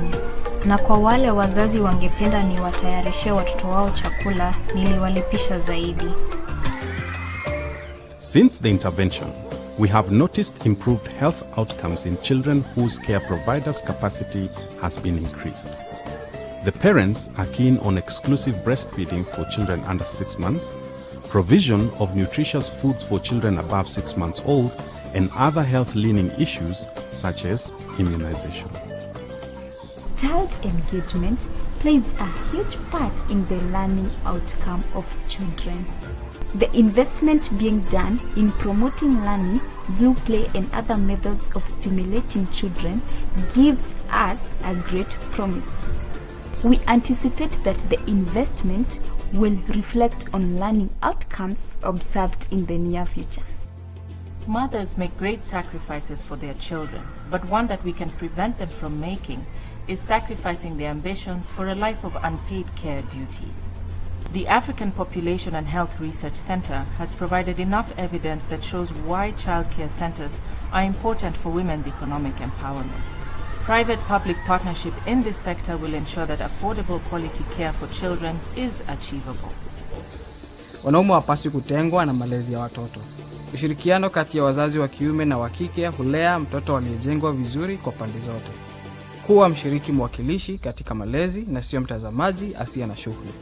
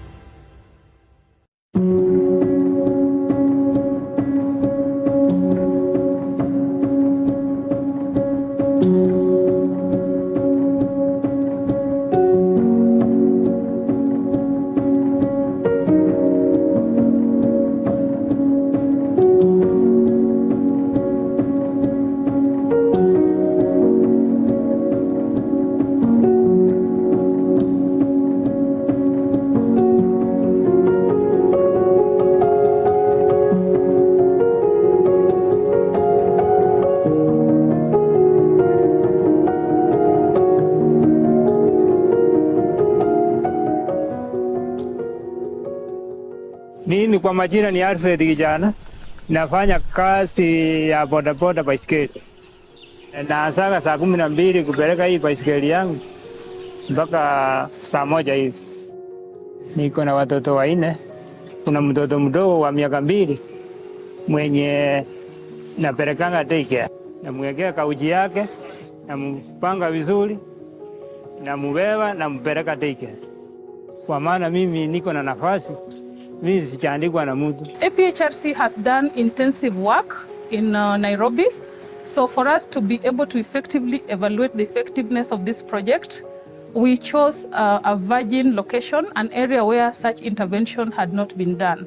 So that is why we settled on Nakuru West, because again, it is a resource poor setting, and we would be able to really get the right outcomes in that area. We had a visit around the childcare facilities just to see what the current picture was, and we noted that many of the childcare facilities were not being run in the way that they should be. It wasn't what we would consider being the best quality for young children. Yes, there have been daycares, around this place. But they're only meant for commercial, and the kids were being held in a very small house. Even those who were taking care of the kids didn't have any amenity. And so we welcomed this opportunity for Kidogo to come in and help our community and have a center of excellence with the daycare, something that is a model that can be able to help all the other daycares around this place to do and take care of the kids. We are evaluating the work that is being done by Kidogo, and our focus is to ensure that the children of Nakuru County, they get the best quality of care, and this avails opportunity for their parents to be able to also engage in meaningful paid work. Naona bibi yangu ako free kuenda kazi yake, ana wasiwasi, anajua penye ameacha mtoto iko safe. Many of the childcare providers in the Nakuru County are women. Now, bring men into the picture. They start asking questions like, what questions is this? What questions are these you're asking our women? Why do you want to empower women? They started, I think they felt a sense of being threatened, their status in the household and also society as a whole being threatened. By the time we talk about parental engagement, we don't only involve women, we also bring in male parents to, like, yes, we educate them on the responsibility as male parents, at the same time on why they should be involved in the education of their children. Daycare inasaidia wazazi sana kwa sababu wakati daycare sikukua walikuwa wanateseka sana mali wanapeleka watoto, lakini sasa hivi daycare ziko, wanatuachia watoto wanaenda kazi, wako free kabisa sasa kufanya kazi sawa bila kusumbuliwa. Kuna wakati wengine walikuwa wanaenda nao kazini watoto, lakini sasa hivi daycare ziko, wanafurahia kabisa kukaa na daycare. When I think about the relationship with the different stakeholders, when we got into Nakuru County, we engaged with the Department of Health and Education. And what they told us, the Department of Health, we started talking about childcare services, and the Department of Health told us that we are concerned with nutrition and health in terms of immunization and ensuring that children are healthy. We ensure that these children are fully immunized to protect other preventable diseases, e.g. polio, which we want to eliminate. And when we talked to the Department of Education, they told us that their responsibility is for children who are aged 4 years and above. So it was like these children who are 0 to 3 years within the childcare sector, there was no department that was really concerned with them. So we had engagements also with the Department of Social Services. We are talking about those facilities that can be able to give the services as required by a child of that level. We work very closely with other departments of the county government to ensure that this mandate is properly articulated as it is enshrined in all the laws of this country, including the Constitution of Kenya. You realize that these children, if there is a daycare around, daycare provide for them an opportunity to socialize so they can, at an early age, learn to cope with others, learn to interact, build their communication skills. They need opportunities to play. They need opportunities even to manipulate things, and that is a process of learning and maturing physically. Emotionally, they get to interact with others. By the time we came in, Kidogo was not existing anywhere around here. So we came in with the support of APHRC to lobby them, have an MOU. Then they gave us a ground to go and start the operations of the program. So the first win was the acceptance of the county government for we to have this project. Daycare inasaidia watoto kwa maana kuna watoto wenye hawakuwa wanajua hata kucheza, lakini sasa kwa daycare naona hata huyo mama yenye anapelekea anacheza na watoto vizuri, watoto wanafurahi na yeye. Sasa naona daycare iko sawa. Wazazi wananiletea asubuhi na kaa nao, tunacheza nao, alafu inafika masaa ya uchi, wanakunywa uchi masaa 4 hivi. Haya, kutoka hapo tena tunatoka nje, outdoor, tunacheza nao nje kidogo na mifara. Tukimaliza tunarudi kwa nyumba. Sasa tunapata lunch imefika, ndio hiyo sasa tunakula lunch. Mwenye amesikia kulala nampeleka analala, alafu ndio tuendelee mpaka jioni, mpaka wasasi wao wakujie. It is a customary kind of thinking that the small children belong to women. So we need to embrace the men involvement in childcare. It's important for a child to have the care of both parents. So what we need to do is to have strategies to work more towards having strategies that can bring men more into the care responsibilities. There is that notion whereby we leave these things to the women, which is not right, because all of us are parents. It is a good experience as a parent. So it has taught me a lot, whereby the kids, the relationship of you and the child starts from the tender age.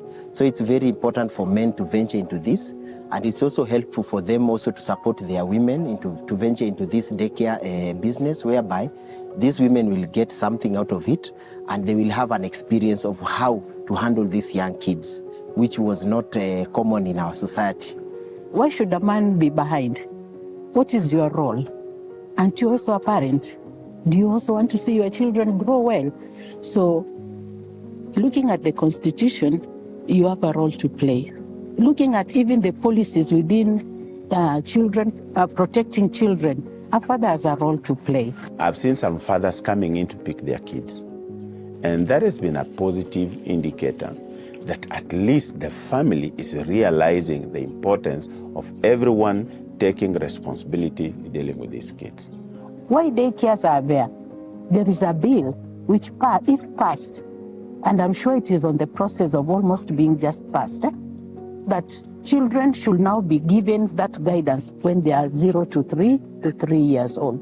So you'll realize that in totality, the government is concerned about its citizens, starting from 0 to adulthood. We hope that these conversations will be able to push for the establishment, for the implementation and the enactment of the Child Care Facilities Bill that seeks to provide uniformity in the service of care that is being provided for these children under 3s.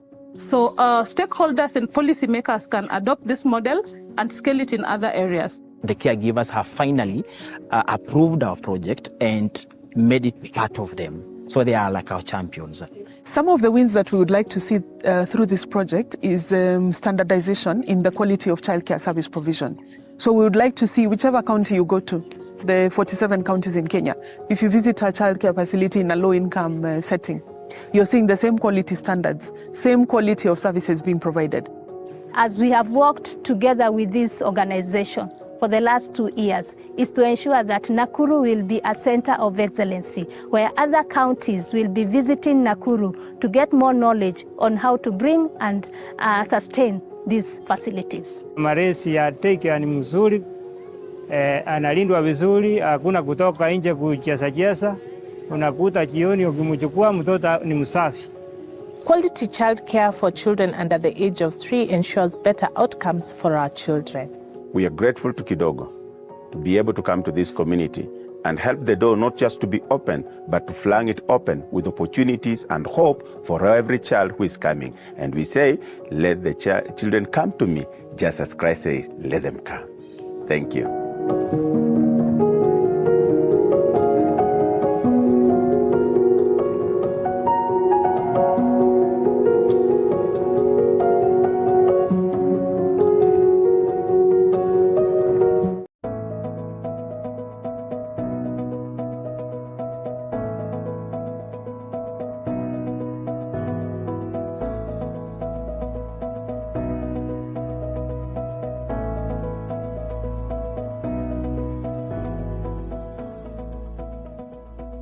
I'm Glory Mutungi, the Chief Principal, Nairobi Technical Training Institute. Currently, your institution is involved in a study that is being conducted by the Partnership for Economic Policy and funded by IDRC, where we are studying the effect of gender-sensitive training on employability outcomes for women. Mm-hmm.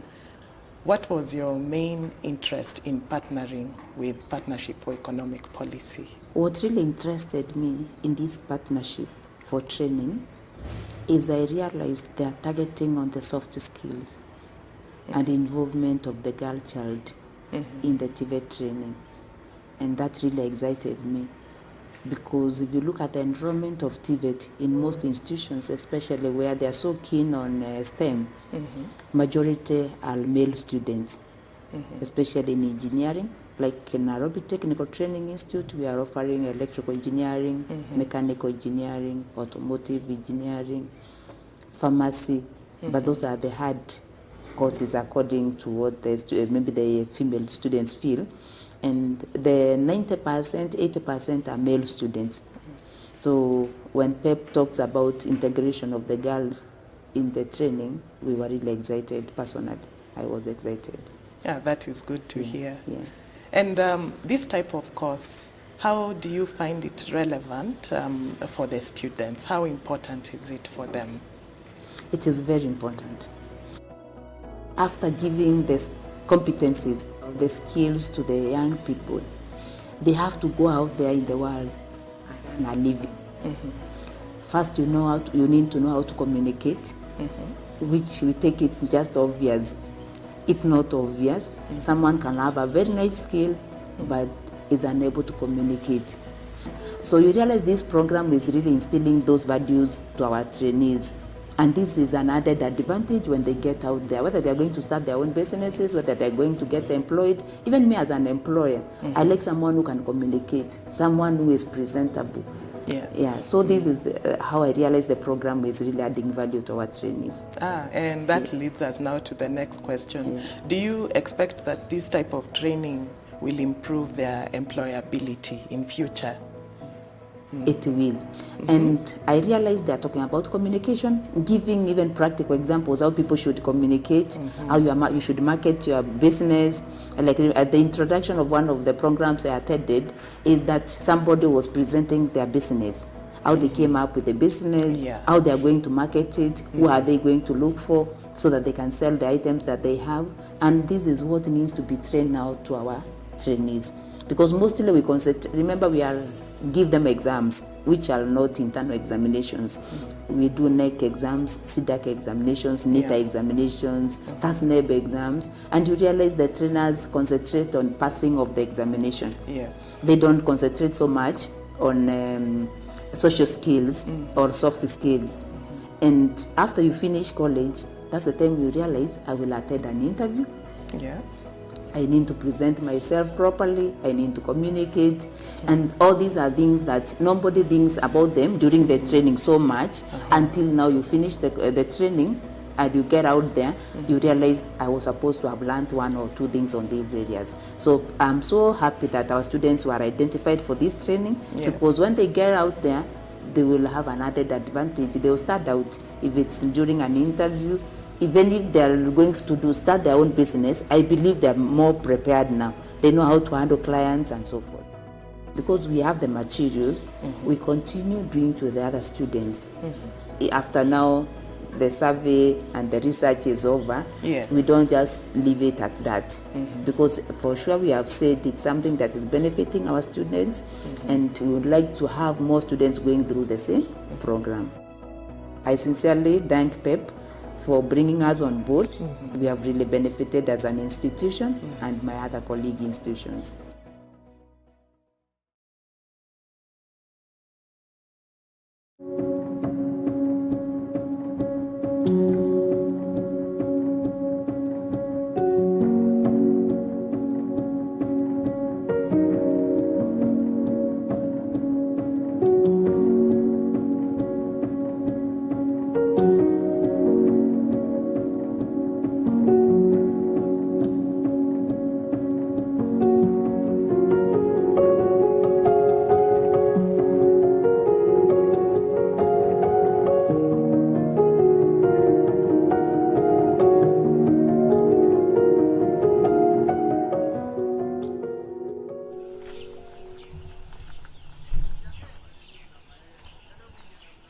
Kwa majina naitwa Ruth Mandera, mimi ni mkaaji wa Nakuru.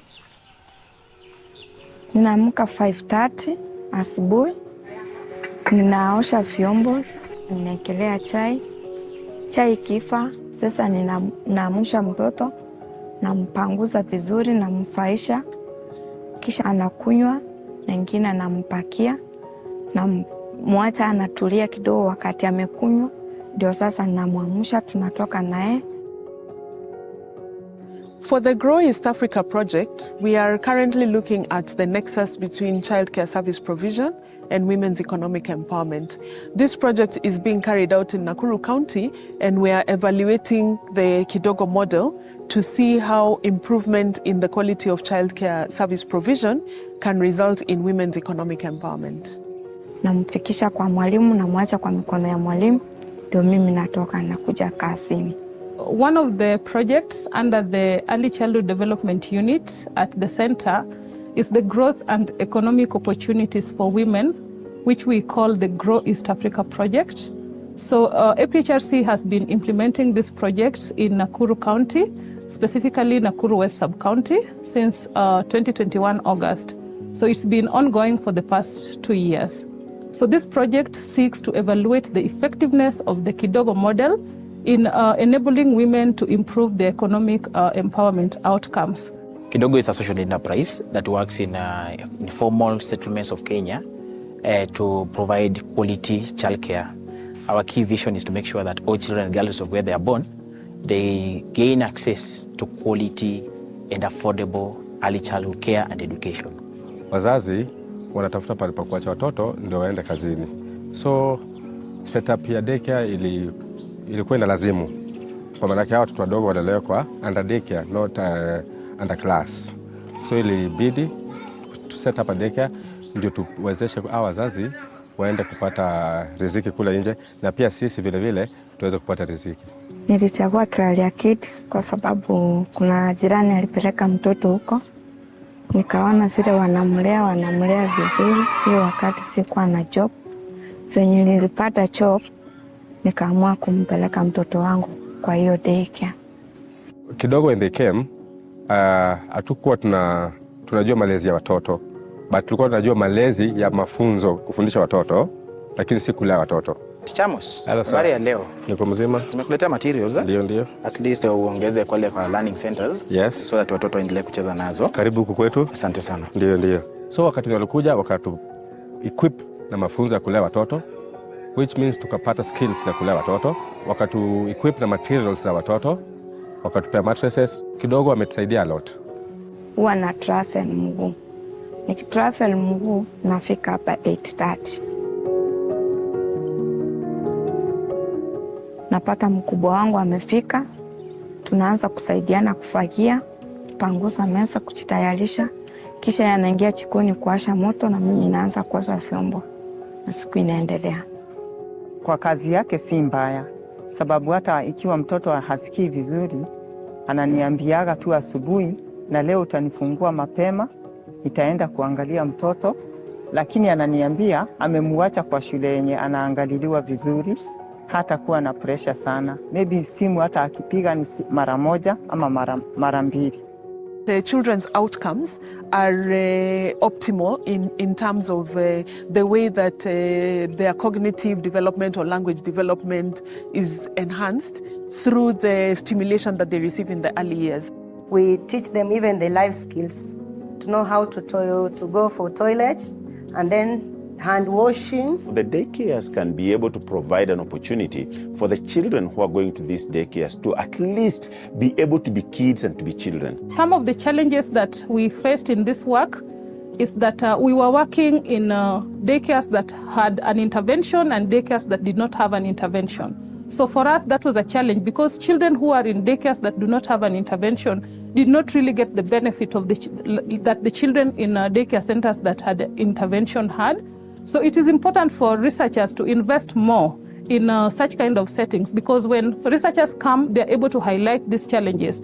And when we get these findings, we can share them with policymakers, and we can be able to bring interventions that can improve the lives of these children. It is very important for women to invest in this business of daycare because it's very fundamental for them.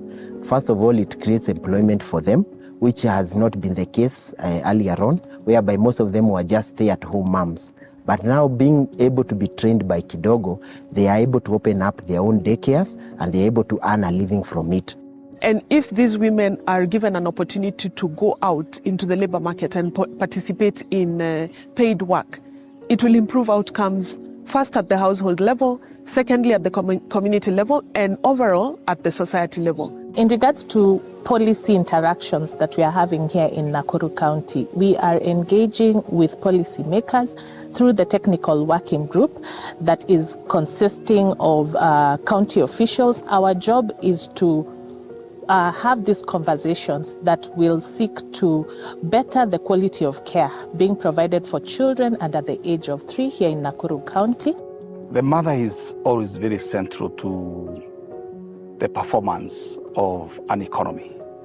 And what we're looking at is Nakuru County, when we talk about daycare centers, we are looking at a position where we should be able to grant these mothers who are working on doing something to build the economy and provide for their families some little bit of leeway to be able to get something to feed themselves.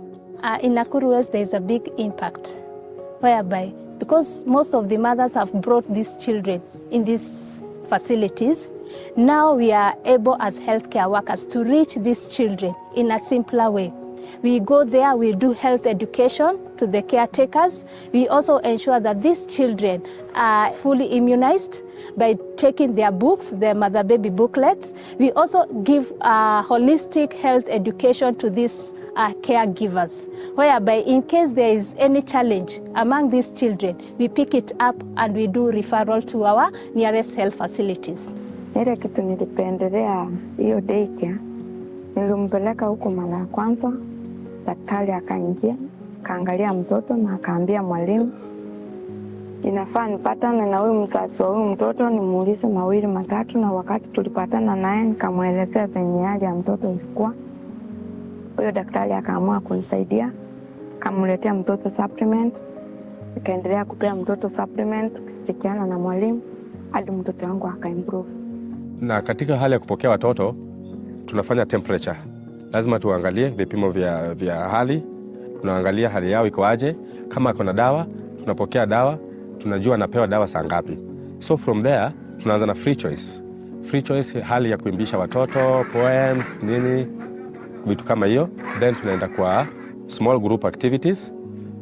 Wanafanya vitu zao wakiwa kwa small group activities, maybe coloring. Ninalipa 100 kwa kila siku, na inakava matumishi ya kumpaia tishu au ndio upai, machumu nini, fruits zenye mtoto anakula hao ndio wapaia, lunch hao ndio wapa, na chai ya saa 10 hao ndio wapa. Mamapreneurs are important because they lead to greater and better outcomes among themselves in terms of their own economic empowerment, and better outcomes among children because they are the ones who spend a lot of time with the children in the childcare facilities. Children who go through daycare are well prepared for the next level in education. So it is like a stepping stone, a stepping, ground to nurture these children before they go to PP1. So when they go to PP1, teachers who handle them, now they are in our hands as ECD. You realize that these children are better placed cognitively, socially, and even emotionally to handle the ECD now curriculum design. You are not going to start from zero. They are at another level. It is important for a lot of work to be done so that the quality of childcare centers in these informal settlements can be improved, for these women to be able to do their work in peace, knowing that their children are being well taken care of in childcare centers that are of high quality. One of the outcomes I would like to see through this project, which I would consider a win for us, is having the childcare facilities bills that many counties have ratified into acts. Having an act in place would mean that these counties would then consider a budgetary allocation for the childcare sector, and the act would also provide a regulatory framework within which the childcare facilities would operate. We are now in the process of formalizing the partnership. We are initiating the process of partnering with Kidogo to ensure that the regulation, they support us on the coming up with the regulation. On county regulation, it needs to be subjected to public participation, to be accepted by the members of the public for implementation. The African Population and Health Research Center has been able to achieve a lot through this project. Our greatest win is the buy-in by policymakers and stakeholders here in Nakuru County. We were also able to establish the Center of Excellence. Through this institution, people who would like to set up a daycare here in Nakuru County or elsewhere in the country will be able to come here and learn from the people who are executing this project, and they'll be able to transfer the knowledge that they gather here to their various locations. Ninafurahia na hiyo daycare kwa sababu inanipea muda mzuri, ninafanya kazi vizuri ili kuwatafutia chakula. I'm looking forward to a time when we celebrate with the Kidogo team in the whole of Nakuru County that they have made an impact in terms of taking care of our children as from 0 to 3 years old. So Kidogo, keep it up. Your work is good. You're on the right track. And we are here to support you as one of your stakeholders in the education system of Nakuru County. Taking care of vulnerable mothers is not just my role, but also my passion. I'm a champion for women economic empowerment through increasing access to quality childcare for women to pursue employment. Women are not just mothers, they have a lot more to offer. Investing in women is investing in society. Investing in children is investing in our future. I am a champion of women economic empowerment, and I do this by ensuring that the children of Nakuru County are properly taken care of. Cheers.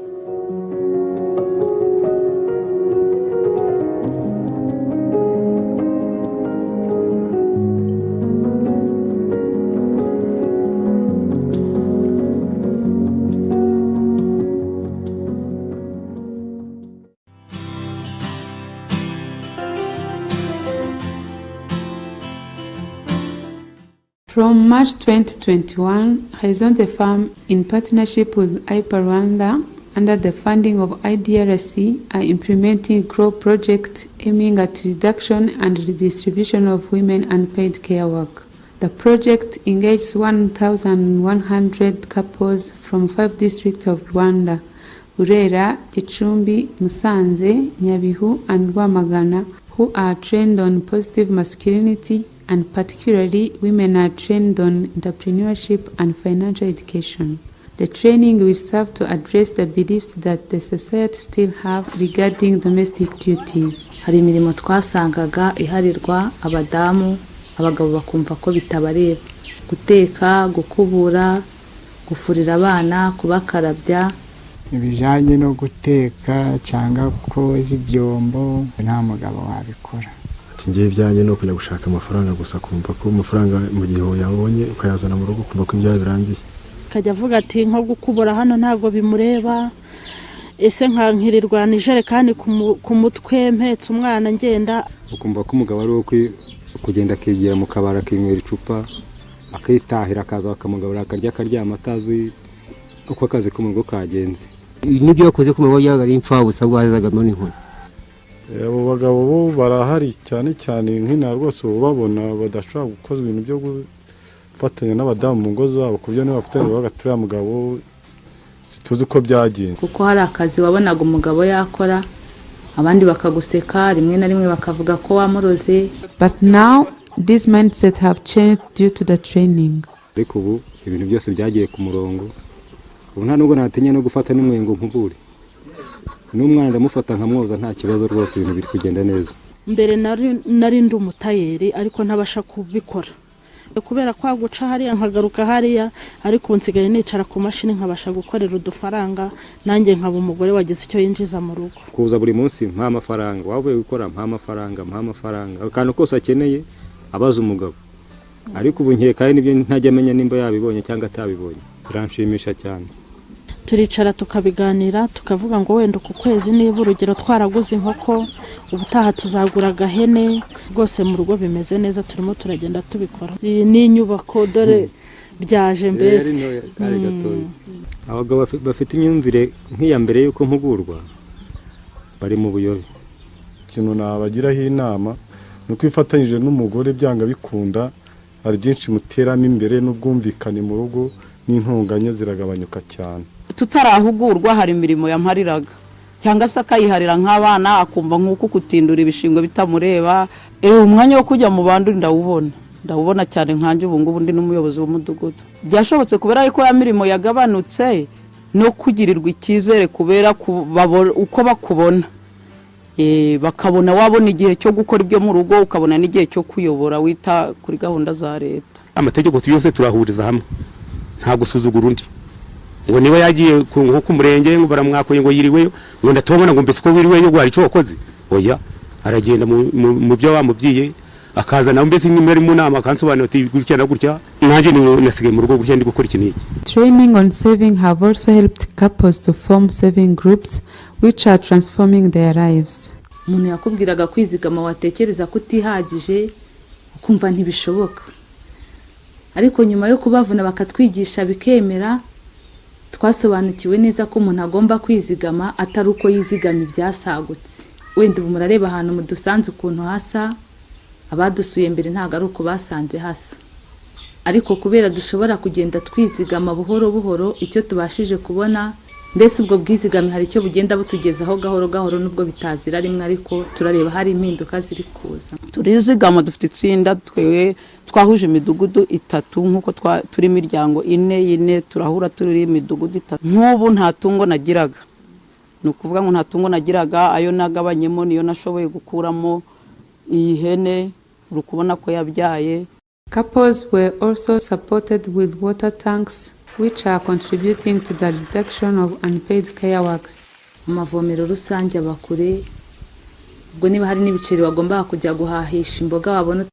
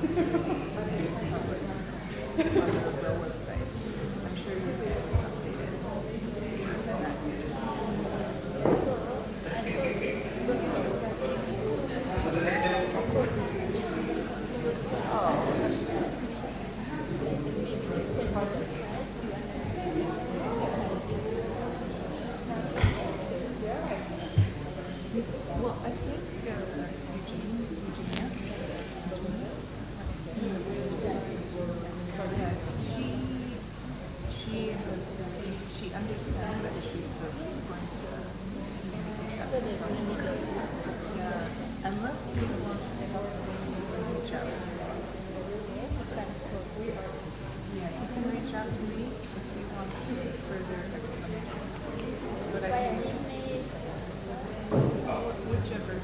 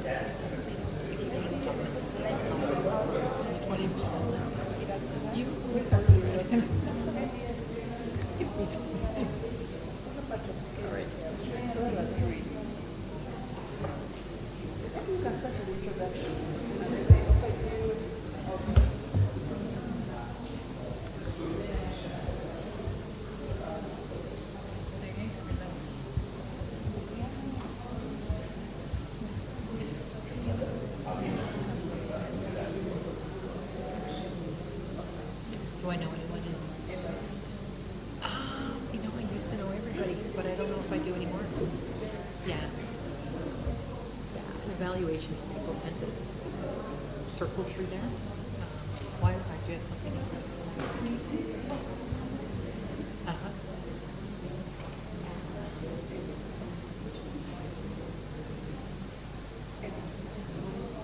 Okay.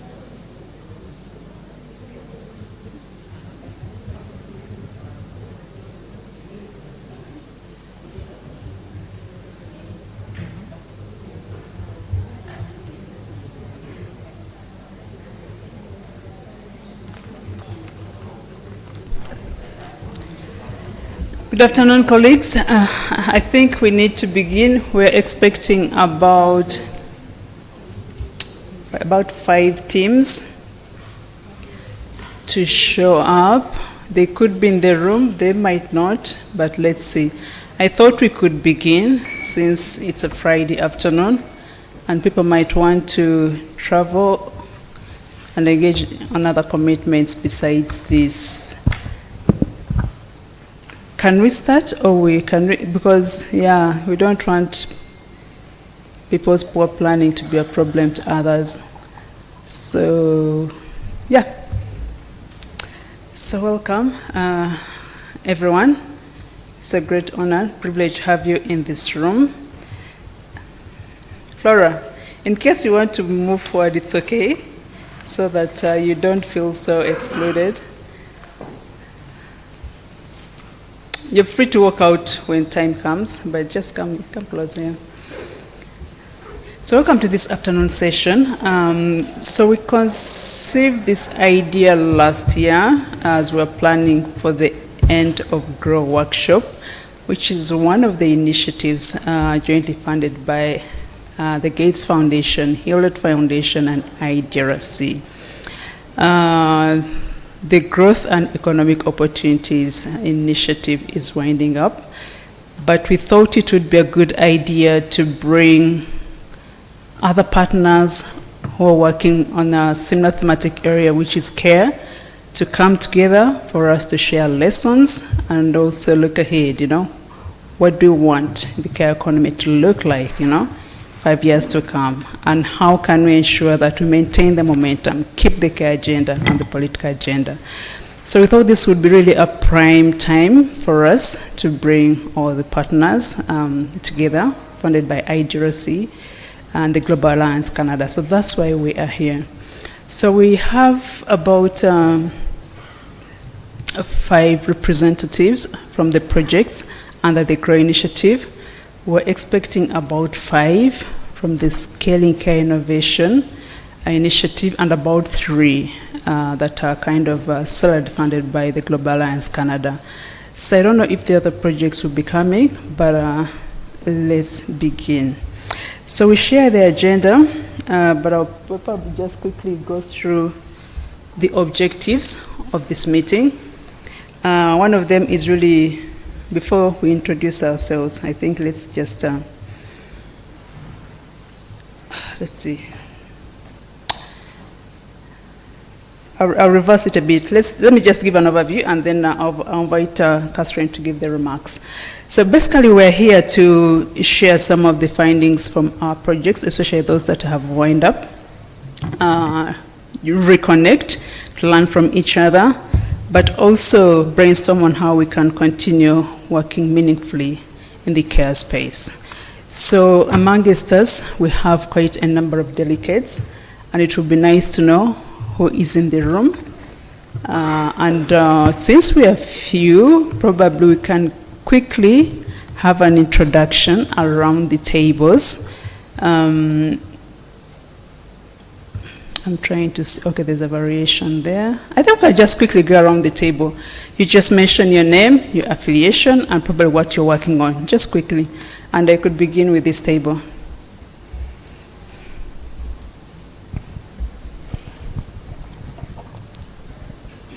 My name is Patricia Kitsawe Kulu. I work with the African Population and Health Research Center. The work that we did was looking at the nexus between quality childcare and women's economic empowerment, and we did it in Nakuru County. Have you seen her face? Okay. I'm here.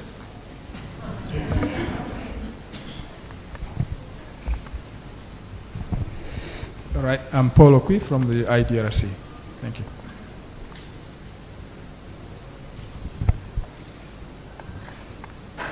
Good afternoon. I'm Stephanie Chakaro from IDRC. I'm Colleen Duggan with IDRC. I'm Jane Mariera, Partnership for Economic Policy. I'm Madanda Ramazan. I work for Care International in Uganda. Yes, I'm part of the Care we're working on unpaid care work under the GrOW project with IPRC and School of Women and Gender Studies. We are the ones who provided the model that we tested. I'm Jacqueline Makaru from ACE Policy Research Institute, Uganda, and we work on childcare. The entire group is childcare, by the way, so you might want to be a little bit more specific. Your project that you're working on, if it's a specific care, IDRC I should project. say. Not only childcare, but care. So we've been supporting childcare for business women, vulnerable business women in markets around Kampala. And we are, even though this GrOW has wound up, we are continuing our work with expanding into other business communities in urban Kampala, not necessarily markets, but also focusing on vulnerable women.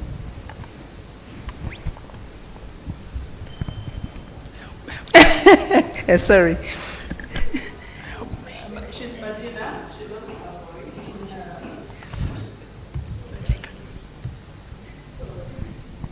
Let me have the honor to introduce Dr. Madina Golova. She works with the Economic Policy Research Center, and that was the organization leading on what we're working on as a lead organization, testing out the model for unpaid care work. Thank you. I think she spoke a lot here and the voice went. I was wise, I spoke less. I think we worked people too hard. Good afternoon. I'm Gonjit from Includovate, and I was a team lead for the project that we implemented through the IDRC fund. It's on women economic empowerment and unpaid care work in the Ethiopian context. It was a policy influence project where we tried to build evidence and influence policies through advocacy and building network of gender champions. Thank you. Hi everyone, my name is Celia. I'm from Includovate. I'm the project manager of this enhancing women's economic empowerment and the unpaid care.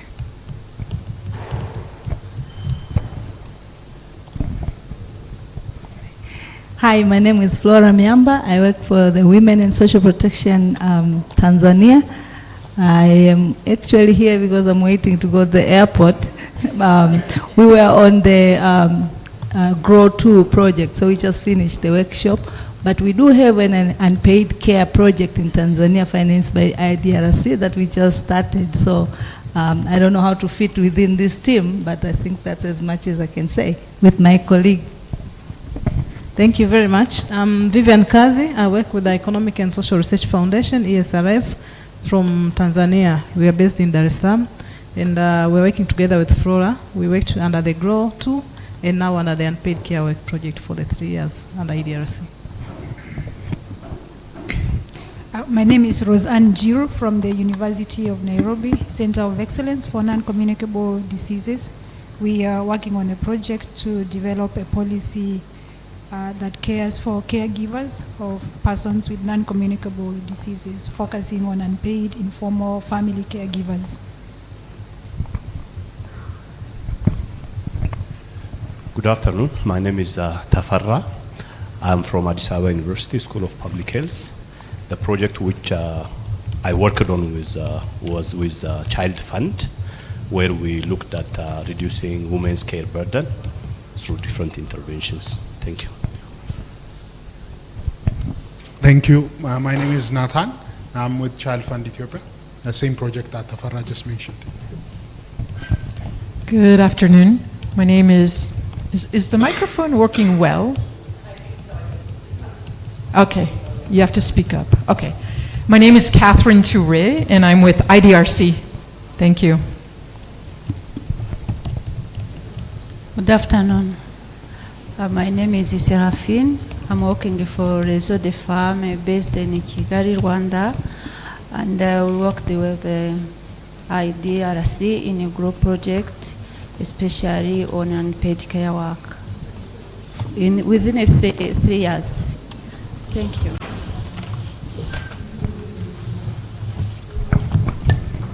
Good afternoon. My name is Bogere George. I work with S Policy Research Center. Good afternoon. My name is Ragwa Priska. I work with the Institute of Policy Analysis and Research Rwanda, and worked on the project of assessing the impact and scalability of homegrown programs on reducing and redistributing unpaid care work among women in Rwanda, and the project was implemented by Réseau des Femmes, where my colleague works from. Thank you. Hi everyone, I'm Amber Peterman at the University of North Carolina at Chapel Hill. I feel like now we've been together 3 days, we should be introducing each other since we all know each other. Good afternoon. My name is Angelina Sikanda from GrOW2, Center for Rights Education and Awareness, and we are implementing a program known as Scaling Innovations for Reduced and Redistributed Women's Unpaid Care Work in Smallholder Livestock Feed Provision in rural Kenya and Ethiopia. Thank you. Good afternoon. My name is Beatrice Zwere. I work for Ripple Effect, but together we are 3 organizations here in Kenya implementing the same project, Innovations for Reduced and Redistributed Women and Girls Unpaid Care Work. We are implementing it in Kenya, Bungoma County, and we're also implementing it in Ethiopia. Thank you. Good afternoon. My name is Lina Imbai. I'm working as a rapporteur. Hi everyone. My name is Joyce Ligai from IDRC. Hi, my name is Timothy Abuya. I represent Population Cancer and colleagues who could join this afternoon. That is Tiny Turtles Kenya. We are part of the Scaling Initiative that is looking at how to enhance the Tiny Turtle model and deepen the impacts for mothers and children in Nairobi.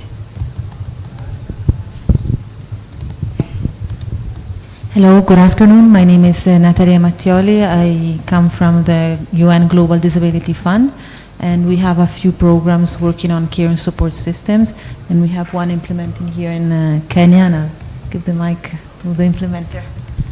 Thank you.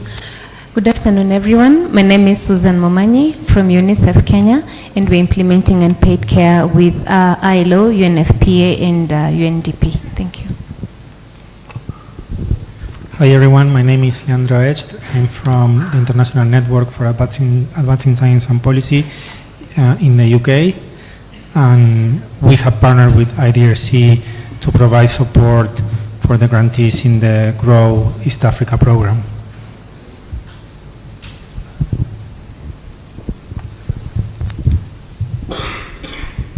Good afternoon.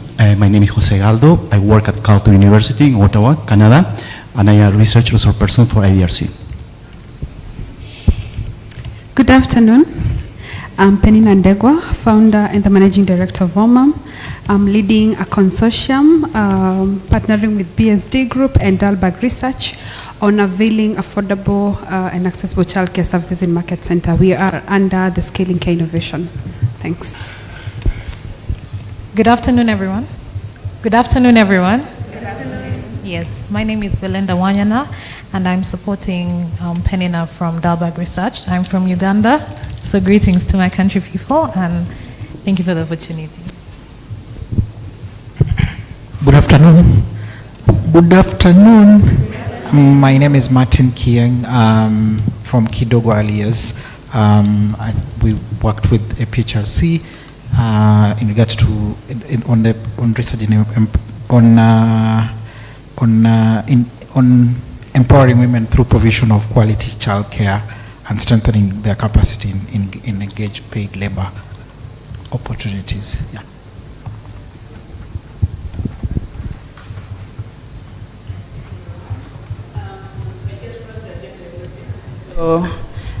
So that you know who's in the room. So let's kick off. I think we have a good forum now to start. We are officially starting now. So let me invite Catherine, the Regional Director, the Eastern and Southern Regional Office, IDRC, to present her opening remarks. Catherine, welcome. Thank you, Annette. Welcome again, everyone. I almost feel like we should stand up for a second and stretch, you know, bring a little bit of energy to the room. So that's a V for victory. Let's make a C for care, you know.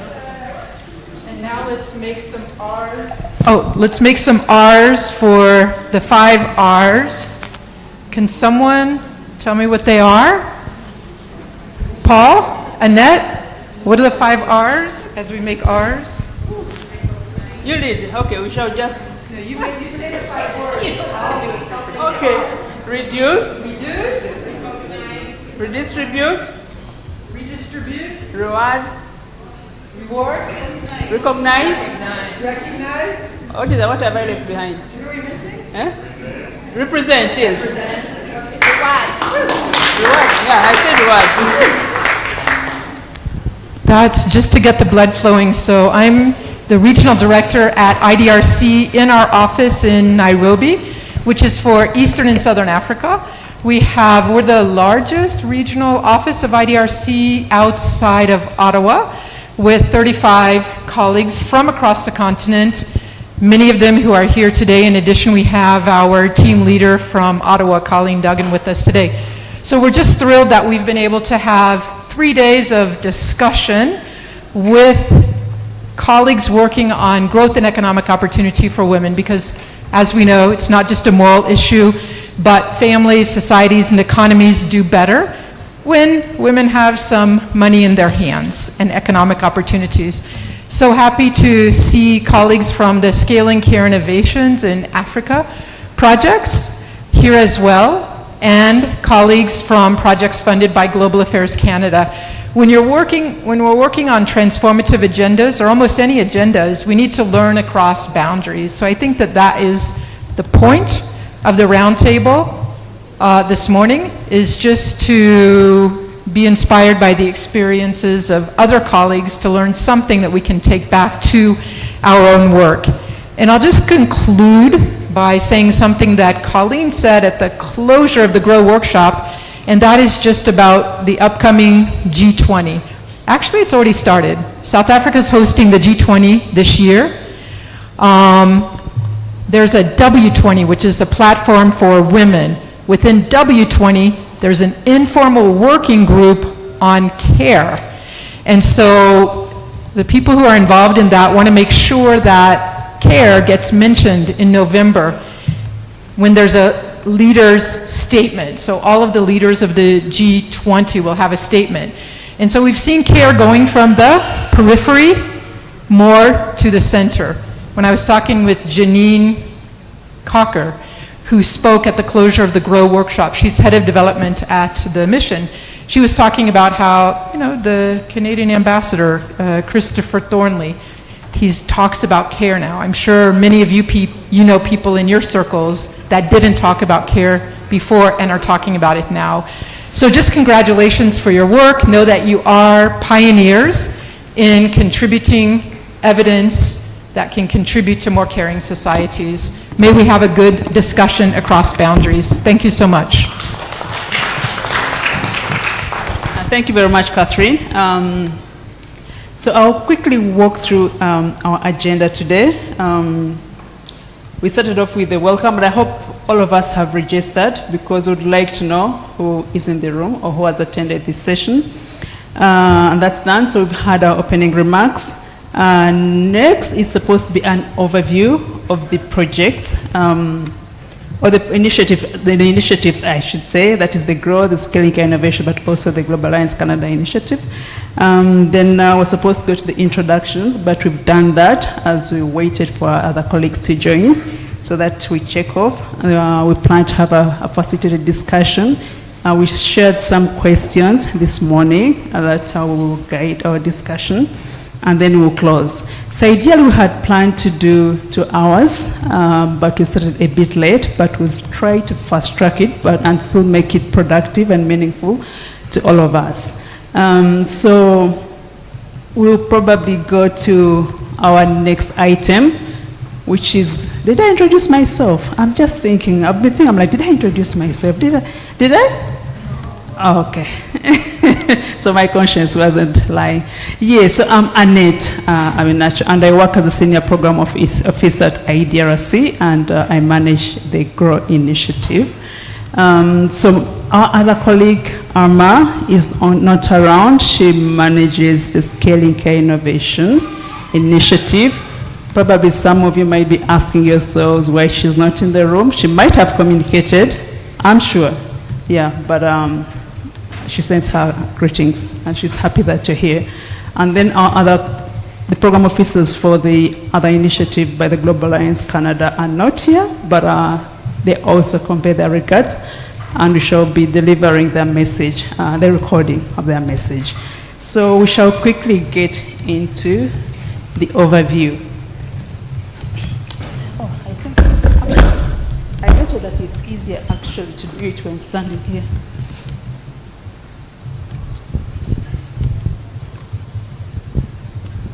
So I will just quickly walk through the growth and economic opportunities for women's initiative. I know many of you have heard it multiple times, but we have colleagues who are not so familiar with the initiative. And then I have my colleague here, Colleen, who will provide an overview of the Scaling Care Innovation. And then we play the recording from our colleagues in Ottawa. So the GrOW initiative is jointly funded by the Gates Foundation, Hewlett, and IDRC. And it's the second phase, which kicked off from the first phase. But I wouldn't really go into the narration of the first phase.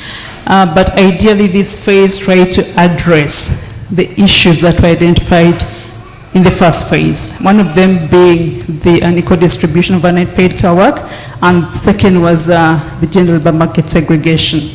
So to address those issues, the second phase of GrOW focused on generating data and quality data that can help us address the barriers to women's participation in the labor market, but also help our young girls and women in our communities to really battle the challenges that they experience besides unpaid care work in areas of skills building, procurement, name it. The second objective was for us to ensure that the evidence we generate, the quality evidence we generate, informs policies and practitioners to ensure that we really drive the gender agenda to close the inequalities. And then the last one was to promote local research, enhancing the capacity of our local researchers to lead the research, and for them to be able to diagnose gender issues and come up with tailored solutions. So this initiative was implemented in 5 countries in East Africa, Uganda, Kenya, Tanzania, Ethiopia, and Rwanda. So these are the key thematic areas of focus for the GrOW initiative. And we had the reduction and redistribution of unpaid care work and tackling labor market segregation. But for this forum, we shall basically focus on the projects that fall under this cluster of work. And this cluster had 5 projects. 3 of them tested scalable child care provision models, and I think as colleagues were introducing themselves, we're able to hear some of the work they're doing to address the child provision challenge. And then we had 2 that tested different solutions to shift culture norms around unpaid care work. So this was kind of the design or layout or structure of the GrOW initiative. We had 3 components, one of them being research, and we had evaluative and action research. So we had projects that applied the randomized control trials to see what works and what doesn't work to address the child care provision challenges, testing different models in different communities in different countries. And then we had the synthesis. And under synthesis, we have synthesized evidence that has emerged out of the care cluster. These are still in the draft form, but they'll be finalized soon. And this really consolidates consolidates all the evidence that has emerged, but taking into account the context and the intersectionality lens. We did other systematic reviews, and these focused on areas that are not directly addressed by the projects, but are key to kind of boost the evidence that we have on the different thematic areas. And also we did some other studies at the beginning that informed the policy landscape. Outreach has been very key. Policy engagement was very instrumental in this project. Regional workshops facilitate peer learning. And we also had a special grant, which we call the Opportunity Grant, and this grant was meant to help projects push the policy engagement efforts by tapping into policy windows that emerged along the way, policy windows that were not envisioned right from the start of the initiative. And then we had another smaller cluster of projects, which was kind of a pilot. These were 4, and basically they tested models for tailored guidance in care policy making processes. And I don't think I see many of the people under that cluster. But anyway, we had 3 streams of work under this cluster. One of them being rapid technical assistance. Oh, sorry. I think I touched accented. Did I close the window?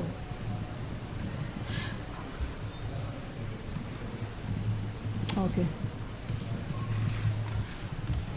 Rapid technical assistance, and basically this thread of work aimed at synthesizing evidence that is existing, including the evidence that was emerging from the research projects, packaging it in a manner that addresses the needs of the evidence users. This could be the policymakers, and that was kind of the target.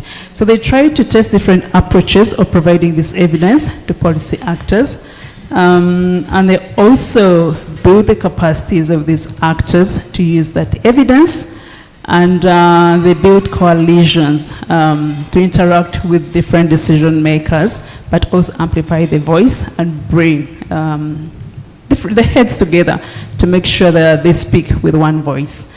And this work was implemented in Ethiopia and Uganda, and we had one project in Rwanda. So for the GrOW initiative, what did success look like? I'm using the past because we're closing, but what did success look like for us? Basically, the aim was for us to see an increase in the number of policies and programs in the region that are informed or influenced by the novel research that emerge from these projects, to make sure that we address issues that really hinder women to advance economically, socially, and politically. So this is really a quick run through of this project. I want to share some of the lessons from this initiative. But I don't think whether I should. I think we've run out of time. I would like to invite Colleen to share some insights into the scaling care innovation.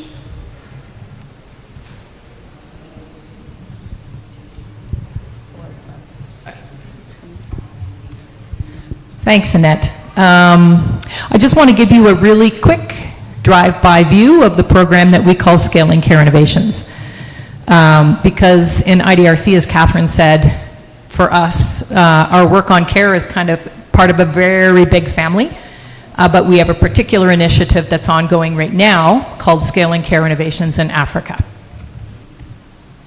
So the initiative itself is around promoting tested solutions that foster recognition, reduction, and redistribution of women's unpaid care. It takes place in sub-Saharan Africa. It has a 5-year time frame. It's a partnership that kicked off last year. It's about 25 million Canadian dollars, and it is co-funded between IDRC and Global Affairs Canada. So there's some particular features around Scaling Care Innovation, and Scaling Care Innovation really was built as a result of the learning that we were able to accumulate over a number of years in the care space, of which what we call GrOW1 and GrOW2, which is East Africa, was a key part. And so the learning thread just kind of pulls forward And now we're at the point, and we're looking at scaling what have been successful experiences. So there's a big scaling impact focus there. A key feature of this is on implementation research, so programs and policies that are more or less tested and looking to be, and are proven to be working on the ground. And we're trying to look at to what extent these can be adapted and replicated in different places in sub-Saharan Africa. There's a huge focus on local leadership, working with women's rights organizations together with researchers and diverse coalitions. It's very much co-created. It's underpinned by a community of practice, which is looking to generate continuous learning as the initiative moves forward. And of course, there's an intersectional lens involved. So important thing that was raised earlier, there's a colleague here working on disability. So we're not just looking at care challenges for women, but there are different populations that are involved in the care equation. And so the intersectional lens really tries to look at those different groups. 3 key pillars: the implementation research pillar, which I mentioned, the community of practice, which is all around generating learning, bringing together evidence synthesis, ensuring exchange of knowledge across projects that are in scaling care innovations, and really working on developing an African narrative around care. And we had a lot of really interesting conversation about that over the last 3 days in the GrOW East Africa workshop, just around how do we push forward things like social norms change? Well, a big part of it is developing a narrative which is really adapted to contexts here in Africa to help push forward what can actually work. And then there's a strong capacity building pillar, which is around, includes a series of training seminars, workshops, policy dialogues, really to equip policymakers and project partners with the particular skills that we've seen over the course of time are really needed to try and move evidence into action for real policy and practice change. This gives you a little bit of a visual of what we're talking about. 19 projects across 15 countries in Africa. These are projects that are really looking at scaling policy innovations and also scaling program innovations.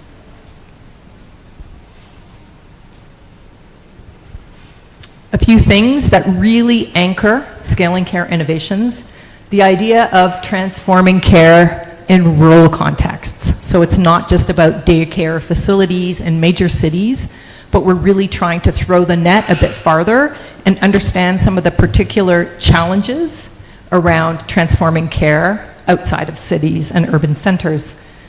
Coming back again to this issue of social norms, and really looking for ways to creatively bring in male engagement into the care conversation. Again, one of those key learnings that we've been able to encounter over the years, grounding the innovative solutions very locally in the different countries, creating accessible and inclusive, but also high quality childcare solutions, and creating new policy frontiers in care. So a big part of that is around generating dialogues locally, nationally, and to a certain extent globally around shifting care. These are what some of the expected outcomes are of scaling care innovations. As you know, whenever you start a program, we have great intentions. We hope that these intentions are going to come to fruition, but this is what we're working towards. Greater participation of women and girls, strengthened participation also of women's rights organizations who we know are key for being involved in the action equation of moving evidence into influence for change, and also really trying to get to grips with the type of financing that is needed for care solutions. So really looking at gender responsive planning and budget allocations by national and subnational governments. So I'm going to end with this slide. This is, again, it's a little bit of a historic slide that gives you a little bit of a walkthrough of what our cooperation has looked like over the years in the care space, both in terms of the donors that we have partnered with, the Hewlett Foundation, the UK government's Foreign Commonwealth and Development Office, the Gates Foundation. We've also worked with Open Societies Foundations, the Visa Foundation, the Ford Foundation, Global Affairs Canada, of course, our partner in Scaling Care. And then we also collaborate with important coalitions like the Global Alliance for Care, and with really important INGO actors like Oxfam, and specifically Oxfam Canada. So these are just a number of the projects and the programs that we've had in that space. GrOW1, GrOW East Africa. There's also a GrOW West Africa, which is completing this year.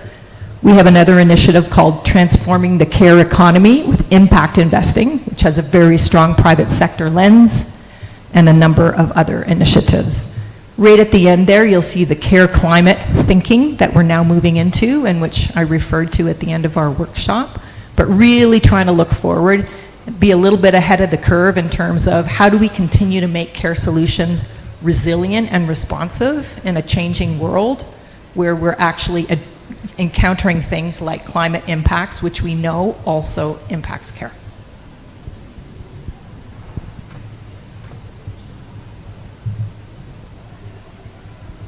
I think so that's really just to help you sort of frame up who's in the room and what we're talking about when we're talking about GrOW East Africa and scaling care innovations. Thank you very much, Colleen. So we shall wait a bit. We have another, oh yes. We have the recording from our colleagues in GAC. Thank you for the chance to join you today via this video, but I wished I could be with all of you and hearing about your experiences. When we talk about addressing unpaid and paid care work, it actually means making impactful changes in the lives of women and their families. Recent data shows that women overall continue to bear a disproportionate responsibility of unpaid and paid care work. Canada has remained the course on its international development priority to address inequalities with unpaid and paid care work since 2019, when this priority was first announced just a little before the pandemic. In 2021, Canada announced at the Generation Equality Forum that it will implement a $100 million commitment over 5 years to address inequalities in unpaid and paid care work in low and middle income countries through standalone care work projects. We now partner with civil society, women's rights organizations, and grassroots organizations, and we engage with multilateral and other organizations to promote women's well-being and participation in economic life as part of this commitment. This programming is now promoting an all-encompassing approach from addressing social norms to supporting the needs of unpaid and paid care workers and improving outcomes for women, children, families and economies, as well as ensuring that workers are represented and have their voices heard and their rights supported and protected. For example, in Sri Lanka, the Asia Foundation's project on addressing unpaid care work aims to recognize, respond, redistribute, and reduce paid care work responsibilities on women and girls by helping improve government policies, systems, and practices on care work. It also promotes awareness and addresses socio-cultural norms by engaging men in care work activities. In Colombia, the Caring Societies project with UN Women, it is addressing inequalities with unpaid and paid care work by ensuring that the value of this work is recognized. It engages government, communities, households, and the private sector to support a proper redistribution of that work and women's autonomy and agency. Some projects are already showing early results. This is the opening doors, more and better opportunities for domestic workers that the ILO is implementing in Peru. This project has generated a number of studies in collaboration with federations of domestic workers, unions, and women's organizations. They are on topics such as supply and demand of care services, strategy for care training of care workers, domestic workers' trade union movement, and the study of employers' perception of the law of domestic workers. They facilitate also workshops to support trade union plans in different regions and participate in focus groups on skills certifications and training needs.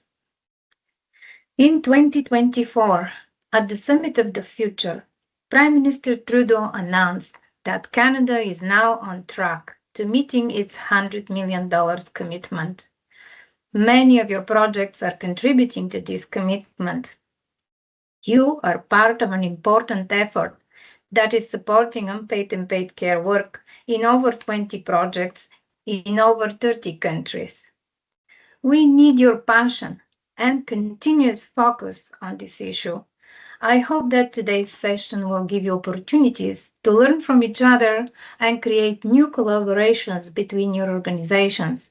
You are benefiting from a specific ecosystem in Kenya with the National Care Policy.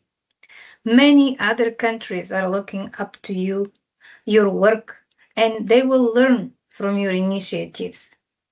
I look forward to seeing the results in the coming years, and I commend you for all your dedication and your hard work.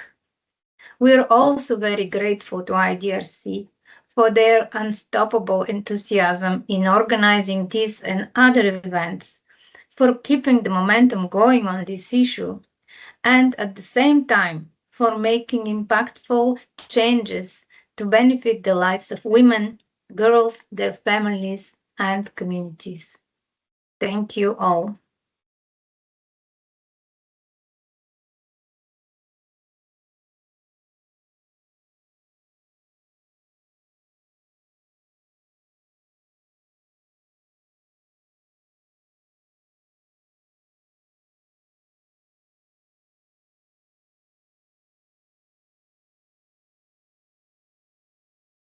Senior Policy Advisor working at the Economic Growth Division at Global Affairs Canada.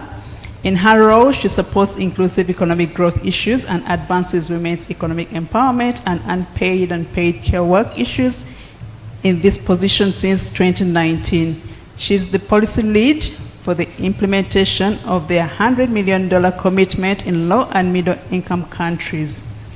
She's also the co-chair of the Care Work Community of Practice with GrOW2, CSOs, and other Canadian and international organizations. So that's the bio I was given. So you know the person who delivered the note. So thank you very much. So we shall move on to our next item. I noticed that we're not doing so badly, but I hope we can finish this in time, which is the kind of the core or the meat of this discussion. And I'm wondering whether we can come closer. Those of us who are seated at the back, do you mind coming closer and just fill up the space at the front? So we are going to have our discussion, and I'll do that with Colleen and our colleague here, Joyce. We sent out a couple of questions that we thought could help us really tease out what exactly we can do to advance the care work, given the current dynamics that we're experiencing in the political space, social space, environment. We as champions of this work, how best can we ensure that we drive this work and make sure that we achieve the vision that we'd like, to see 5 years to come or more. So the questions have been tweaked a bit, but they'll still give us what we want to achieve. And we really request you to participate actively, be sincere and honest, but also try to think bigger. Because whatever we harvest from here will inform our next steps as we program. So we have a Mentimeter. We shall project. There are about 7 questions or so. So my colleague here, Joyce, will help us operate that. We're ready, right? So the idea is that we go through all the questions in the Menti, And then we come back to the questions in the plenary for us to flesh out whatever we'll have generated from the Mentimeter, because sometimes you don't really get the gist or the detail of what you're trying to tease out. So in the plenary, we'll get a chance to further discuss those issues. So maybe you can give us the guidelines on how we go about the Menti. Okay, so so you'll go to Google and Google Mentimeter.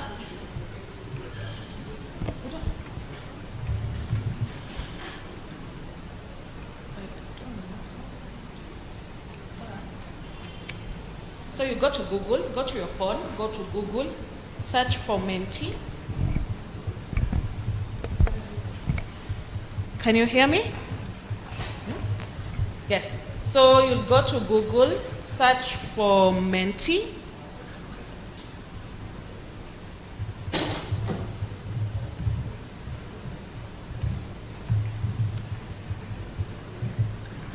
Menti.com, and then there's a code.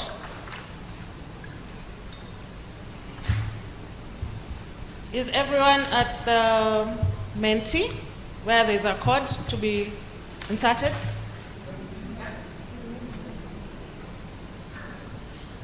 So the code is 4258 5539. I repeat, 4258 5539. 5539.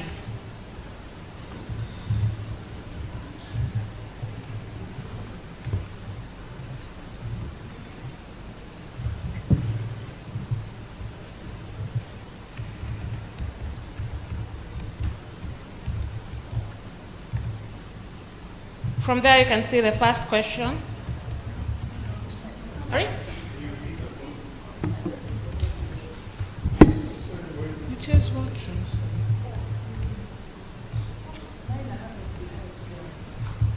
Can you just maybe repeat the code? Yes. 42, 58, 55, 39. 42, 58? Yeah.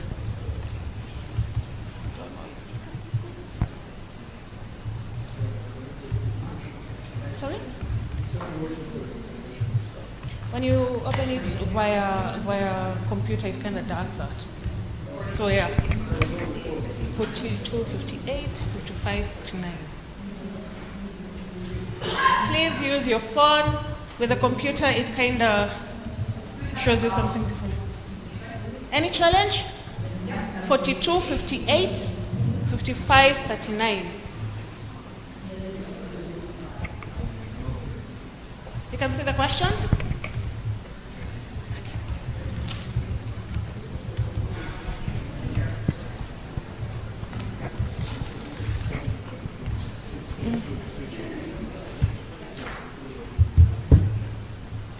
Yes, but we will see the answers.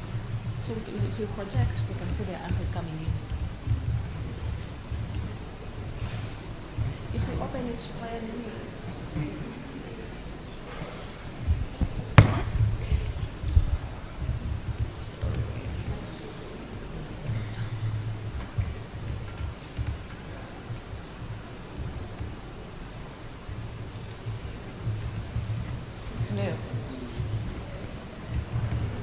Yeah. So we can see someone has already answered.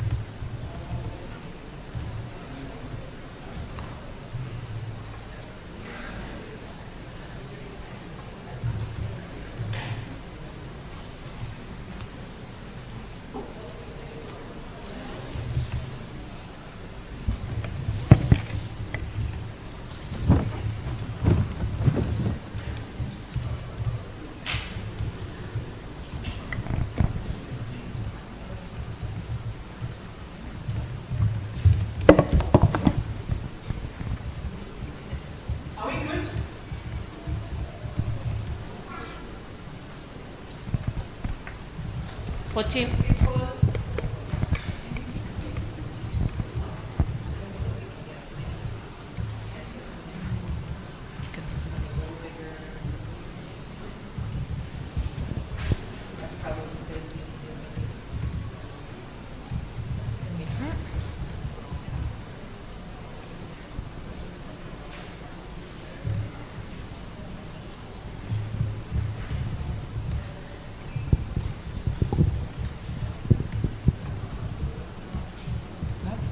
I think this is quite good enough, actually. To the next question. No, first wait.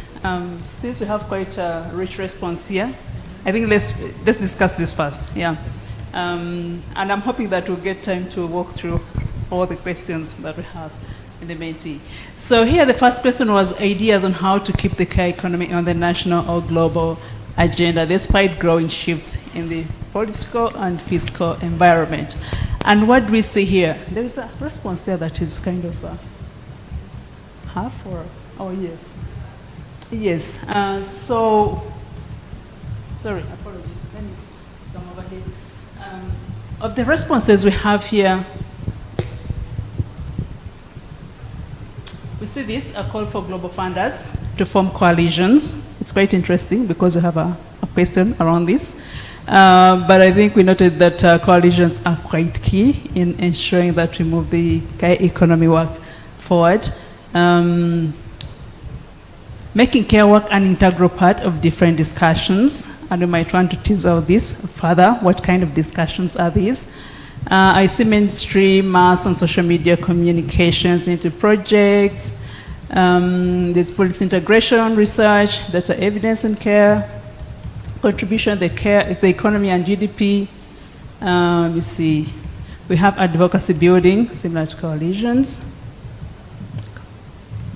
Media campaign, which is similar to these. Link the care agenda to agendas of sectors such as education, showcasing impact towards access, quality, and equity. Do we have more responses down that we can quickly walk through?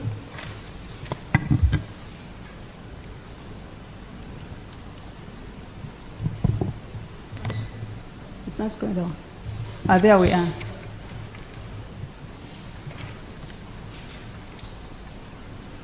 Sensitization of policymakers, and is an element of intentionality, advocacy. I don't know what happens. Is it my finger? Maybe I should keep it up here. Mobilize and strengthen the ecosystem to advocate in national, regional spaces. I hope you can see some common themes emerging. And I would like us to also note what we've not captured here yet. And I'll open the floor. Are there any ideas that you think we need to add to this, or anybody who would like to elaborate what they've already submitted?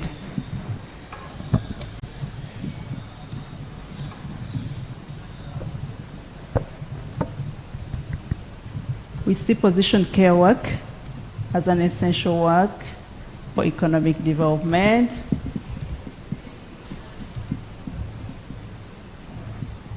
Great, first stop at that. There's coalition again emerging here.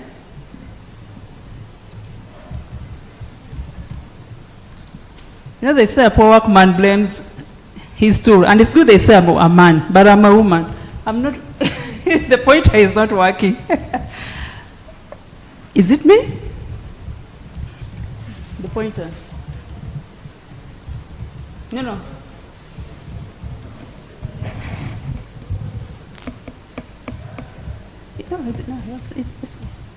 Maybe it doesn't. Maybe it doesn't work on this. Because initially I could point at specific. Huh? No, I'm not. How? Anyway, let's proceed.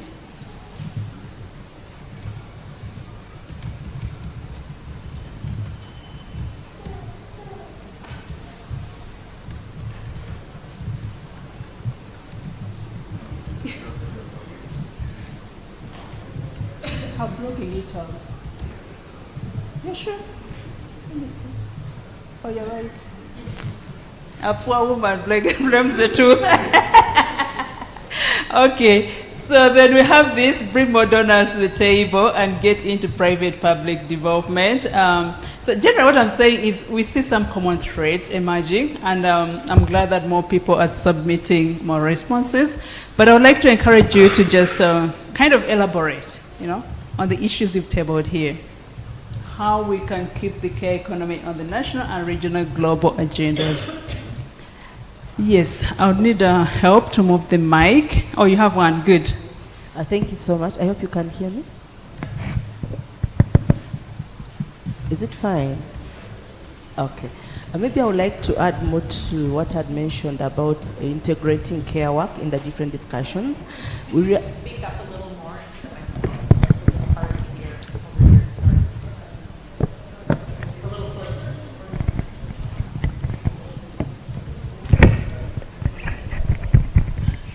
Hello? I think this is better. Okay. So I was just trying to add that care work discussions shouldn't just be looked at in isolation, because care work virtually cuts across the different sectors of the economy. So even when you look at the shifts, for example, to the political environment, if, for example, a woman is unable to participate in the different political spaces because probably she's held up and they're doing unpaid care work, then that virtually affects the political environment. So even if there are shifts in terms of the agenda, and care work is integrated within these different discussions, including in physical and political policies or environments, then we'll still maintain care work on the agenda and will not see it moved off from the agenda. I just wanted to elaborate on that. Thanks. Thank you very much. She's peace, and she's just told us that integrating the care discussions into other sector or thematic discussions will kind of help us maintain it into the mainstream discussions. Anybody who would like to add to that? Penina? Yeah, I wanted to say that it's very important to build capacity of the government officials. At the end of the day, there could be the change, of course, in the political arena, but the permanent officials especially, the moment they are more cognizant, the more they understand the need for care, integration into their respective sectors, then that remains a priority. But then they have to be trained to understand what is care, how it works, and why it is necessary. So once we build that capacity, we ensure that there's prioritization, even when it comes to budget allocation, when it comes to policy adoption, and that way you're able to still remain relevant, both in the local government, in the national government, and even in the global political arena. Okay, thank you very much. And maybe before you go, I would like us to also kind of give some examples. Let's bring it to reality. There's another hand there. And in case, for the projects that did similar things, it would be good if you also share examples of how you did this. Okay? Yes, please. So from then Colleen, you'll be next. Oh no, I was going along the same lines. You're next. Annette? After Sorry? her. Oh, okay, go ahead. Okay, so we are working to develop a policy for caring for caregivers of persons with non-communicable diseases. And one of the things that we have been thinking about is the ways in which we frame care work as an economic issue more than just a women's issue, to keep the debate going and to ensure that government and both at national and subnational levels understand the contribution of the persons that take care of persons with chronic illnesses make to the healthcare sector in general. If we were to cost the care work and the ways in which it subsidizes the healthcare system, you know, the tens and millions of dollars that care work for persons with non-communicable diseases subsidizes the healthcare system, then it will catch the eyes of government and national and subnational levels. So for me, and I have indicated, research and data, evidence to inform policies and discussions around care work, and particularly for us, we have just come back from the field 1 week ago talking to sub-counties on the issues of caregivers, and it's been an eye-opener because they haven't thought about it that way, that these are chronically ill persons who would otherwise be taken care of by government and in hospitals, but they're being taken care of in families by informal and paid caregivers, and that in and of itself saves the government a lot of money. So it's the ways in which we frame that issue that keeps the debate going, and obviously integrating all that into health policies, climate policies, social protection policies is very important for us. Thank you. Thank you very much. Framing is the key thread there. Any other examples? And I'm sorry, I haven't mastered the names, so you just pardon me. Oh, Colin was next. I just wanted to build on the comment that the colleague made about capacity building, and I also feel on the last comment, as I was struck by the comment up there on, you know, working with ministries of finance. So I'm really excited and wondering if there's anyone in the room who's actually really tackling that budgeting question, because so often, you know, issues like care, we tend to work with the women's machinery or the Ministry of Gender Equality, et cetera. But the rubber kind of really hits the road in the Ministry of Finance. So I think it would be quite exciting to look at, you know, how do we actually kind of get in there and understand budgeting processes, not just nationally, but maybe at the municipal level, and figure out how we cost care and also how we make the economic case for care. Like, why should governments invest in care when they have so many things that they need to invest in? So I'm wondering if anybody is kind of working at that very kind of local level where you're trying to find that interface between actors and government. Well, if my colleague was here, she would speak more to that. She has been, in the research that we were doing, she has been working with the subnational level governments in the ministries of finance.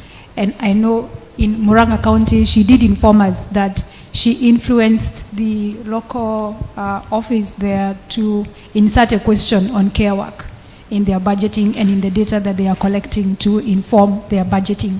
So she wasn't able to come. If she was here, she would speak to us more about, I know she indicated that she managed to sneak in 3 questions into the county government questions on budgeting and care work. So we are thinking about that. Thank you. If I could add for WOW, we've been working with... adding to the same point because... yeah. Okay. On the same point on budgeting. Yeah. For WOW, we have been working closely with Nairobi City County Government on establishing care centers. So initially, we thought that the government would voluntarily, fund and finance the services. But then there was no criteria. How much do they actually allocate if they have never implemented as a daycare? So while working closely with government, we've been doing the testing, coming up with, as we implement, we're able to tell them this is how much you require to be able to set up a daycare. This is how much you require to sustain the caregivers. And so with that now, they're able to budget for the upcoming financial year.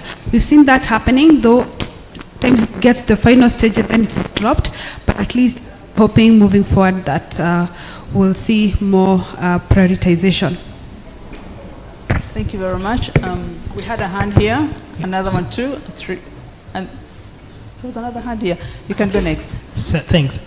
When I was looking at the responses there, I saw 4 common things that I wanted to share, and then I give a particular example.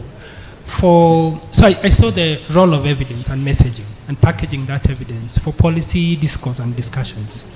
And more often than not, when we've done that and come up with a policy, we say, yeah, we've done it, but I think it's much more than that. It's how then we execute that policy at the national and regional level. The second theme that I saw across the responses was the issue of advocacy and sustained activities around that. And I think one common thing you could think of, I don't know whether Tanzanians are here, there is an association of daycare providers in Tanzania, for example. How can we then create such movements that coalesce around care, but uses evidence and policies that are already either in place or are being developed, so that then concurrently we are able to implement or rather create a platform for voicing the value of daycare from the real persons who are doing the work in the field. augmented with evidence, then it creates the publicity we need to have within government. And then finally, I think there is also value in putting this voice in both national and global initiatives.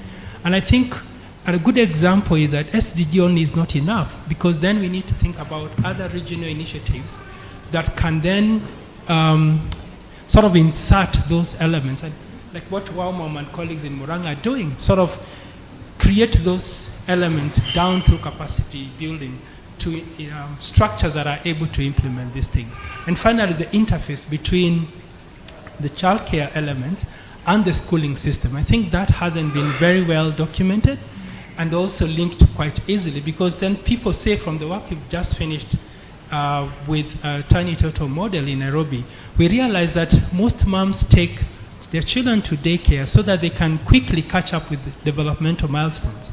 And then after that, they will start now thinking of how they go into the schooling system. So that linkage is often not spoken about. Thank you.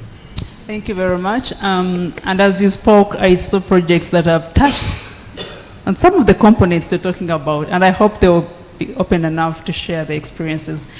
Yes, please, if you could mention your name, then your intervention next. My name is Susan Momanyi from UNICEF Kenya, and we're implementing an unpaid care program through the Global Disability Fund. I just wanted to mention two things that have come quite a lot in the Menti on advocacy, capacity building on governments to allocate resources, budgeting and all. It's quite important as we do the planning to also have the figures, like what is the return of investment, what does it cost, and how does that look like. So in one of the programs that we supported through the Global Disability Fund, we've done a disability-related cost, where then governments, the national and the county governments, are able to budget using the costing. So it's evidence-based costing that they're able to then provide for their citizens. The other point I wanted to mention is about utilizing the public-private development partnership. We can't do this all alone, or the donors cannot keep on providing the support. So kind of mainstreaming and making it a usual thing that is being within the formal and informal economy, and ensure that they are quite the basics of providing enabling environment for your workers. And with UNICEF, we had a project in Kericho where we provided an informal economy space for a childcare space for the workers to be able to be productive. Thank you.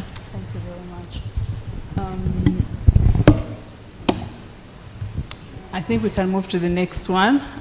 Actually, some of the questions might explore the issues that we've already discussed here, but we can just add to that.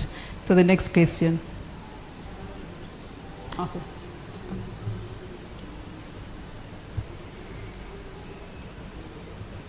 Is this already on the phone?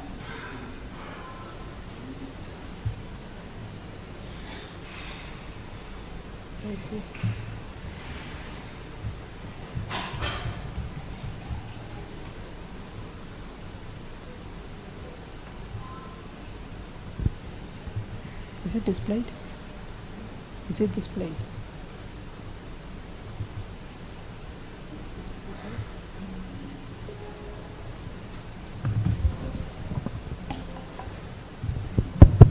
Annette, I just wanted to flag that on the next question, we just didn't have any more space. We had character limits, so it says, for example, linking it to labor, but it could be other sectors as well, labor or health, or so. Just doesn't have to be labor.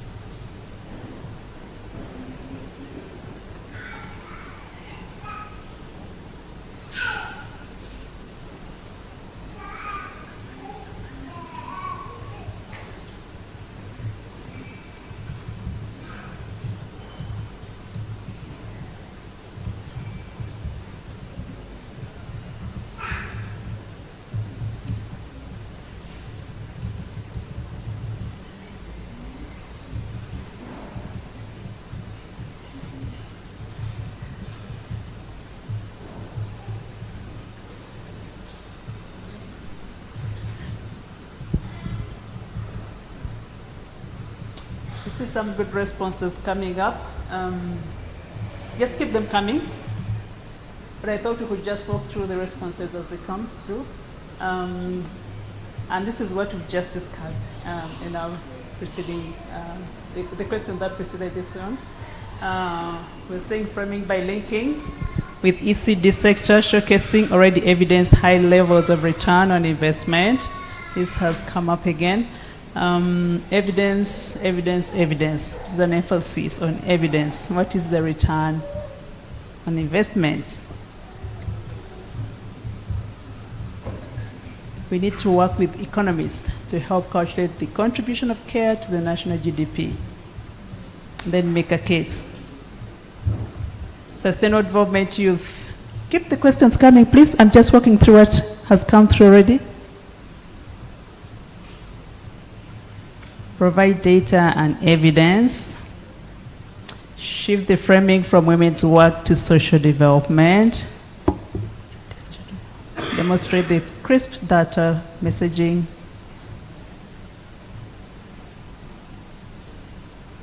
Package evidence that is broad-based, including all aspects of social development. There's an element here of intersectionality. Integrate it into policy.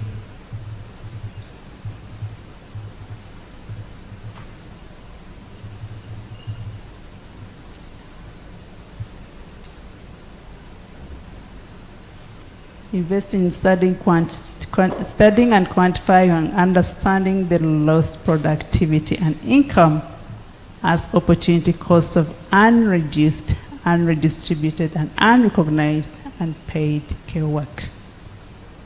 I think I see really an emphasis on data. Then working with economists on costing. Why does all this matter in framing?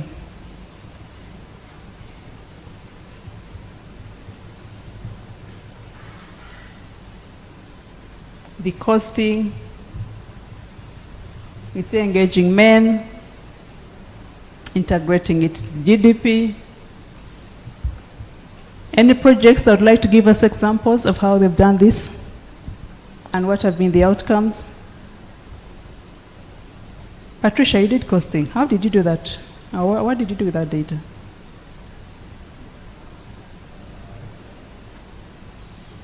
Has it helped you frame care differently? Introduce yourself, please, because I don't think we still remember the names. Okay, my name is Patricia Kitsawe-Kulo from APHRC. I think in terms of the economic cost, what we did in our project was to just do a costing of all the activities that would enable a woman to take her child to a quality enhanced childcare facility. So we're looking at the training components, the mentorship components, the addition or the availability of play materials within the center, all the costs that facilitated the improvement of the center. When we're thinking about it from a government perspective, then you need to remove the aspect of the person doing the implementation, the team doing the implementation. So like the implementer costs. And you think about it from a government perspective, if this was to be done by a government entity or a government department, what are some of the costs that should be put into consideration? And I think just using that framing, then it becomes very clear, like has been mentioned earlier, I don't remember, somebody mentioned about how much it would cost to set up a quality childcare facility. I think when it's very clear to government how much it would cost for them, then they're more able to budget or include that in their budgetary allocation in their short-term development and even medium-term development plans. But also another point, Annette, I think we need to think about care as that foundation without which no economic activity can take place. When you have young children, if there's a baby in the room, I think, and you can imagine the cost of bringing that baby here and the mother having to concentrate and just ensure that the baby is well taken care of. If that care is not taken into consideration, then we're not able to do anything. We're not able to do much. You saw that she was not able to stand when the rest of us were standing. So care is like the foundation. Without it, we can't do much. Thank you. So have you used that data to frame care differently, practically? We are yet to have those discussions. We haven't yet discussed the Thank you very much. There's a point here that kind of the link care from gender. Why does this matter? I wonder who posted this, but I'm curious to know how this can be done. It's Paul. I posted it, yeah. Okay. I thought it was anonymous, but it's okay. Yeah, so I was of the view that sometimes the reason care work is given less attention, probably, and linked to the first point of the ministries of finance and the other powerful sectors, is because it's being driven from mainly a gender perspective. And when you talk about care in most environments, the first thing that comes up is gender, and what comes up after gender is women-related issues. So the interest to take it as a critical policy issue or sector that contributes significantly to the economy is downplayed because of the perspective of having it coming in as a gender. I'm not saying that gender is not important, but I'm just saying it's being driven as a secondary to the gender discussion. So to me, I would think that if delinked from the gender narrative and intentionally we go into taking a sector-based approach and kind of valuing the contribution of care activities to agriculture, fishing, and different commerce, business, and the rest, it probably will bring in more attention in terms of how much the contribution from the care sector alone is making to the national economy. And then the gender aspects can come in after.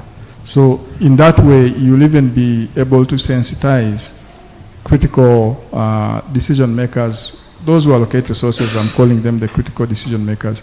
Those are the finance, education, health, and other resource-based sectors. So such sectors would take more attention if they go to realize the contribution of care specifically to their sectors rather than care through a gender perspective. That's my thinking. Thank you. Thank you. Okay, we'll take one point and then move on to the next question. Thank you, Paul. Yeah. So can I comment on something or someone else? Okay. I think I wanted to build on that. One interesting thing that I was wondering. So once you delink it from the gender subsector or sector, then you have to start thinking about where do you anchor this, which, because most governments have ministries or departments that have their own policies that are funded through the central budgetary allocation. So if then, building up on what he's saying, is thinking about how do you create a framework upon which this policy that takes account of care work is anchored. Is it in the Ministry of Finance, Treasury, or wherever it is? Because then it cross-cuts across different sectors, agriculture, health, education, and so forth. So the other way of thinking it, then you anchor it in one ministry, but then you create an intergovernmental forum where these issues are discussed. But I feel like perhaps if you anchor it as an economic issue, or as you say, that cuts across different, then Treasury becomes potentially an anchoring framework. But then you'd be able then to use that to cut across fisheries, agriculture, labor, and welfare, and other departments. So I think in addition to thinking of how do we delink it, then where do we place it? Positionality of the care economy within ministries and government structures. Thank you for that elaboration. I wonder who would own it. One point, and then we'll move to the next question.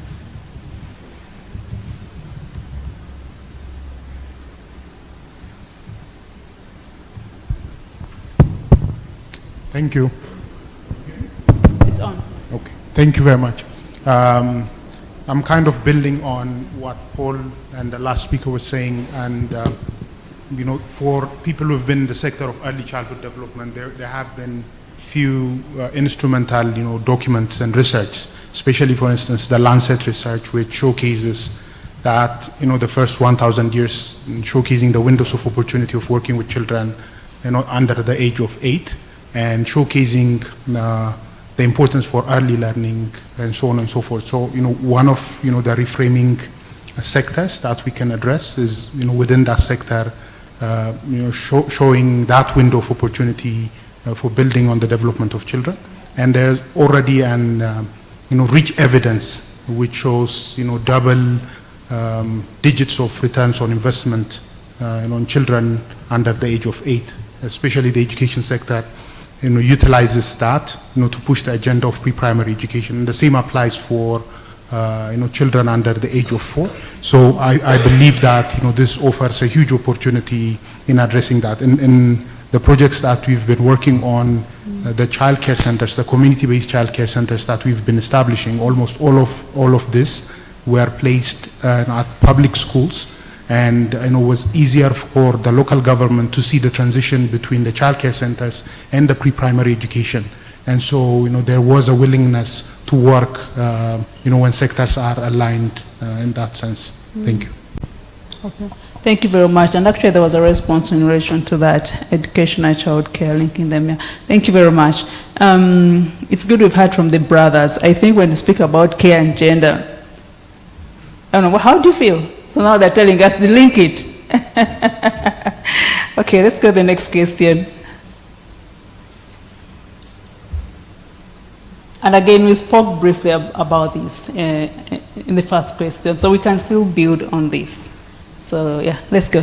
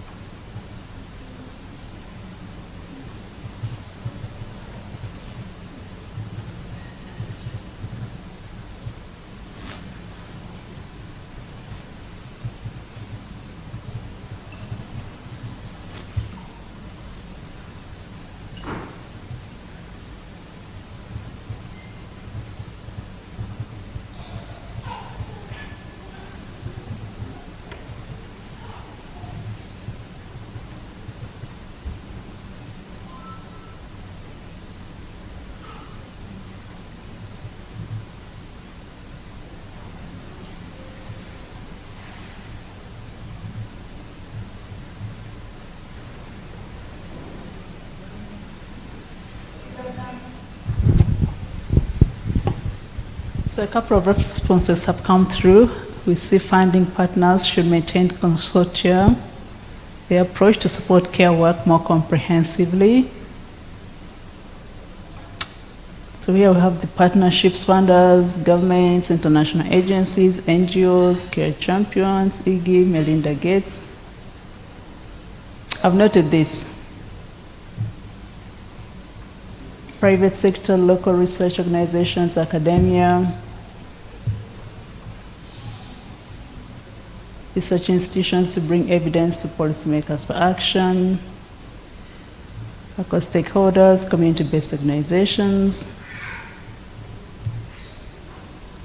Let me see, private sector players, government departments, relevant to care work, civil society groups, community groups, caregivers. So here I see colleagues mentioning quite a number of departments, but also and government organizations, women's rights organizations that we can work with. Communities are coming in here, grassroots organizations are coming in. private sector is featuring.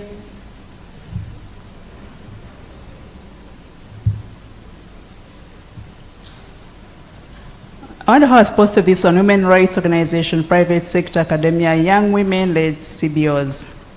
I think you probably shed more light on this as we get more responses.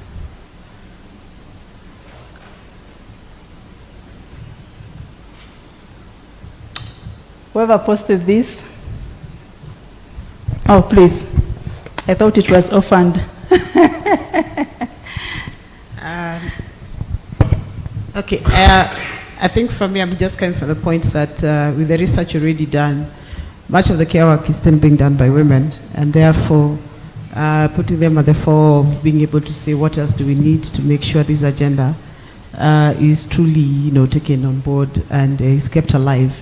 It would be good to have the people who really get engaged in the process involved in it. Secondly, private sector. These women are working not just for themselves. Some of them are employed by private sector units. And it is important we embrace so that the changes and policies we're talking about, for example, are not just for implementation for one set of institutions, it's for everyone. And it's important that we all sit on the table and agree together what does addressing care work look like. Young women-led CBOs is the future of the country everywhere in the world. They've already demonstrated they're very active and like to be involved as active participants in all conversations, and some of them have organized themselves. It will be important to work with the units that are available in the communities to keep this agenda going. Thank you. But just a follow-up question. Given the current situation where women rights organizations are continuously, getting budget cuts, and sometimes they even lack the space, the civic space to make their case and be heard. How would this partnership work out? And I'm looking at private sector here. Would they get a buy-in? They have the money.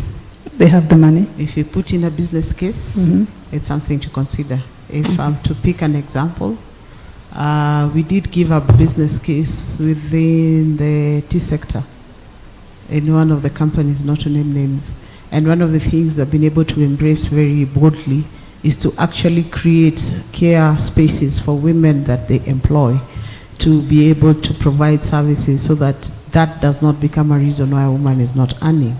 And also the factor time, domestic time use for these women. And most of them are very young women, and they've put in their resources, and that is factored in so that we may not do work at the same hours, but will be paid the same, because the reason why I was not working is I was doing unpaid care work. And so that's factored in how they've structured their payment. So yes, it's actually possible. For women rights organization on funding, it's about, I guess the current discussion is to say the over-reliance on bilateral partners may not be the most effective way. So let's find alternative ways, including being able to find and generate our own resources to support the work that you're doing. That includes thinking outside the box, that it's not about being given, it's also about you making money to do the alternative things that you wish to do. There are very many examples that you can borrow of institutions that have been able to do this. And so we are challenging women rights organizations to think boldly outside of that space.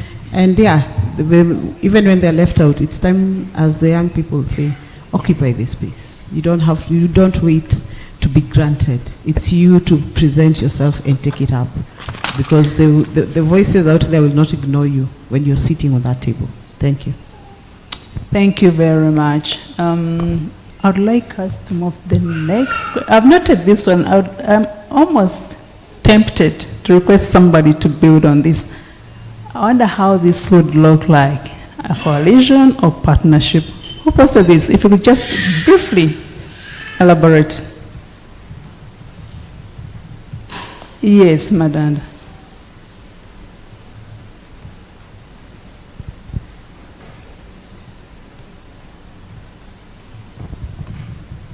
Yeah, just to speak to that, the current environment can obscure, can create a very desperate kind of feeling.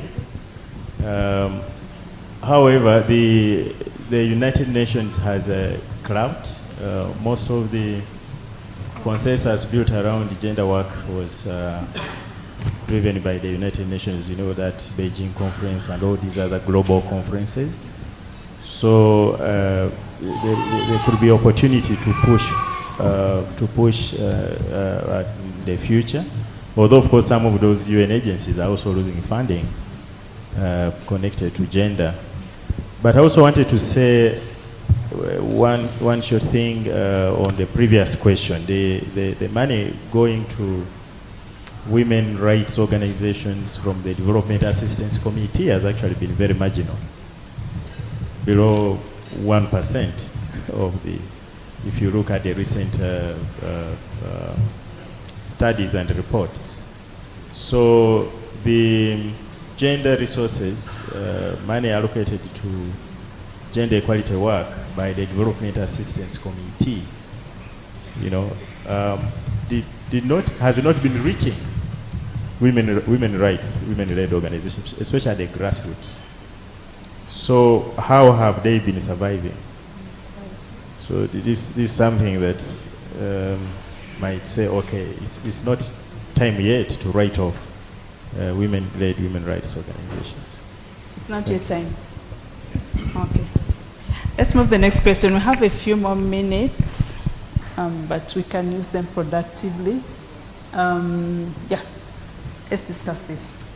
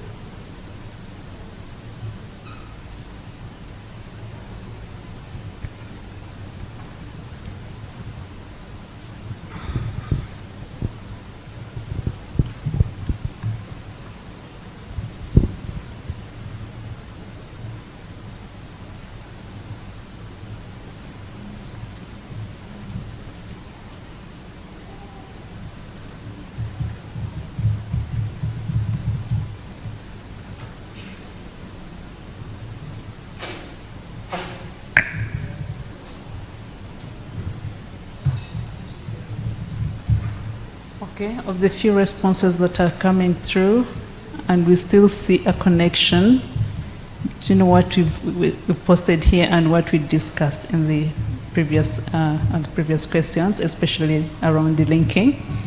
So here we see both gender and care, climate change, experiencing donor cuts. Here the intersection is useful for sustainable development. Here somebody spoke about the time spent gathering firewood and water. Climate change can exacerbate the women's care burden by making tasks more laborious and more time consuming. Stress, socioeconomic effects on both,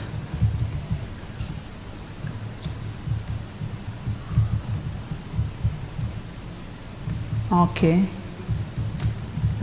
Climate change affects livelihoods, opportunities, infrastructure.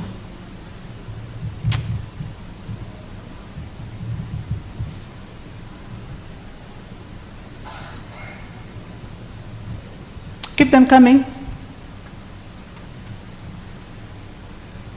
We see still a common thread around infrastructure, utilities, and how this affects the care responsibilities. Are there more responses though? Okay.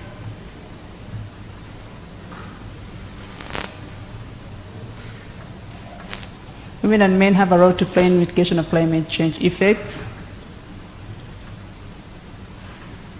Integrate these in national adaptation plans of action and mitigation. Increase of hunger, lack of food to clean, increase of GBV. Okay, I'd like us to discuss these 2 points probably. The connection between care and GBV. Who posted this? If you could kindly shed more light on this association. Yes, please.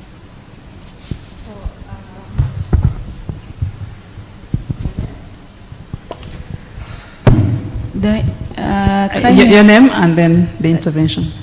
My name is Serafine from Réseau des Femmes.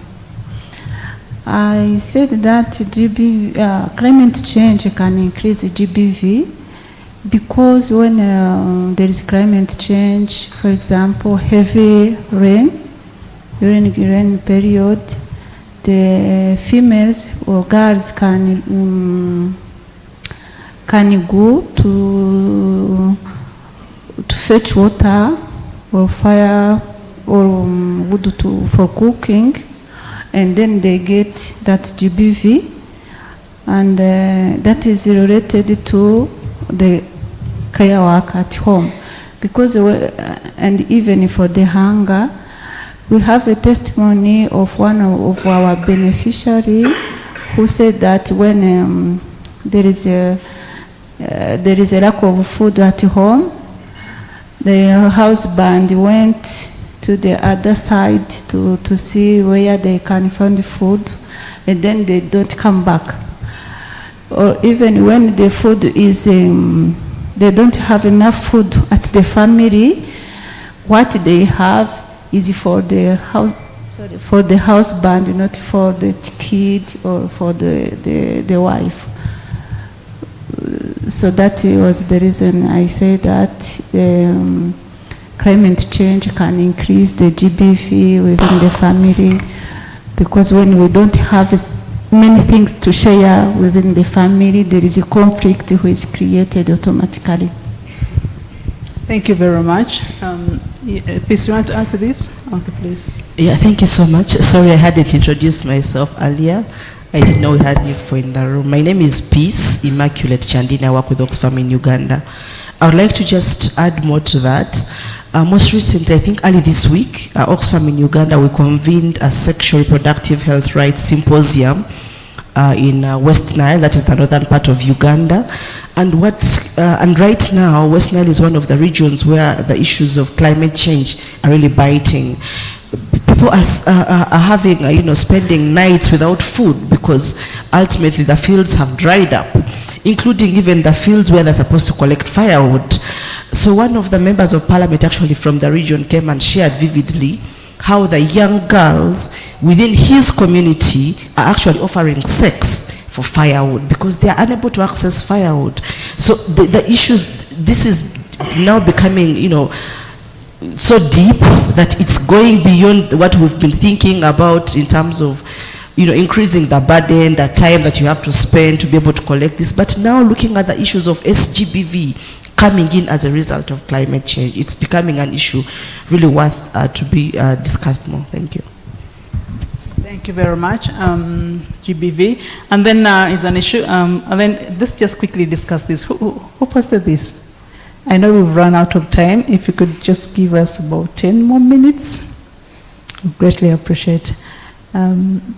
Who posted this? Integrate this in national adaptation plans of action and mitigation programs. How am I doing now?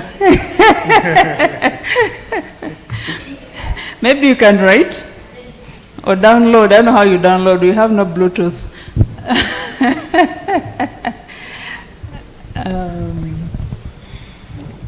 You could write it anyway. Let's see what we have down.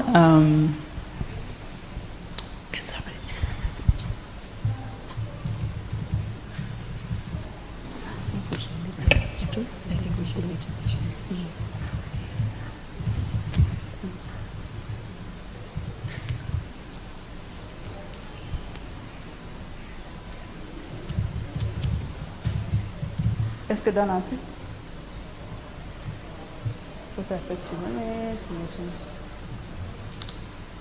Okay. So we had about 2 questions left. There was one on private sector, which I was kind of keen to discuss.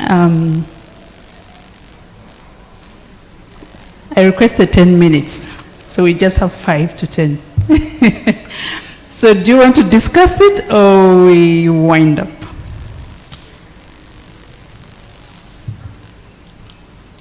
Should we continue briefly or we close? Yes, actually there are some responses there coming through. Actually you can answer them. By the way, yeah, we can do that, yeah. You just respond to all the questions and then we shall walk through them. And the final product from this small gathering is a small blog post. But we'll see what else we can do with this discussion. We have colleagues who express interest in reading the report to know what emerged from this roundtable. Our colleagues at Global Alliance Canada were very much interested in this, so we shall have a write-up that we shall share, and maybe we can distribute, I think, to the teams that are represented in this room. So just keep the responses coming through, and I'll hand over the floor to Colleen. But thank you very much for your active engagement. First of all, for honoring our invitation. I'm hoping that you will have time to interact with the colleagues in the room. Many of you are kind of tackling similar issues. We have the group projects that have closed. We have those that are scaling, and I'm sure you can learn from each other. Those that have closed can learn from those that are scaling to see what's really working and what's not working, and how some of these innovations can go to scale. So there's really room for us to learn from each other. Thank you very much. I'll leave Colleen to kind of help us wrap up. And we call it today. Thanks, Annette. Coming into the home stretch. So to the extent that you do have a few minutes just to fill out the last few questions in the Mentimeter, we would love to have your feedback. Sorry, it's a little extractive that we don't have time to chat about it, but what we're discussing here today and your answers are feeding into something really important, which is our community of practice in scaling care innovations. So it's really a space that we're setting up to continue to generate learning across the continent, across the globe, on scaling care innovations. So all of this is going into an important place. And I wanted to just close really thanking all of you for coming and giving us your time so generously this afternoon. If you want to follow up on the care work, you know, our last strategy and things that we're doing around GrOW East Africa, and also the work that we're putting in place through Scaling Care Innovations, Annette can provide you with that information. We also have another colleague in our regional office, Amar Nijawan, who is the Senior Program Officer for Scaling Care Innovations. So they're a pretty powerful, dynamic duo that are working on care from East and Southern Africa, and can provide you with some information and continue to connect you into this. But we hope that this has been useful and helpful for you. You've made some new acquaintances and people that you can reach out to. Are we going to circulate a bit of a report on this in it? Yeah. So, you know, that'll be, we'll try to continue to connect you forward.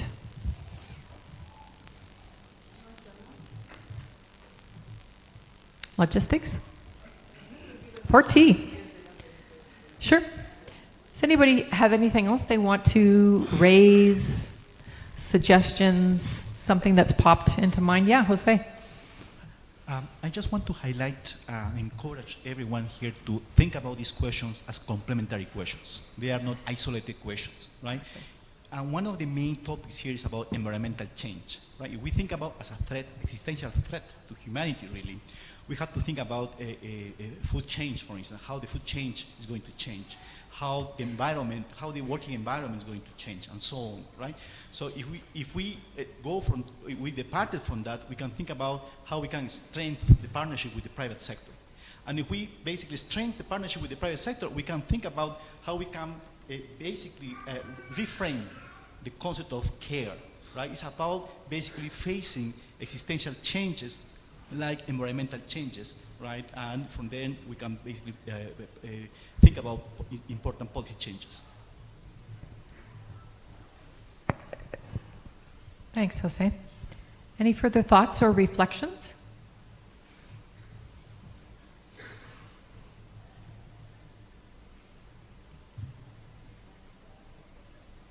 Over here. Maybe this has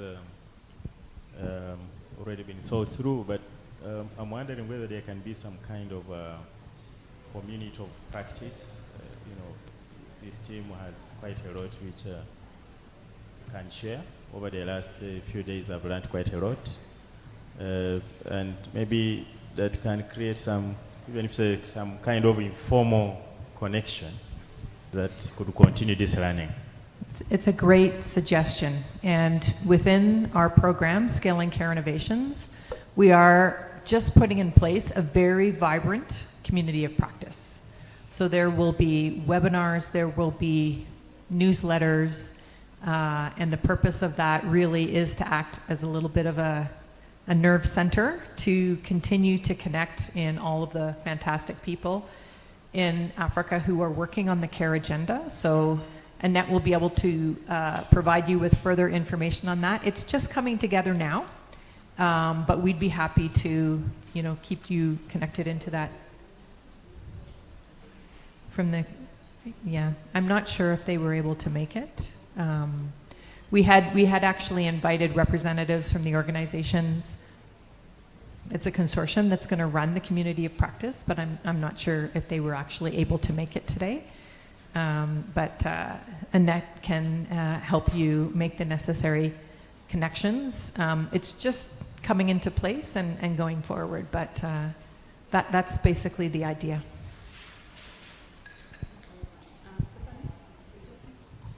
Thank you very much. Thank you, everyone. I think we deserve a hand clap. We can appreciate ourselves. It's a Friday, and really getting hold of you and actively engaging, it's quite a bonus to us. So Stephanie, where do we go from here? All right, so there is tea just outside the conference room in case you want a refresh or a snack. Yes. And feel free to hang around and connect, network. This should not be the end of our discussion.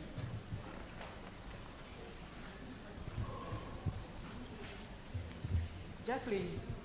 Wow, Mama, they're working on markets. Markets.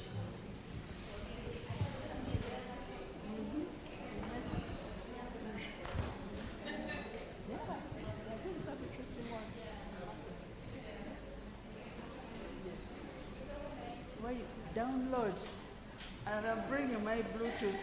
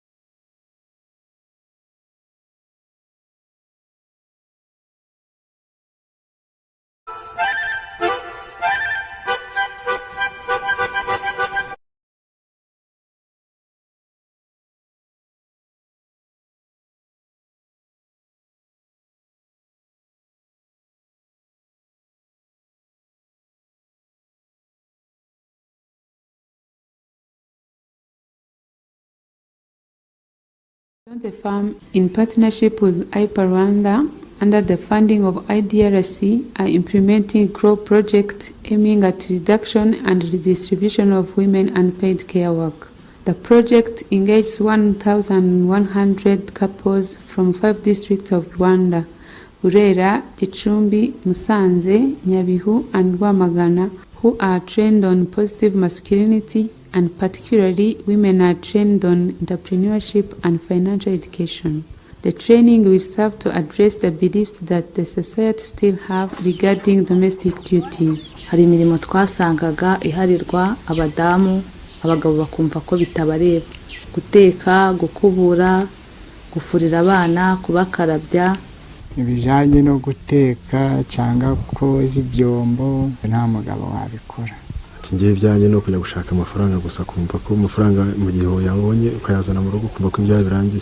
Kajya avuga ati nko gukubura hano ntago bimureba, ese nkankirirwa nijerekani ku mutwe mpetse umwana ngenda. Ukumva ko umugabo ari uko kugenda akigira mu kabara kinywera icupa akitahira, akaza bakamugabura akarya akaryama atazwi uko akazi ko mu rugo kagenze. Nibyo yakoze ku mugabo yagari impfa busa bwazagamo n'inkoni. Abo bagabo bo barahari cyane cyane nk'ina rwose babona badashobora gukoza ibintu byo gufatanya n'abadamu mu ngo zabo, kubyo niba bafatanya bagatura mugabo situzi uko byagenze. Kuko hari akazi wabonaga umugabo yakora, abandi bakaguseka, rimwe na rimwe bakavuga ko wamuroze. But now this mindset have changed due to the training. Ariko ubu ibintu byose byagiye ku murongo. Ubu nta nubwo natenye no gufata n'umwengo nkubure. N'umwana ndamufata nkamwoza nta kibazo rwose, ibintu biri kugenda neza. Mbere nari ndi umutayeri ariko ntabasha kubikora kubera kwa guca hariya nkagaruka hariya, ariko nsigaye nicara ku mashini nkabasha gukorera udufaranga, nanjye nkaba umugore wagize icyo yinjiza mu rugo. Kuza buri munsi mpa amafaranga, wavuye gukora mpa amafaranga, akantu kose akeneye abaza umugabo. Ariko ubu nkekaye nibyo ntajya amenya nimba yabibonye cyangwa atabibonye. Biranshimisha cyane. Turicara tukabiganira tukavuga ngo wenda ku kwezi niba urugero twaraguze inkoko, ubutaha tuzagura agahene. Rwose mu rugo bimeze neza, turimo turagenda tubikora. Iyi ni inyubako dore byaje mbese. Abagabo bafite imyumvire nk'iya mbere yuko mpugurwa bari mu buyobe. Ikintu nabagiraho inama ni uko ifatanyije n'umugore byanga bikunda, hari byinshi muteramo imbere n'ubwumvikane mu rugo, n'intonganya ziragabanyuka cyane. Tutarahugurwa hari imirimo yampariraga cyangwa se akayiharira nk'abana, akumva nk'uko kutindura ibishingwe bitamureba. Umwanya wo kujya mu bandi ndawubona cyane, nkanje ubu ngubu ndi n'umuyobozi w'umudugudu. Byashobotse kubera ko ya mirimo yagabanutse no kugirirwa icyizere kubera uko bakubona. Bakabona wabona igihe cyo gukora ibyo mu rugo, ukabona n'igihe cyo kuyobora wita kuri gahunda za leta. Amategeko tuyose turahuriza hamwe, nta gusuzugura undi. Ngo niba yagiye nko ku murenge ngo baramwakoye ngo yiriweyo, ngo ndatubona ngo mbese ko wiriweyo ngo hari icyo wakoze. Oya, aragenda mu byo bamubyiye, akazana mbese nyuma mu nama akansobanura ati gutya na gutya, nanjye nasigaye mu rugo gutya ndi gukora iki n'iki. Training on saving have also helped couples to form saving groups which are transforming their lives. Umuntu yakubwiraga kwizigama watekereza kutihagije, ukumva ntibishoboka. Ariko nyuma yo kubavuna bakatwigisha bikemera, twasobanukiwe neza ko umuntu agomba kwizigama atari uko yizigama ibyasagutse. Wenda ubu murareba ahantu mu dusanze ukuntu hasa, abadusuye mbere ntago ari uko basanze hasa. Ariko kubera dushobora kugenda twizigama buhoro buhoro, icyo tubashije kubona mbese ubwo bwizigame hari icyo bugenda butugezaho gahoro gahoro, nubwo bitazira rimwe, ariko turareba hari impinduka ziri kuza. Turizigama dufite itsinda, twewe twahuje imidugudu 3 nkuko turi imiryango 4 turahura turi imidugudu 3. Nk'ubu nta tungo nagiraga, ni ukuvuga ngo nta tungo nagiraga, ayo nagabanyemo niyo nashoboye gukuramo iyi hene, urukubona ko yabyaye. Couples were also supported with water tanks which are contributing to the reduction of unpaid care works. Amavomero rusange abakure, ubwo niba hari n'ibiceri wagomba kujya guhahisha imboga wabona utari bushobore kujya kuvoma, ukaba wabiha nk'umunyonzi kugira ngo aguhe amazi ku igare. Iyo byitwaga ko amazi ari hafi, ubwo ijerekani twayiguraga 200. Yaba yagiye kure kuko kuyabona ni ukurenga imurehe, jerekani akaba ari 300. Nawe urumva kugira ngo uzabone amazi yo gufurisha ntabwo byoroshye, ni amafaranga menshi cyane.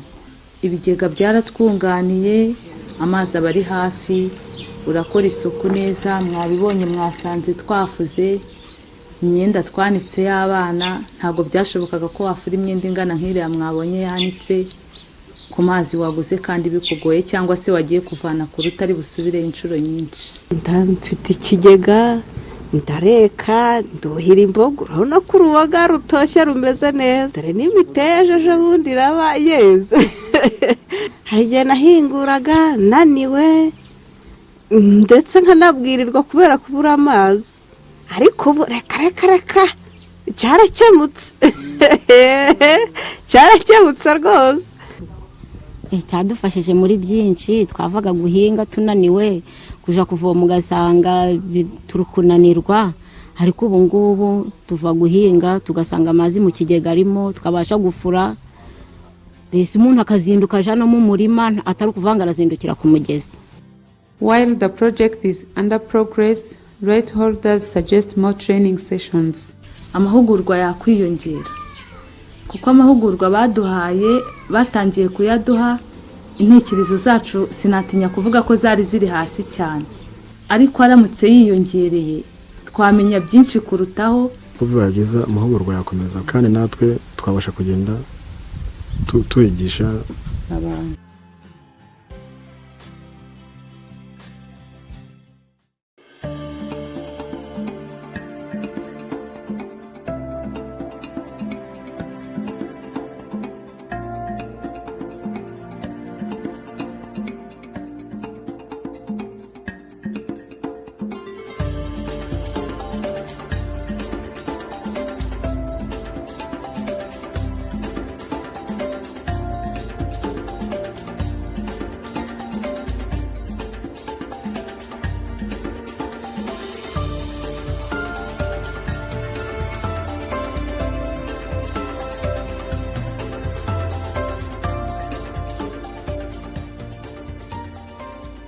Jambo, jina langu ni Tumaini.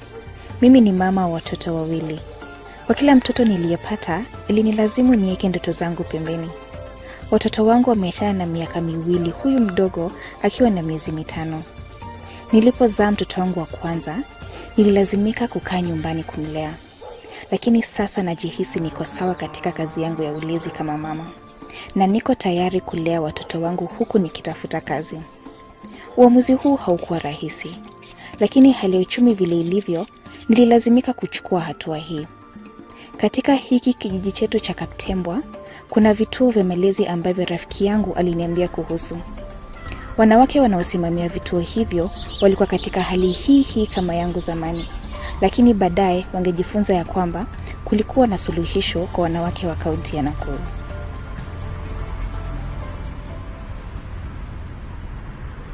Kituo cha kulea watoto Nakuru pamoja na mama kilianzishwa kama suluhisho kwa mama wenzangu ambao walihitaji niwachungie watoto wao walipoenda kazini. Hapo mwanzo sikuwa nawalipisha, lakini kidogo kidogo mahitaji ya wazazi kwa watoto yalianza kuwa mengi, kiasi cha kuwa singeweza kuyatimiza bila pesa yoyote. Kujishtukia nilikuwa na wachunga watoto karibu 10 kwa siku hivi. Nikaanza kuwalipisha shilingi 50. Na kwa wale wazazi wangependa niwatayarishie watoto wao chakula, niliwalipisha zaidi. Since the intervention, we have noticed improved health outcomes in children whose care providers' capacity has been increased. The parents are keen on exclusive breastfeeding for children under 6 months, provision of nutritious foods for children above 6 months old, and other health learning issues such as immunization. Child engagement plays a huge part in the learning outcome of children. The investment being done in promoting learning through play and other methods of stimulating children gives us a great promise. We anticipate that the investment will reflect on learning outcomes observed in the near future. Mothers make great sacrifices for their children, but one that we can prevent them from making is sacrificing their ambitions for a life of unpaid care duties. The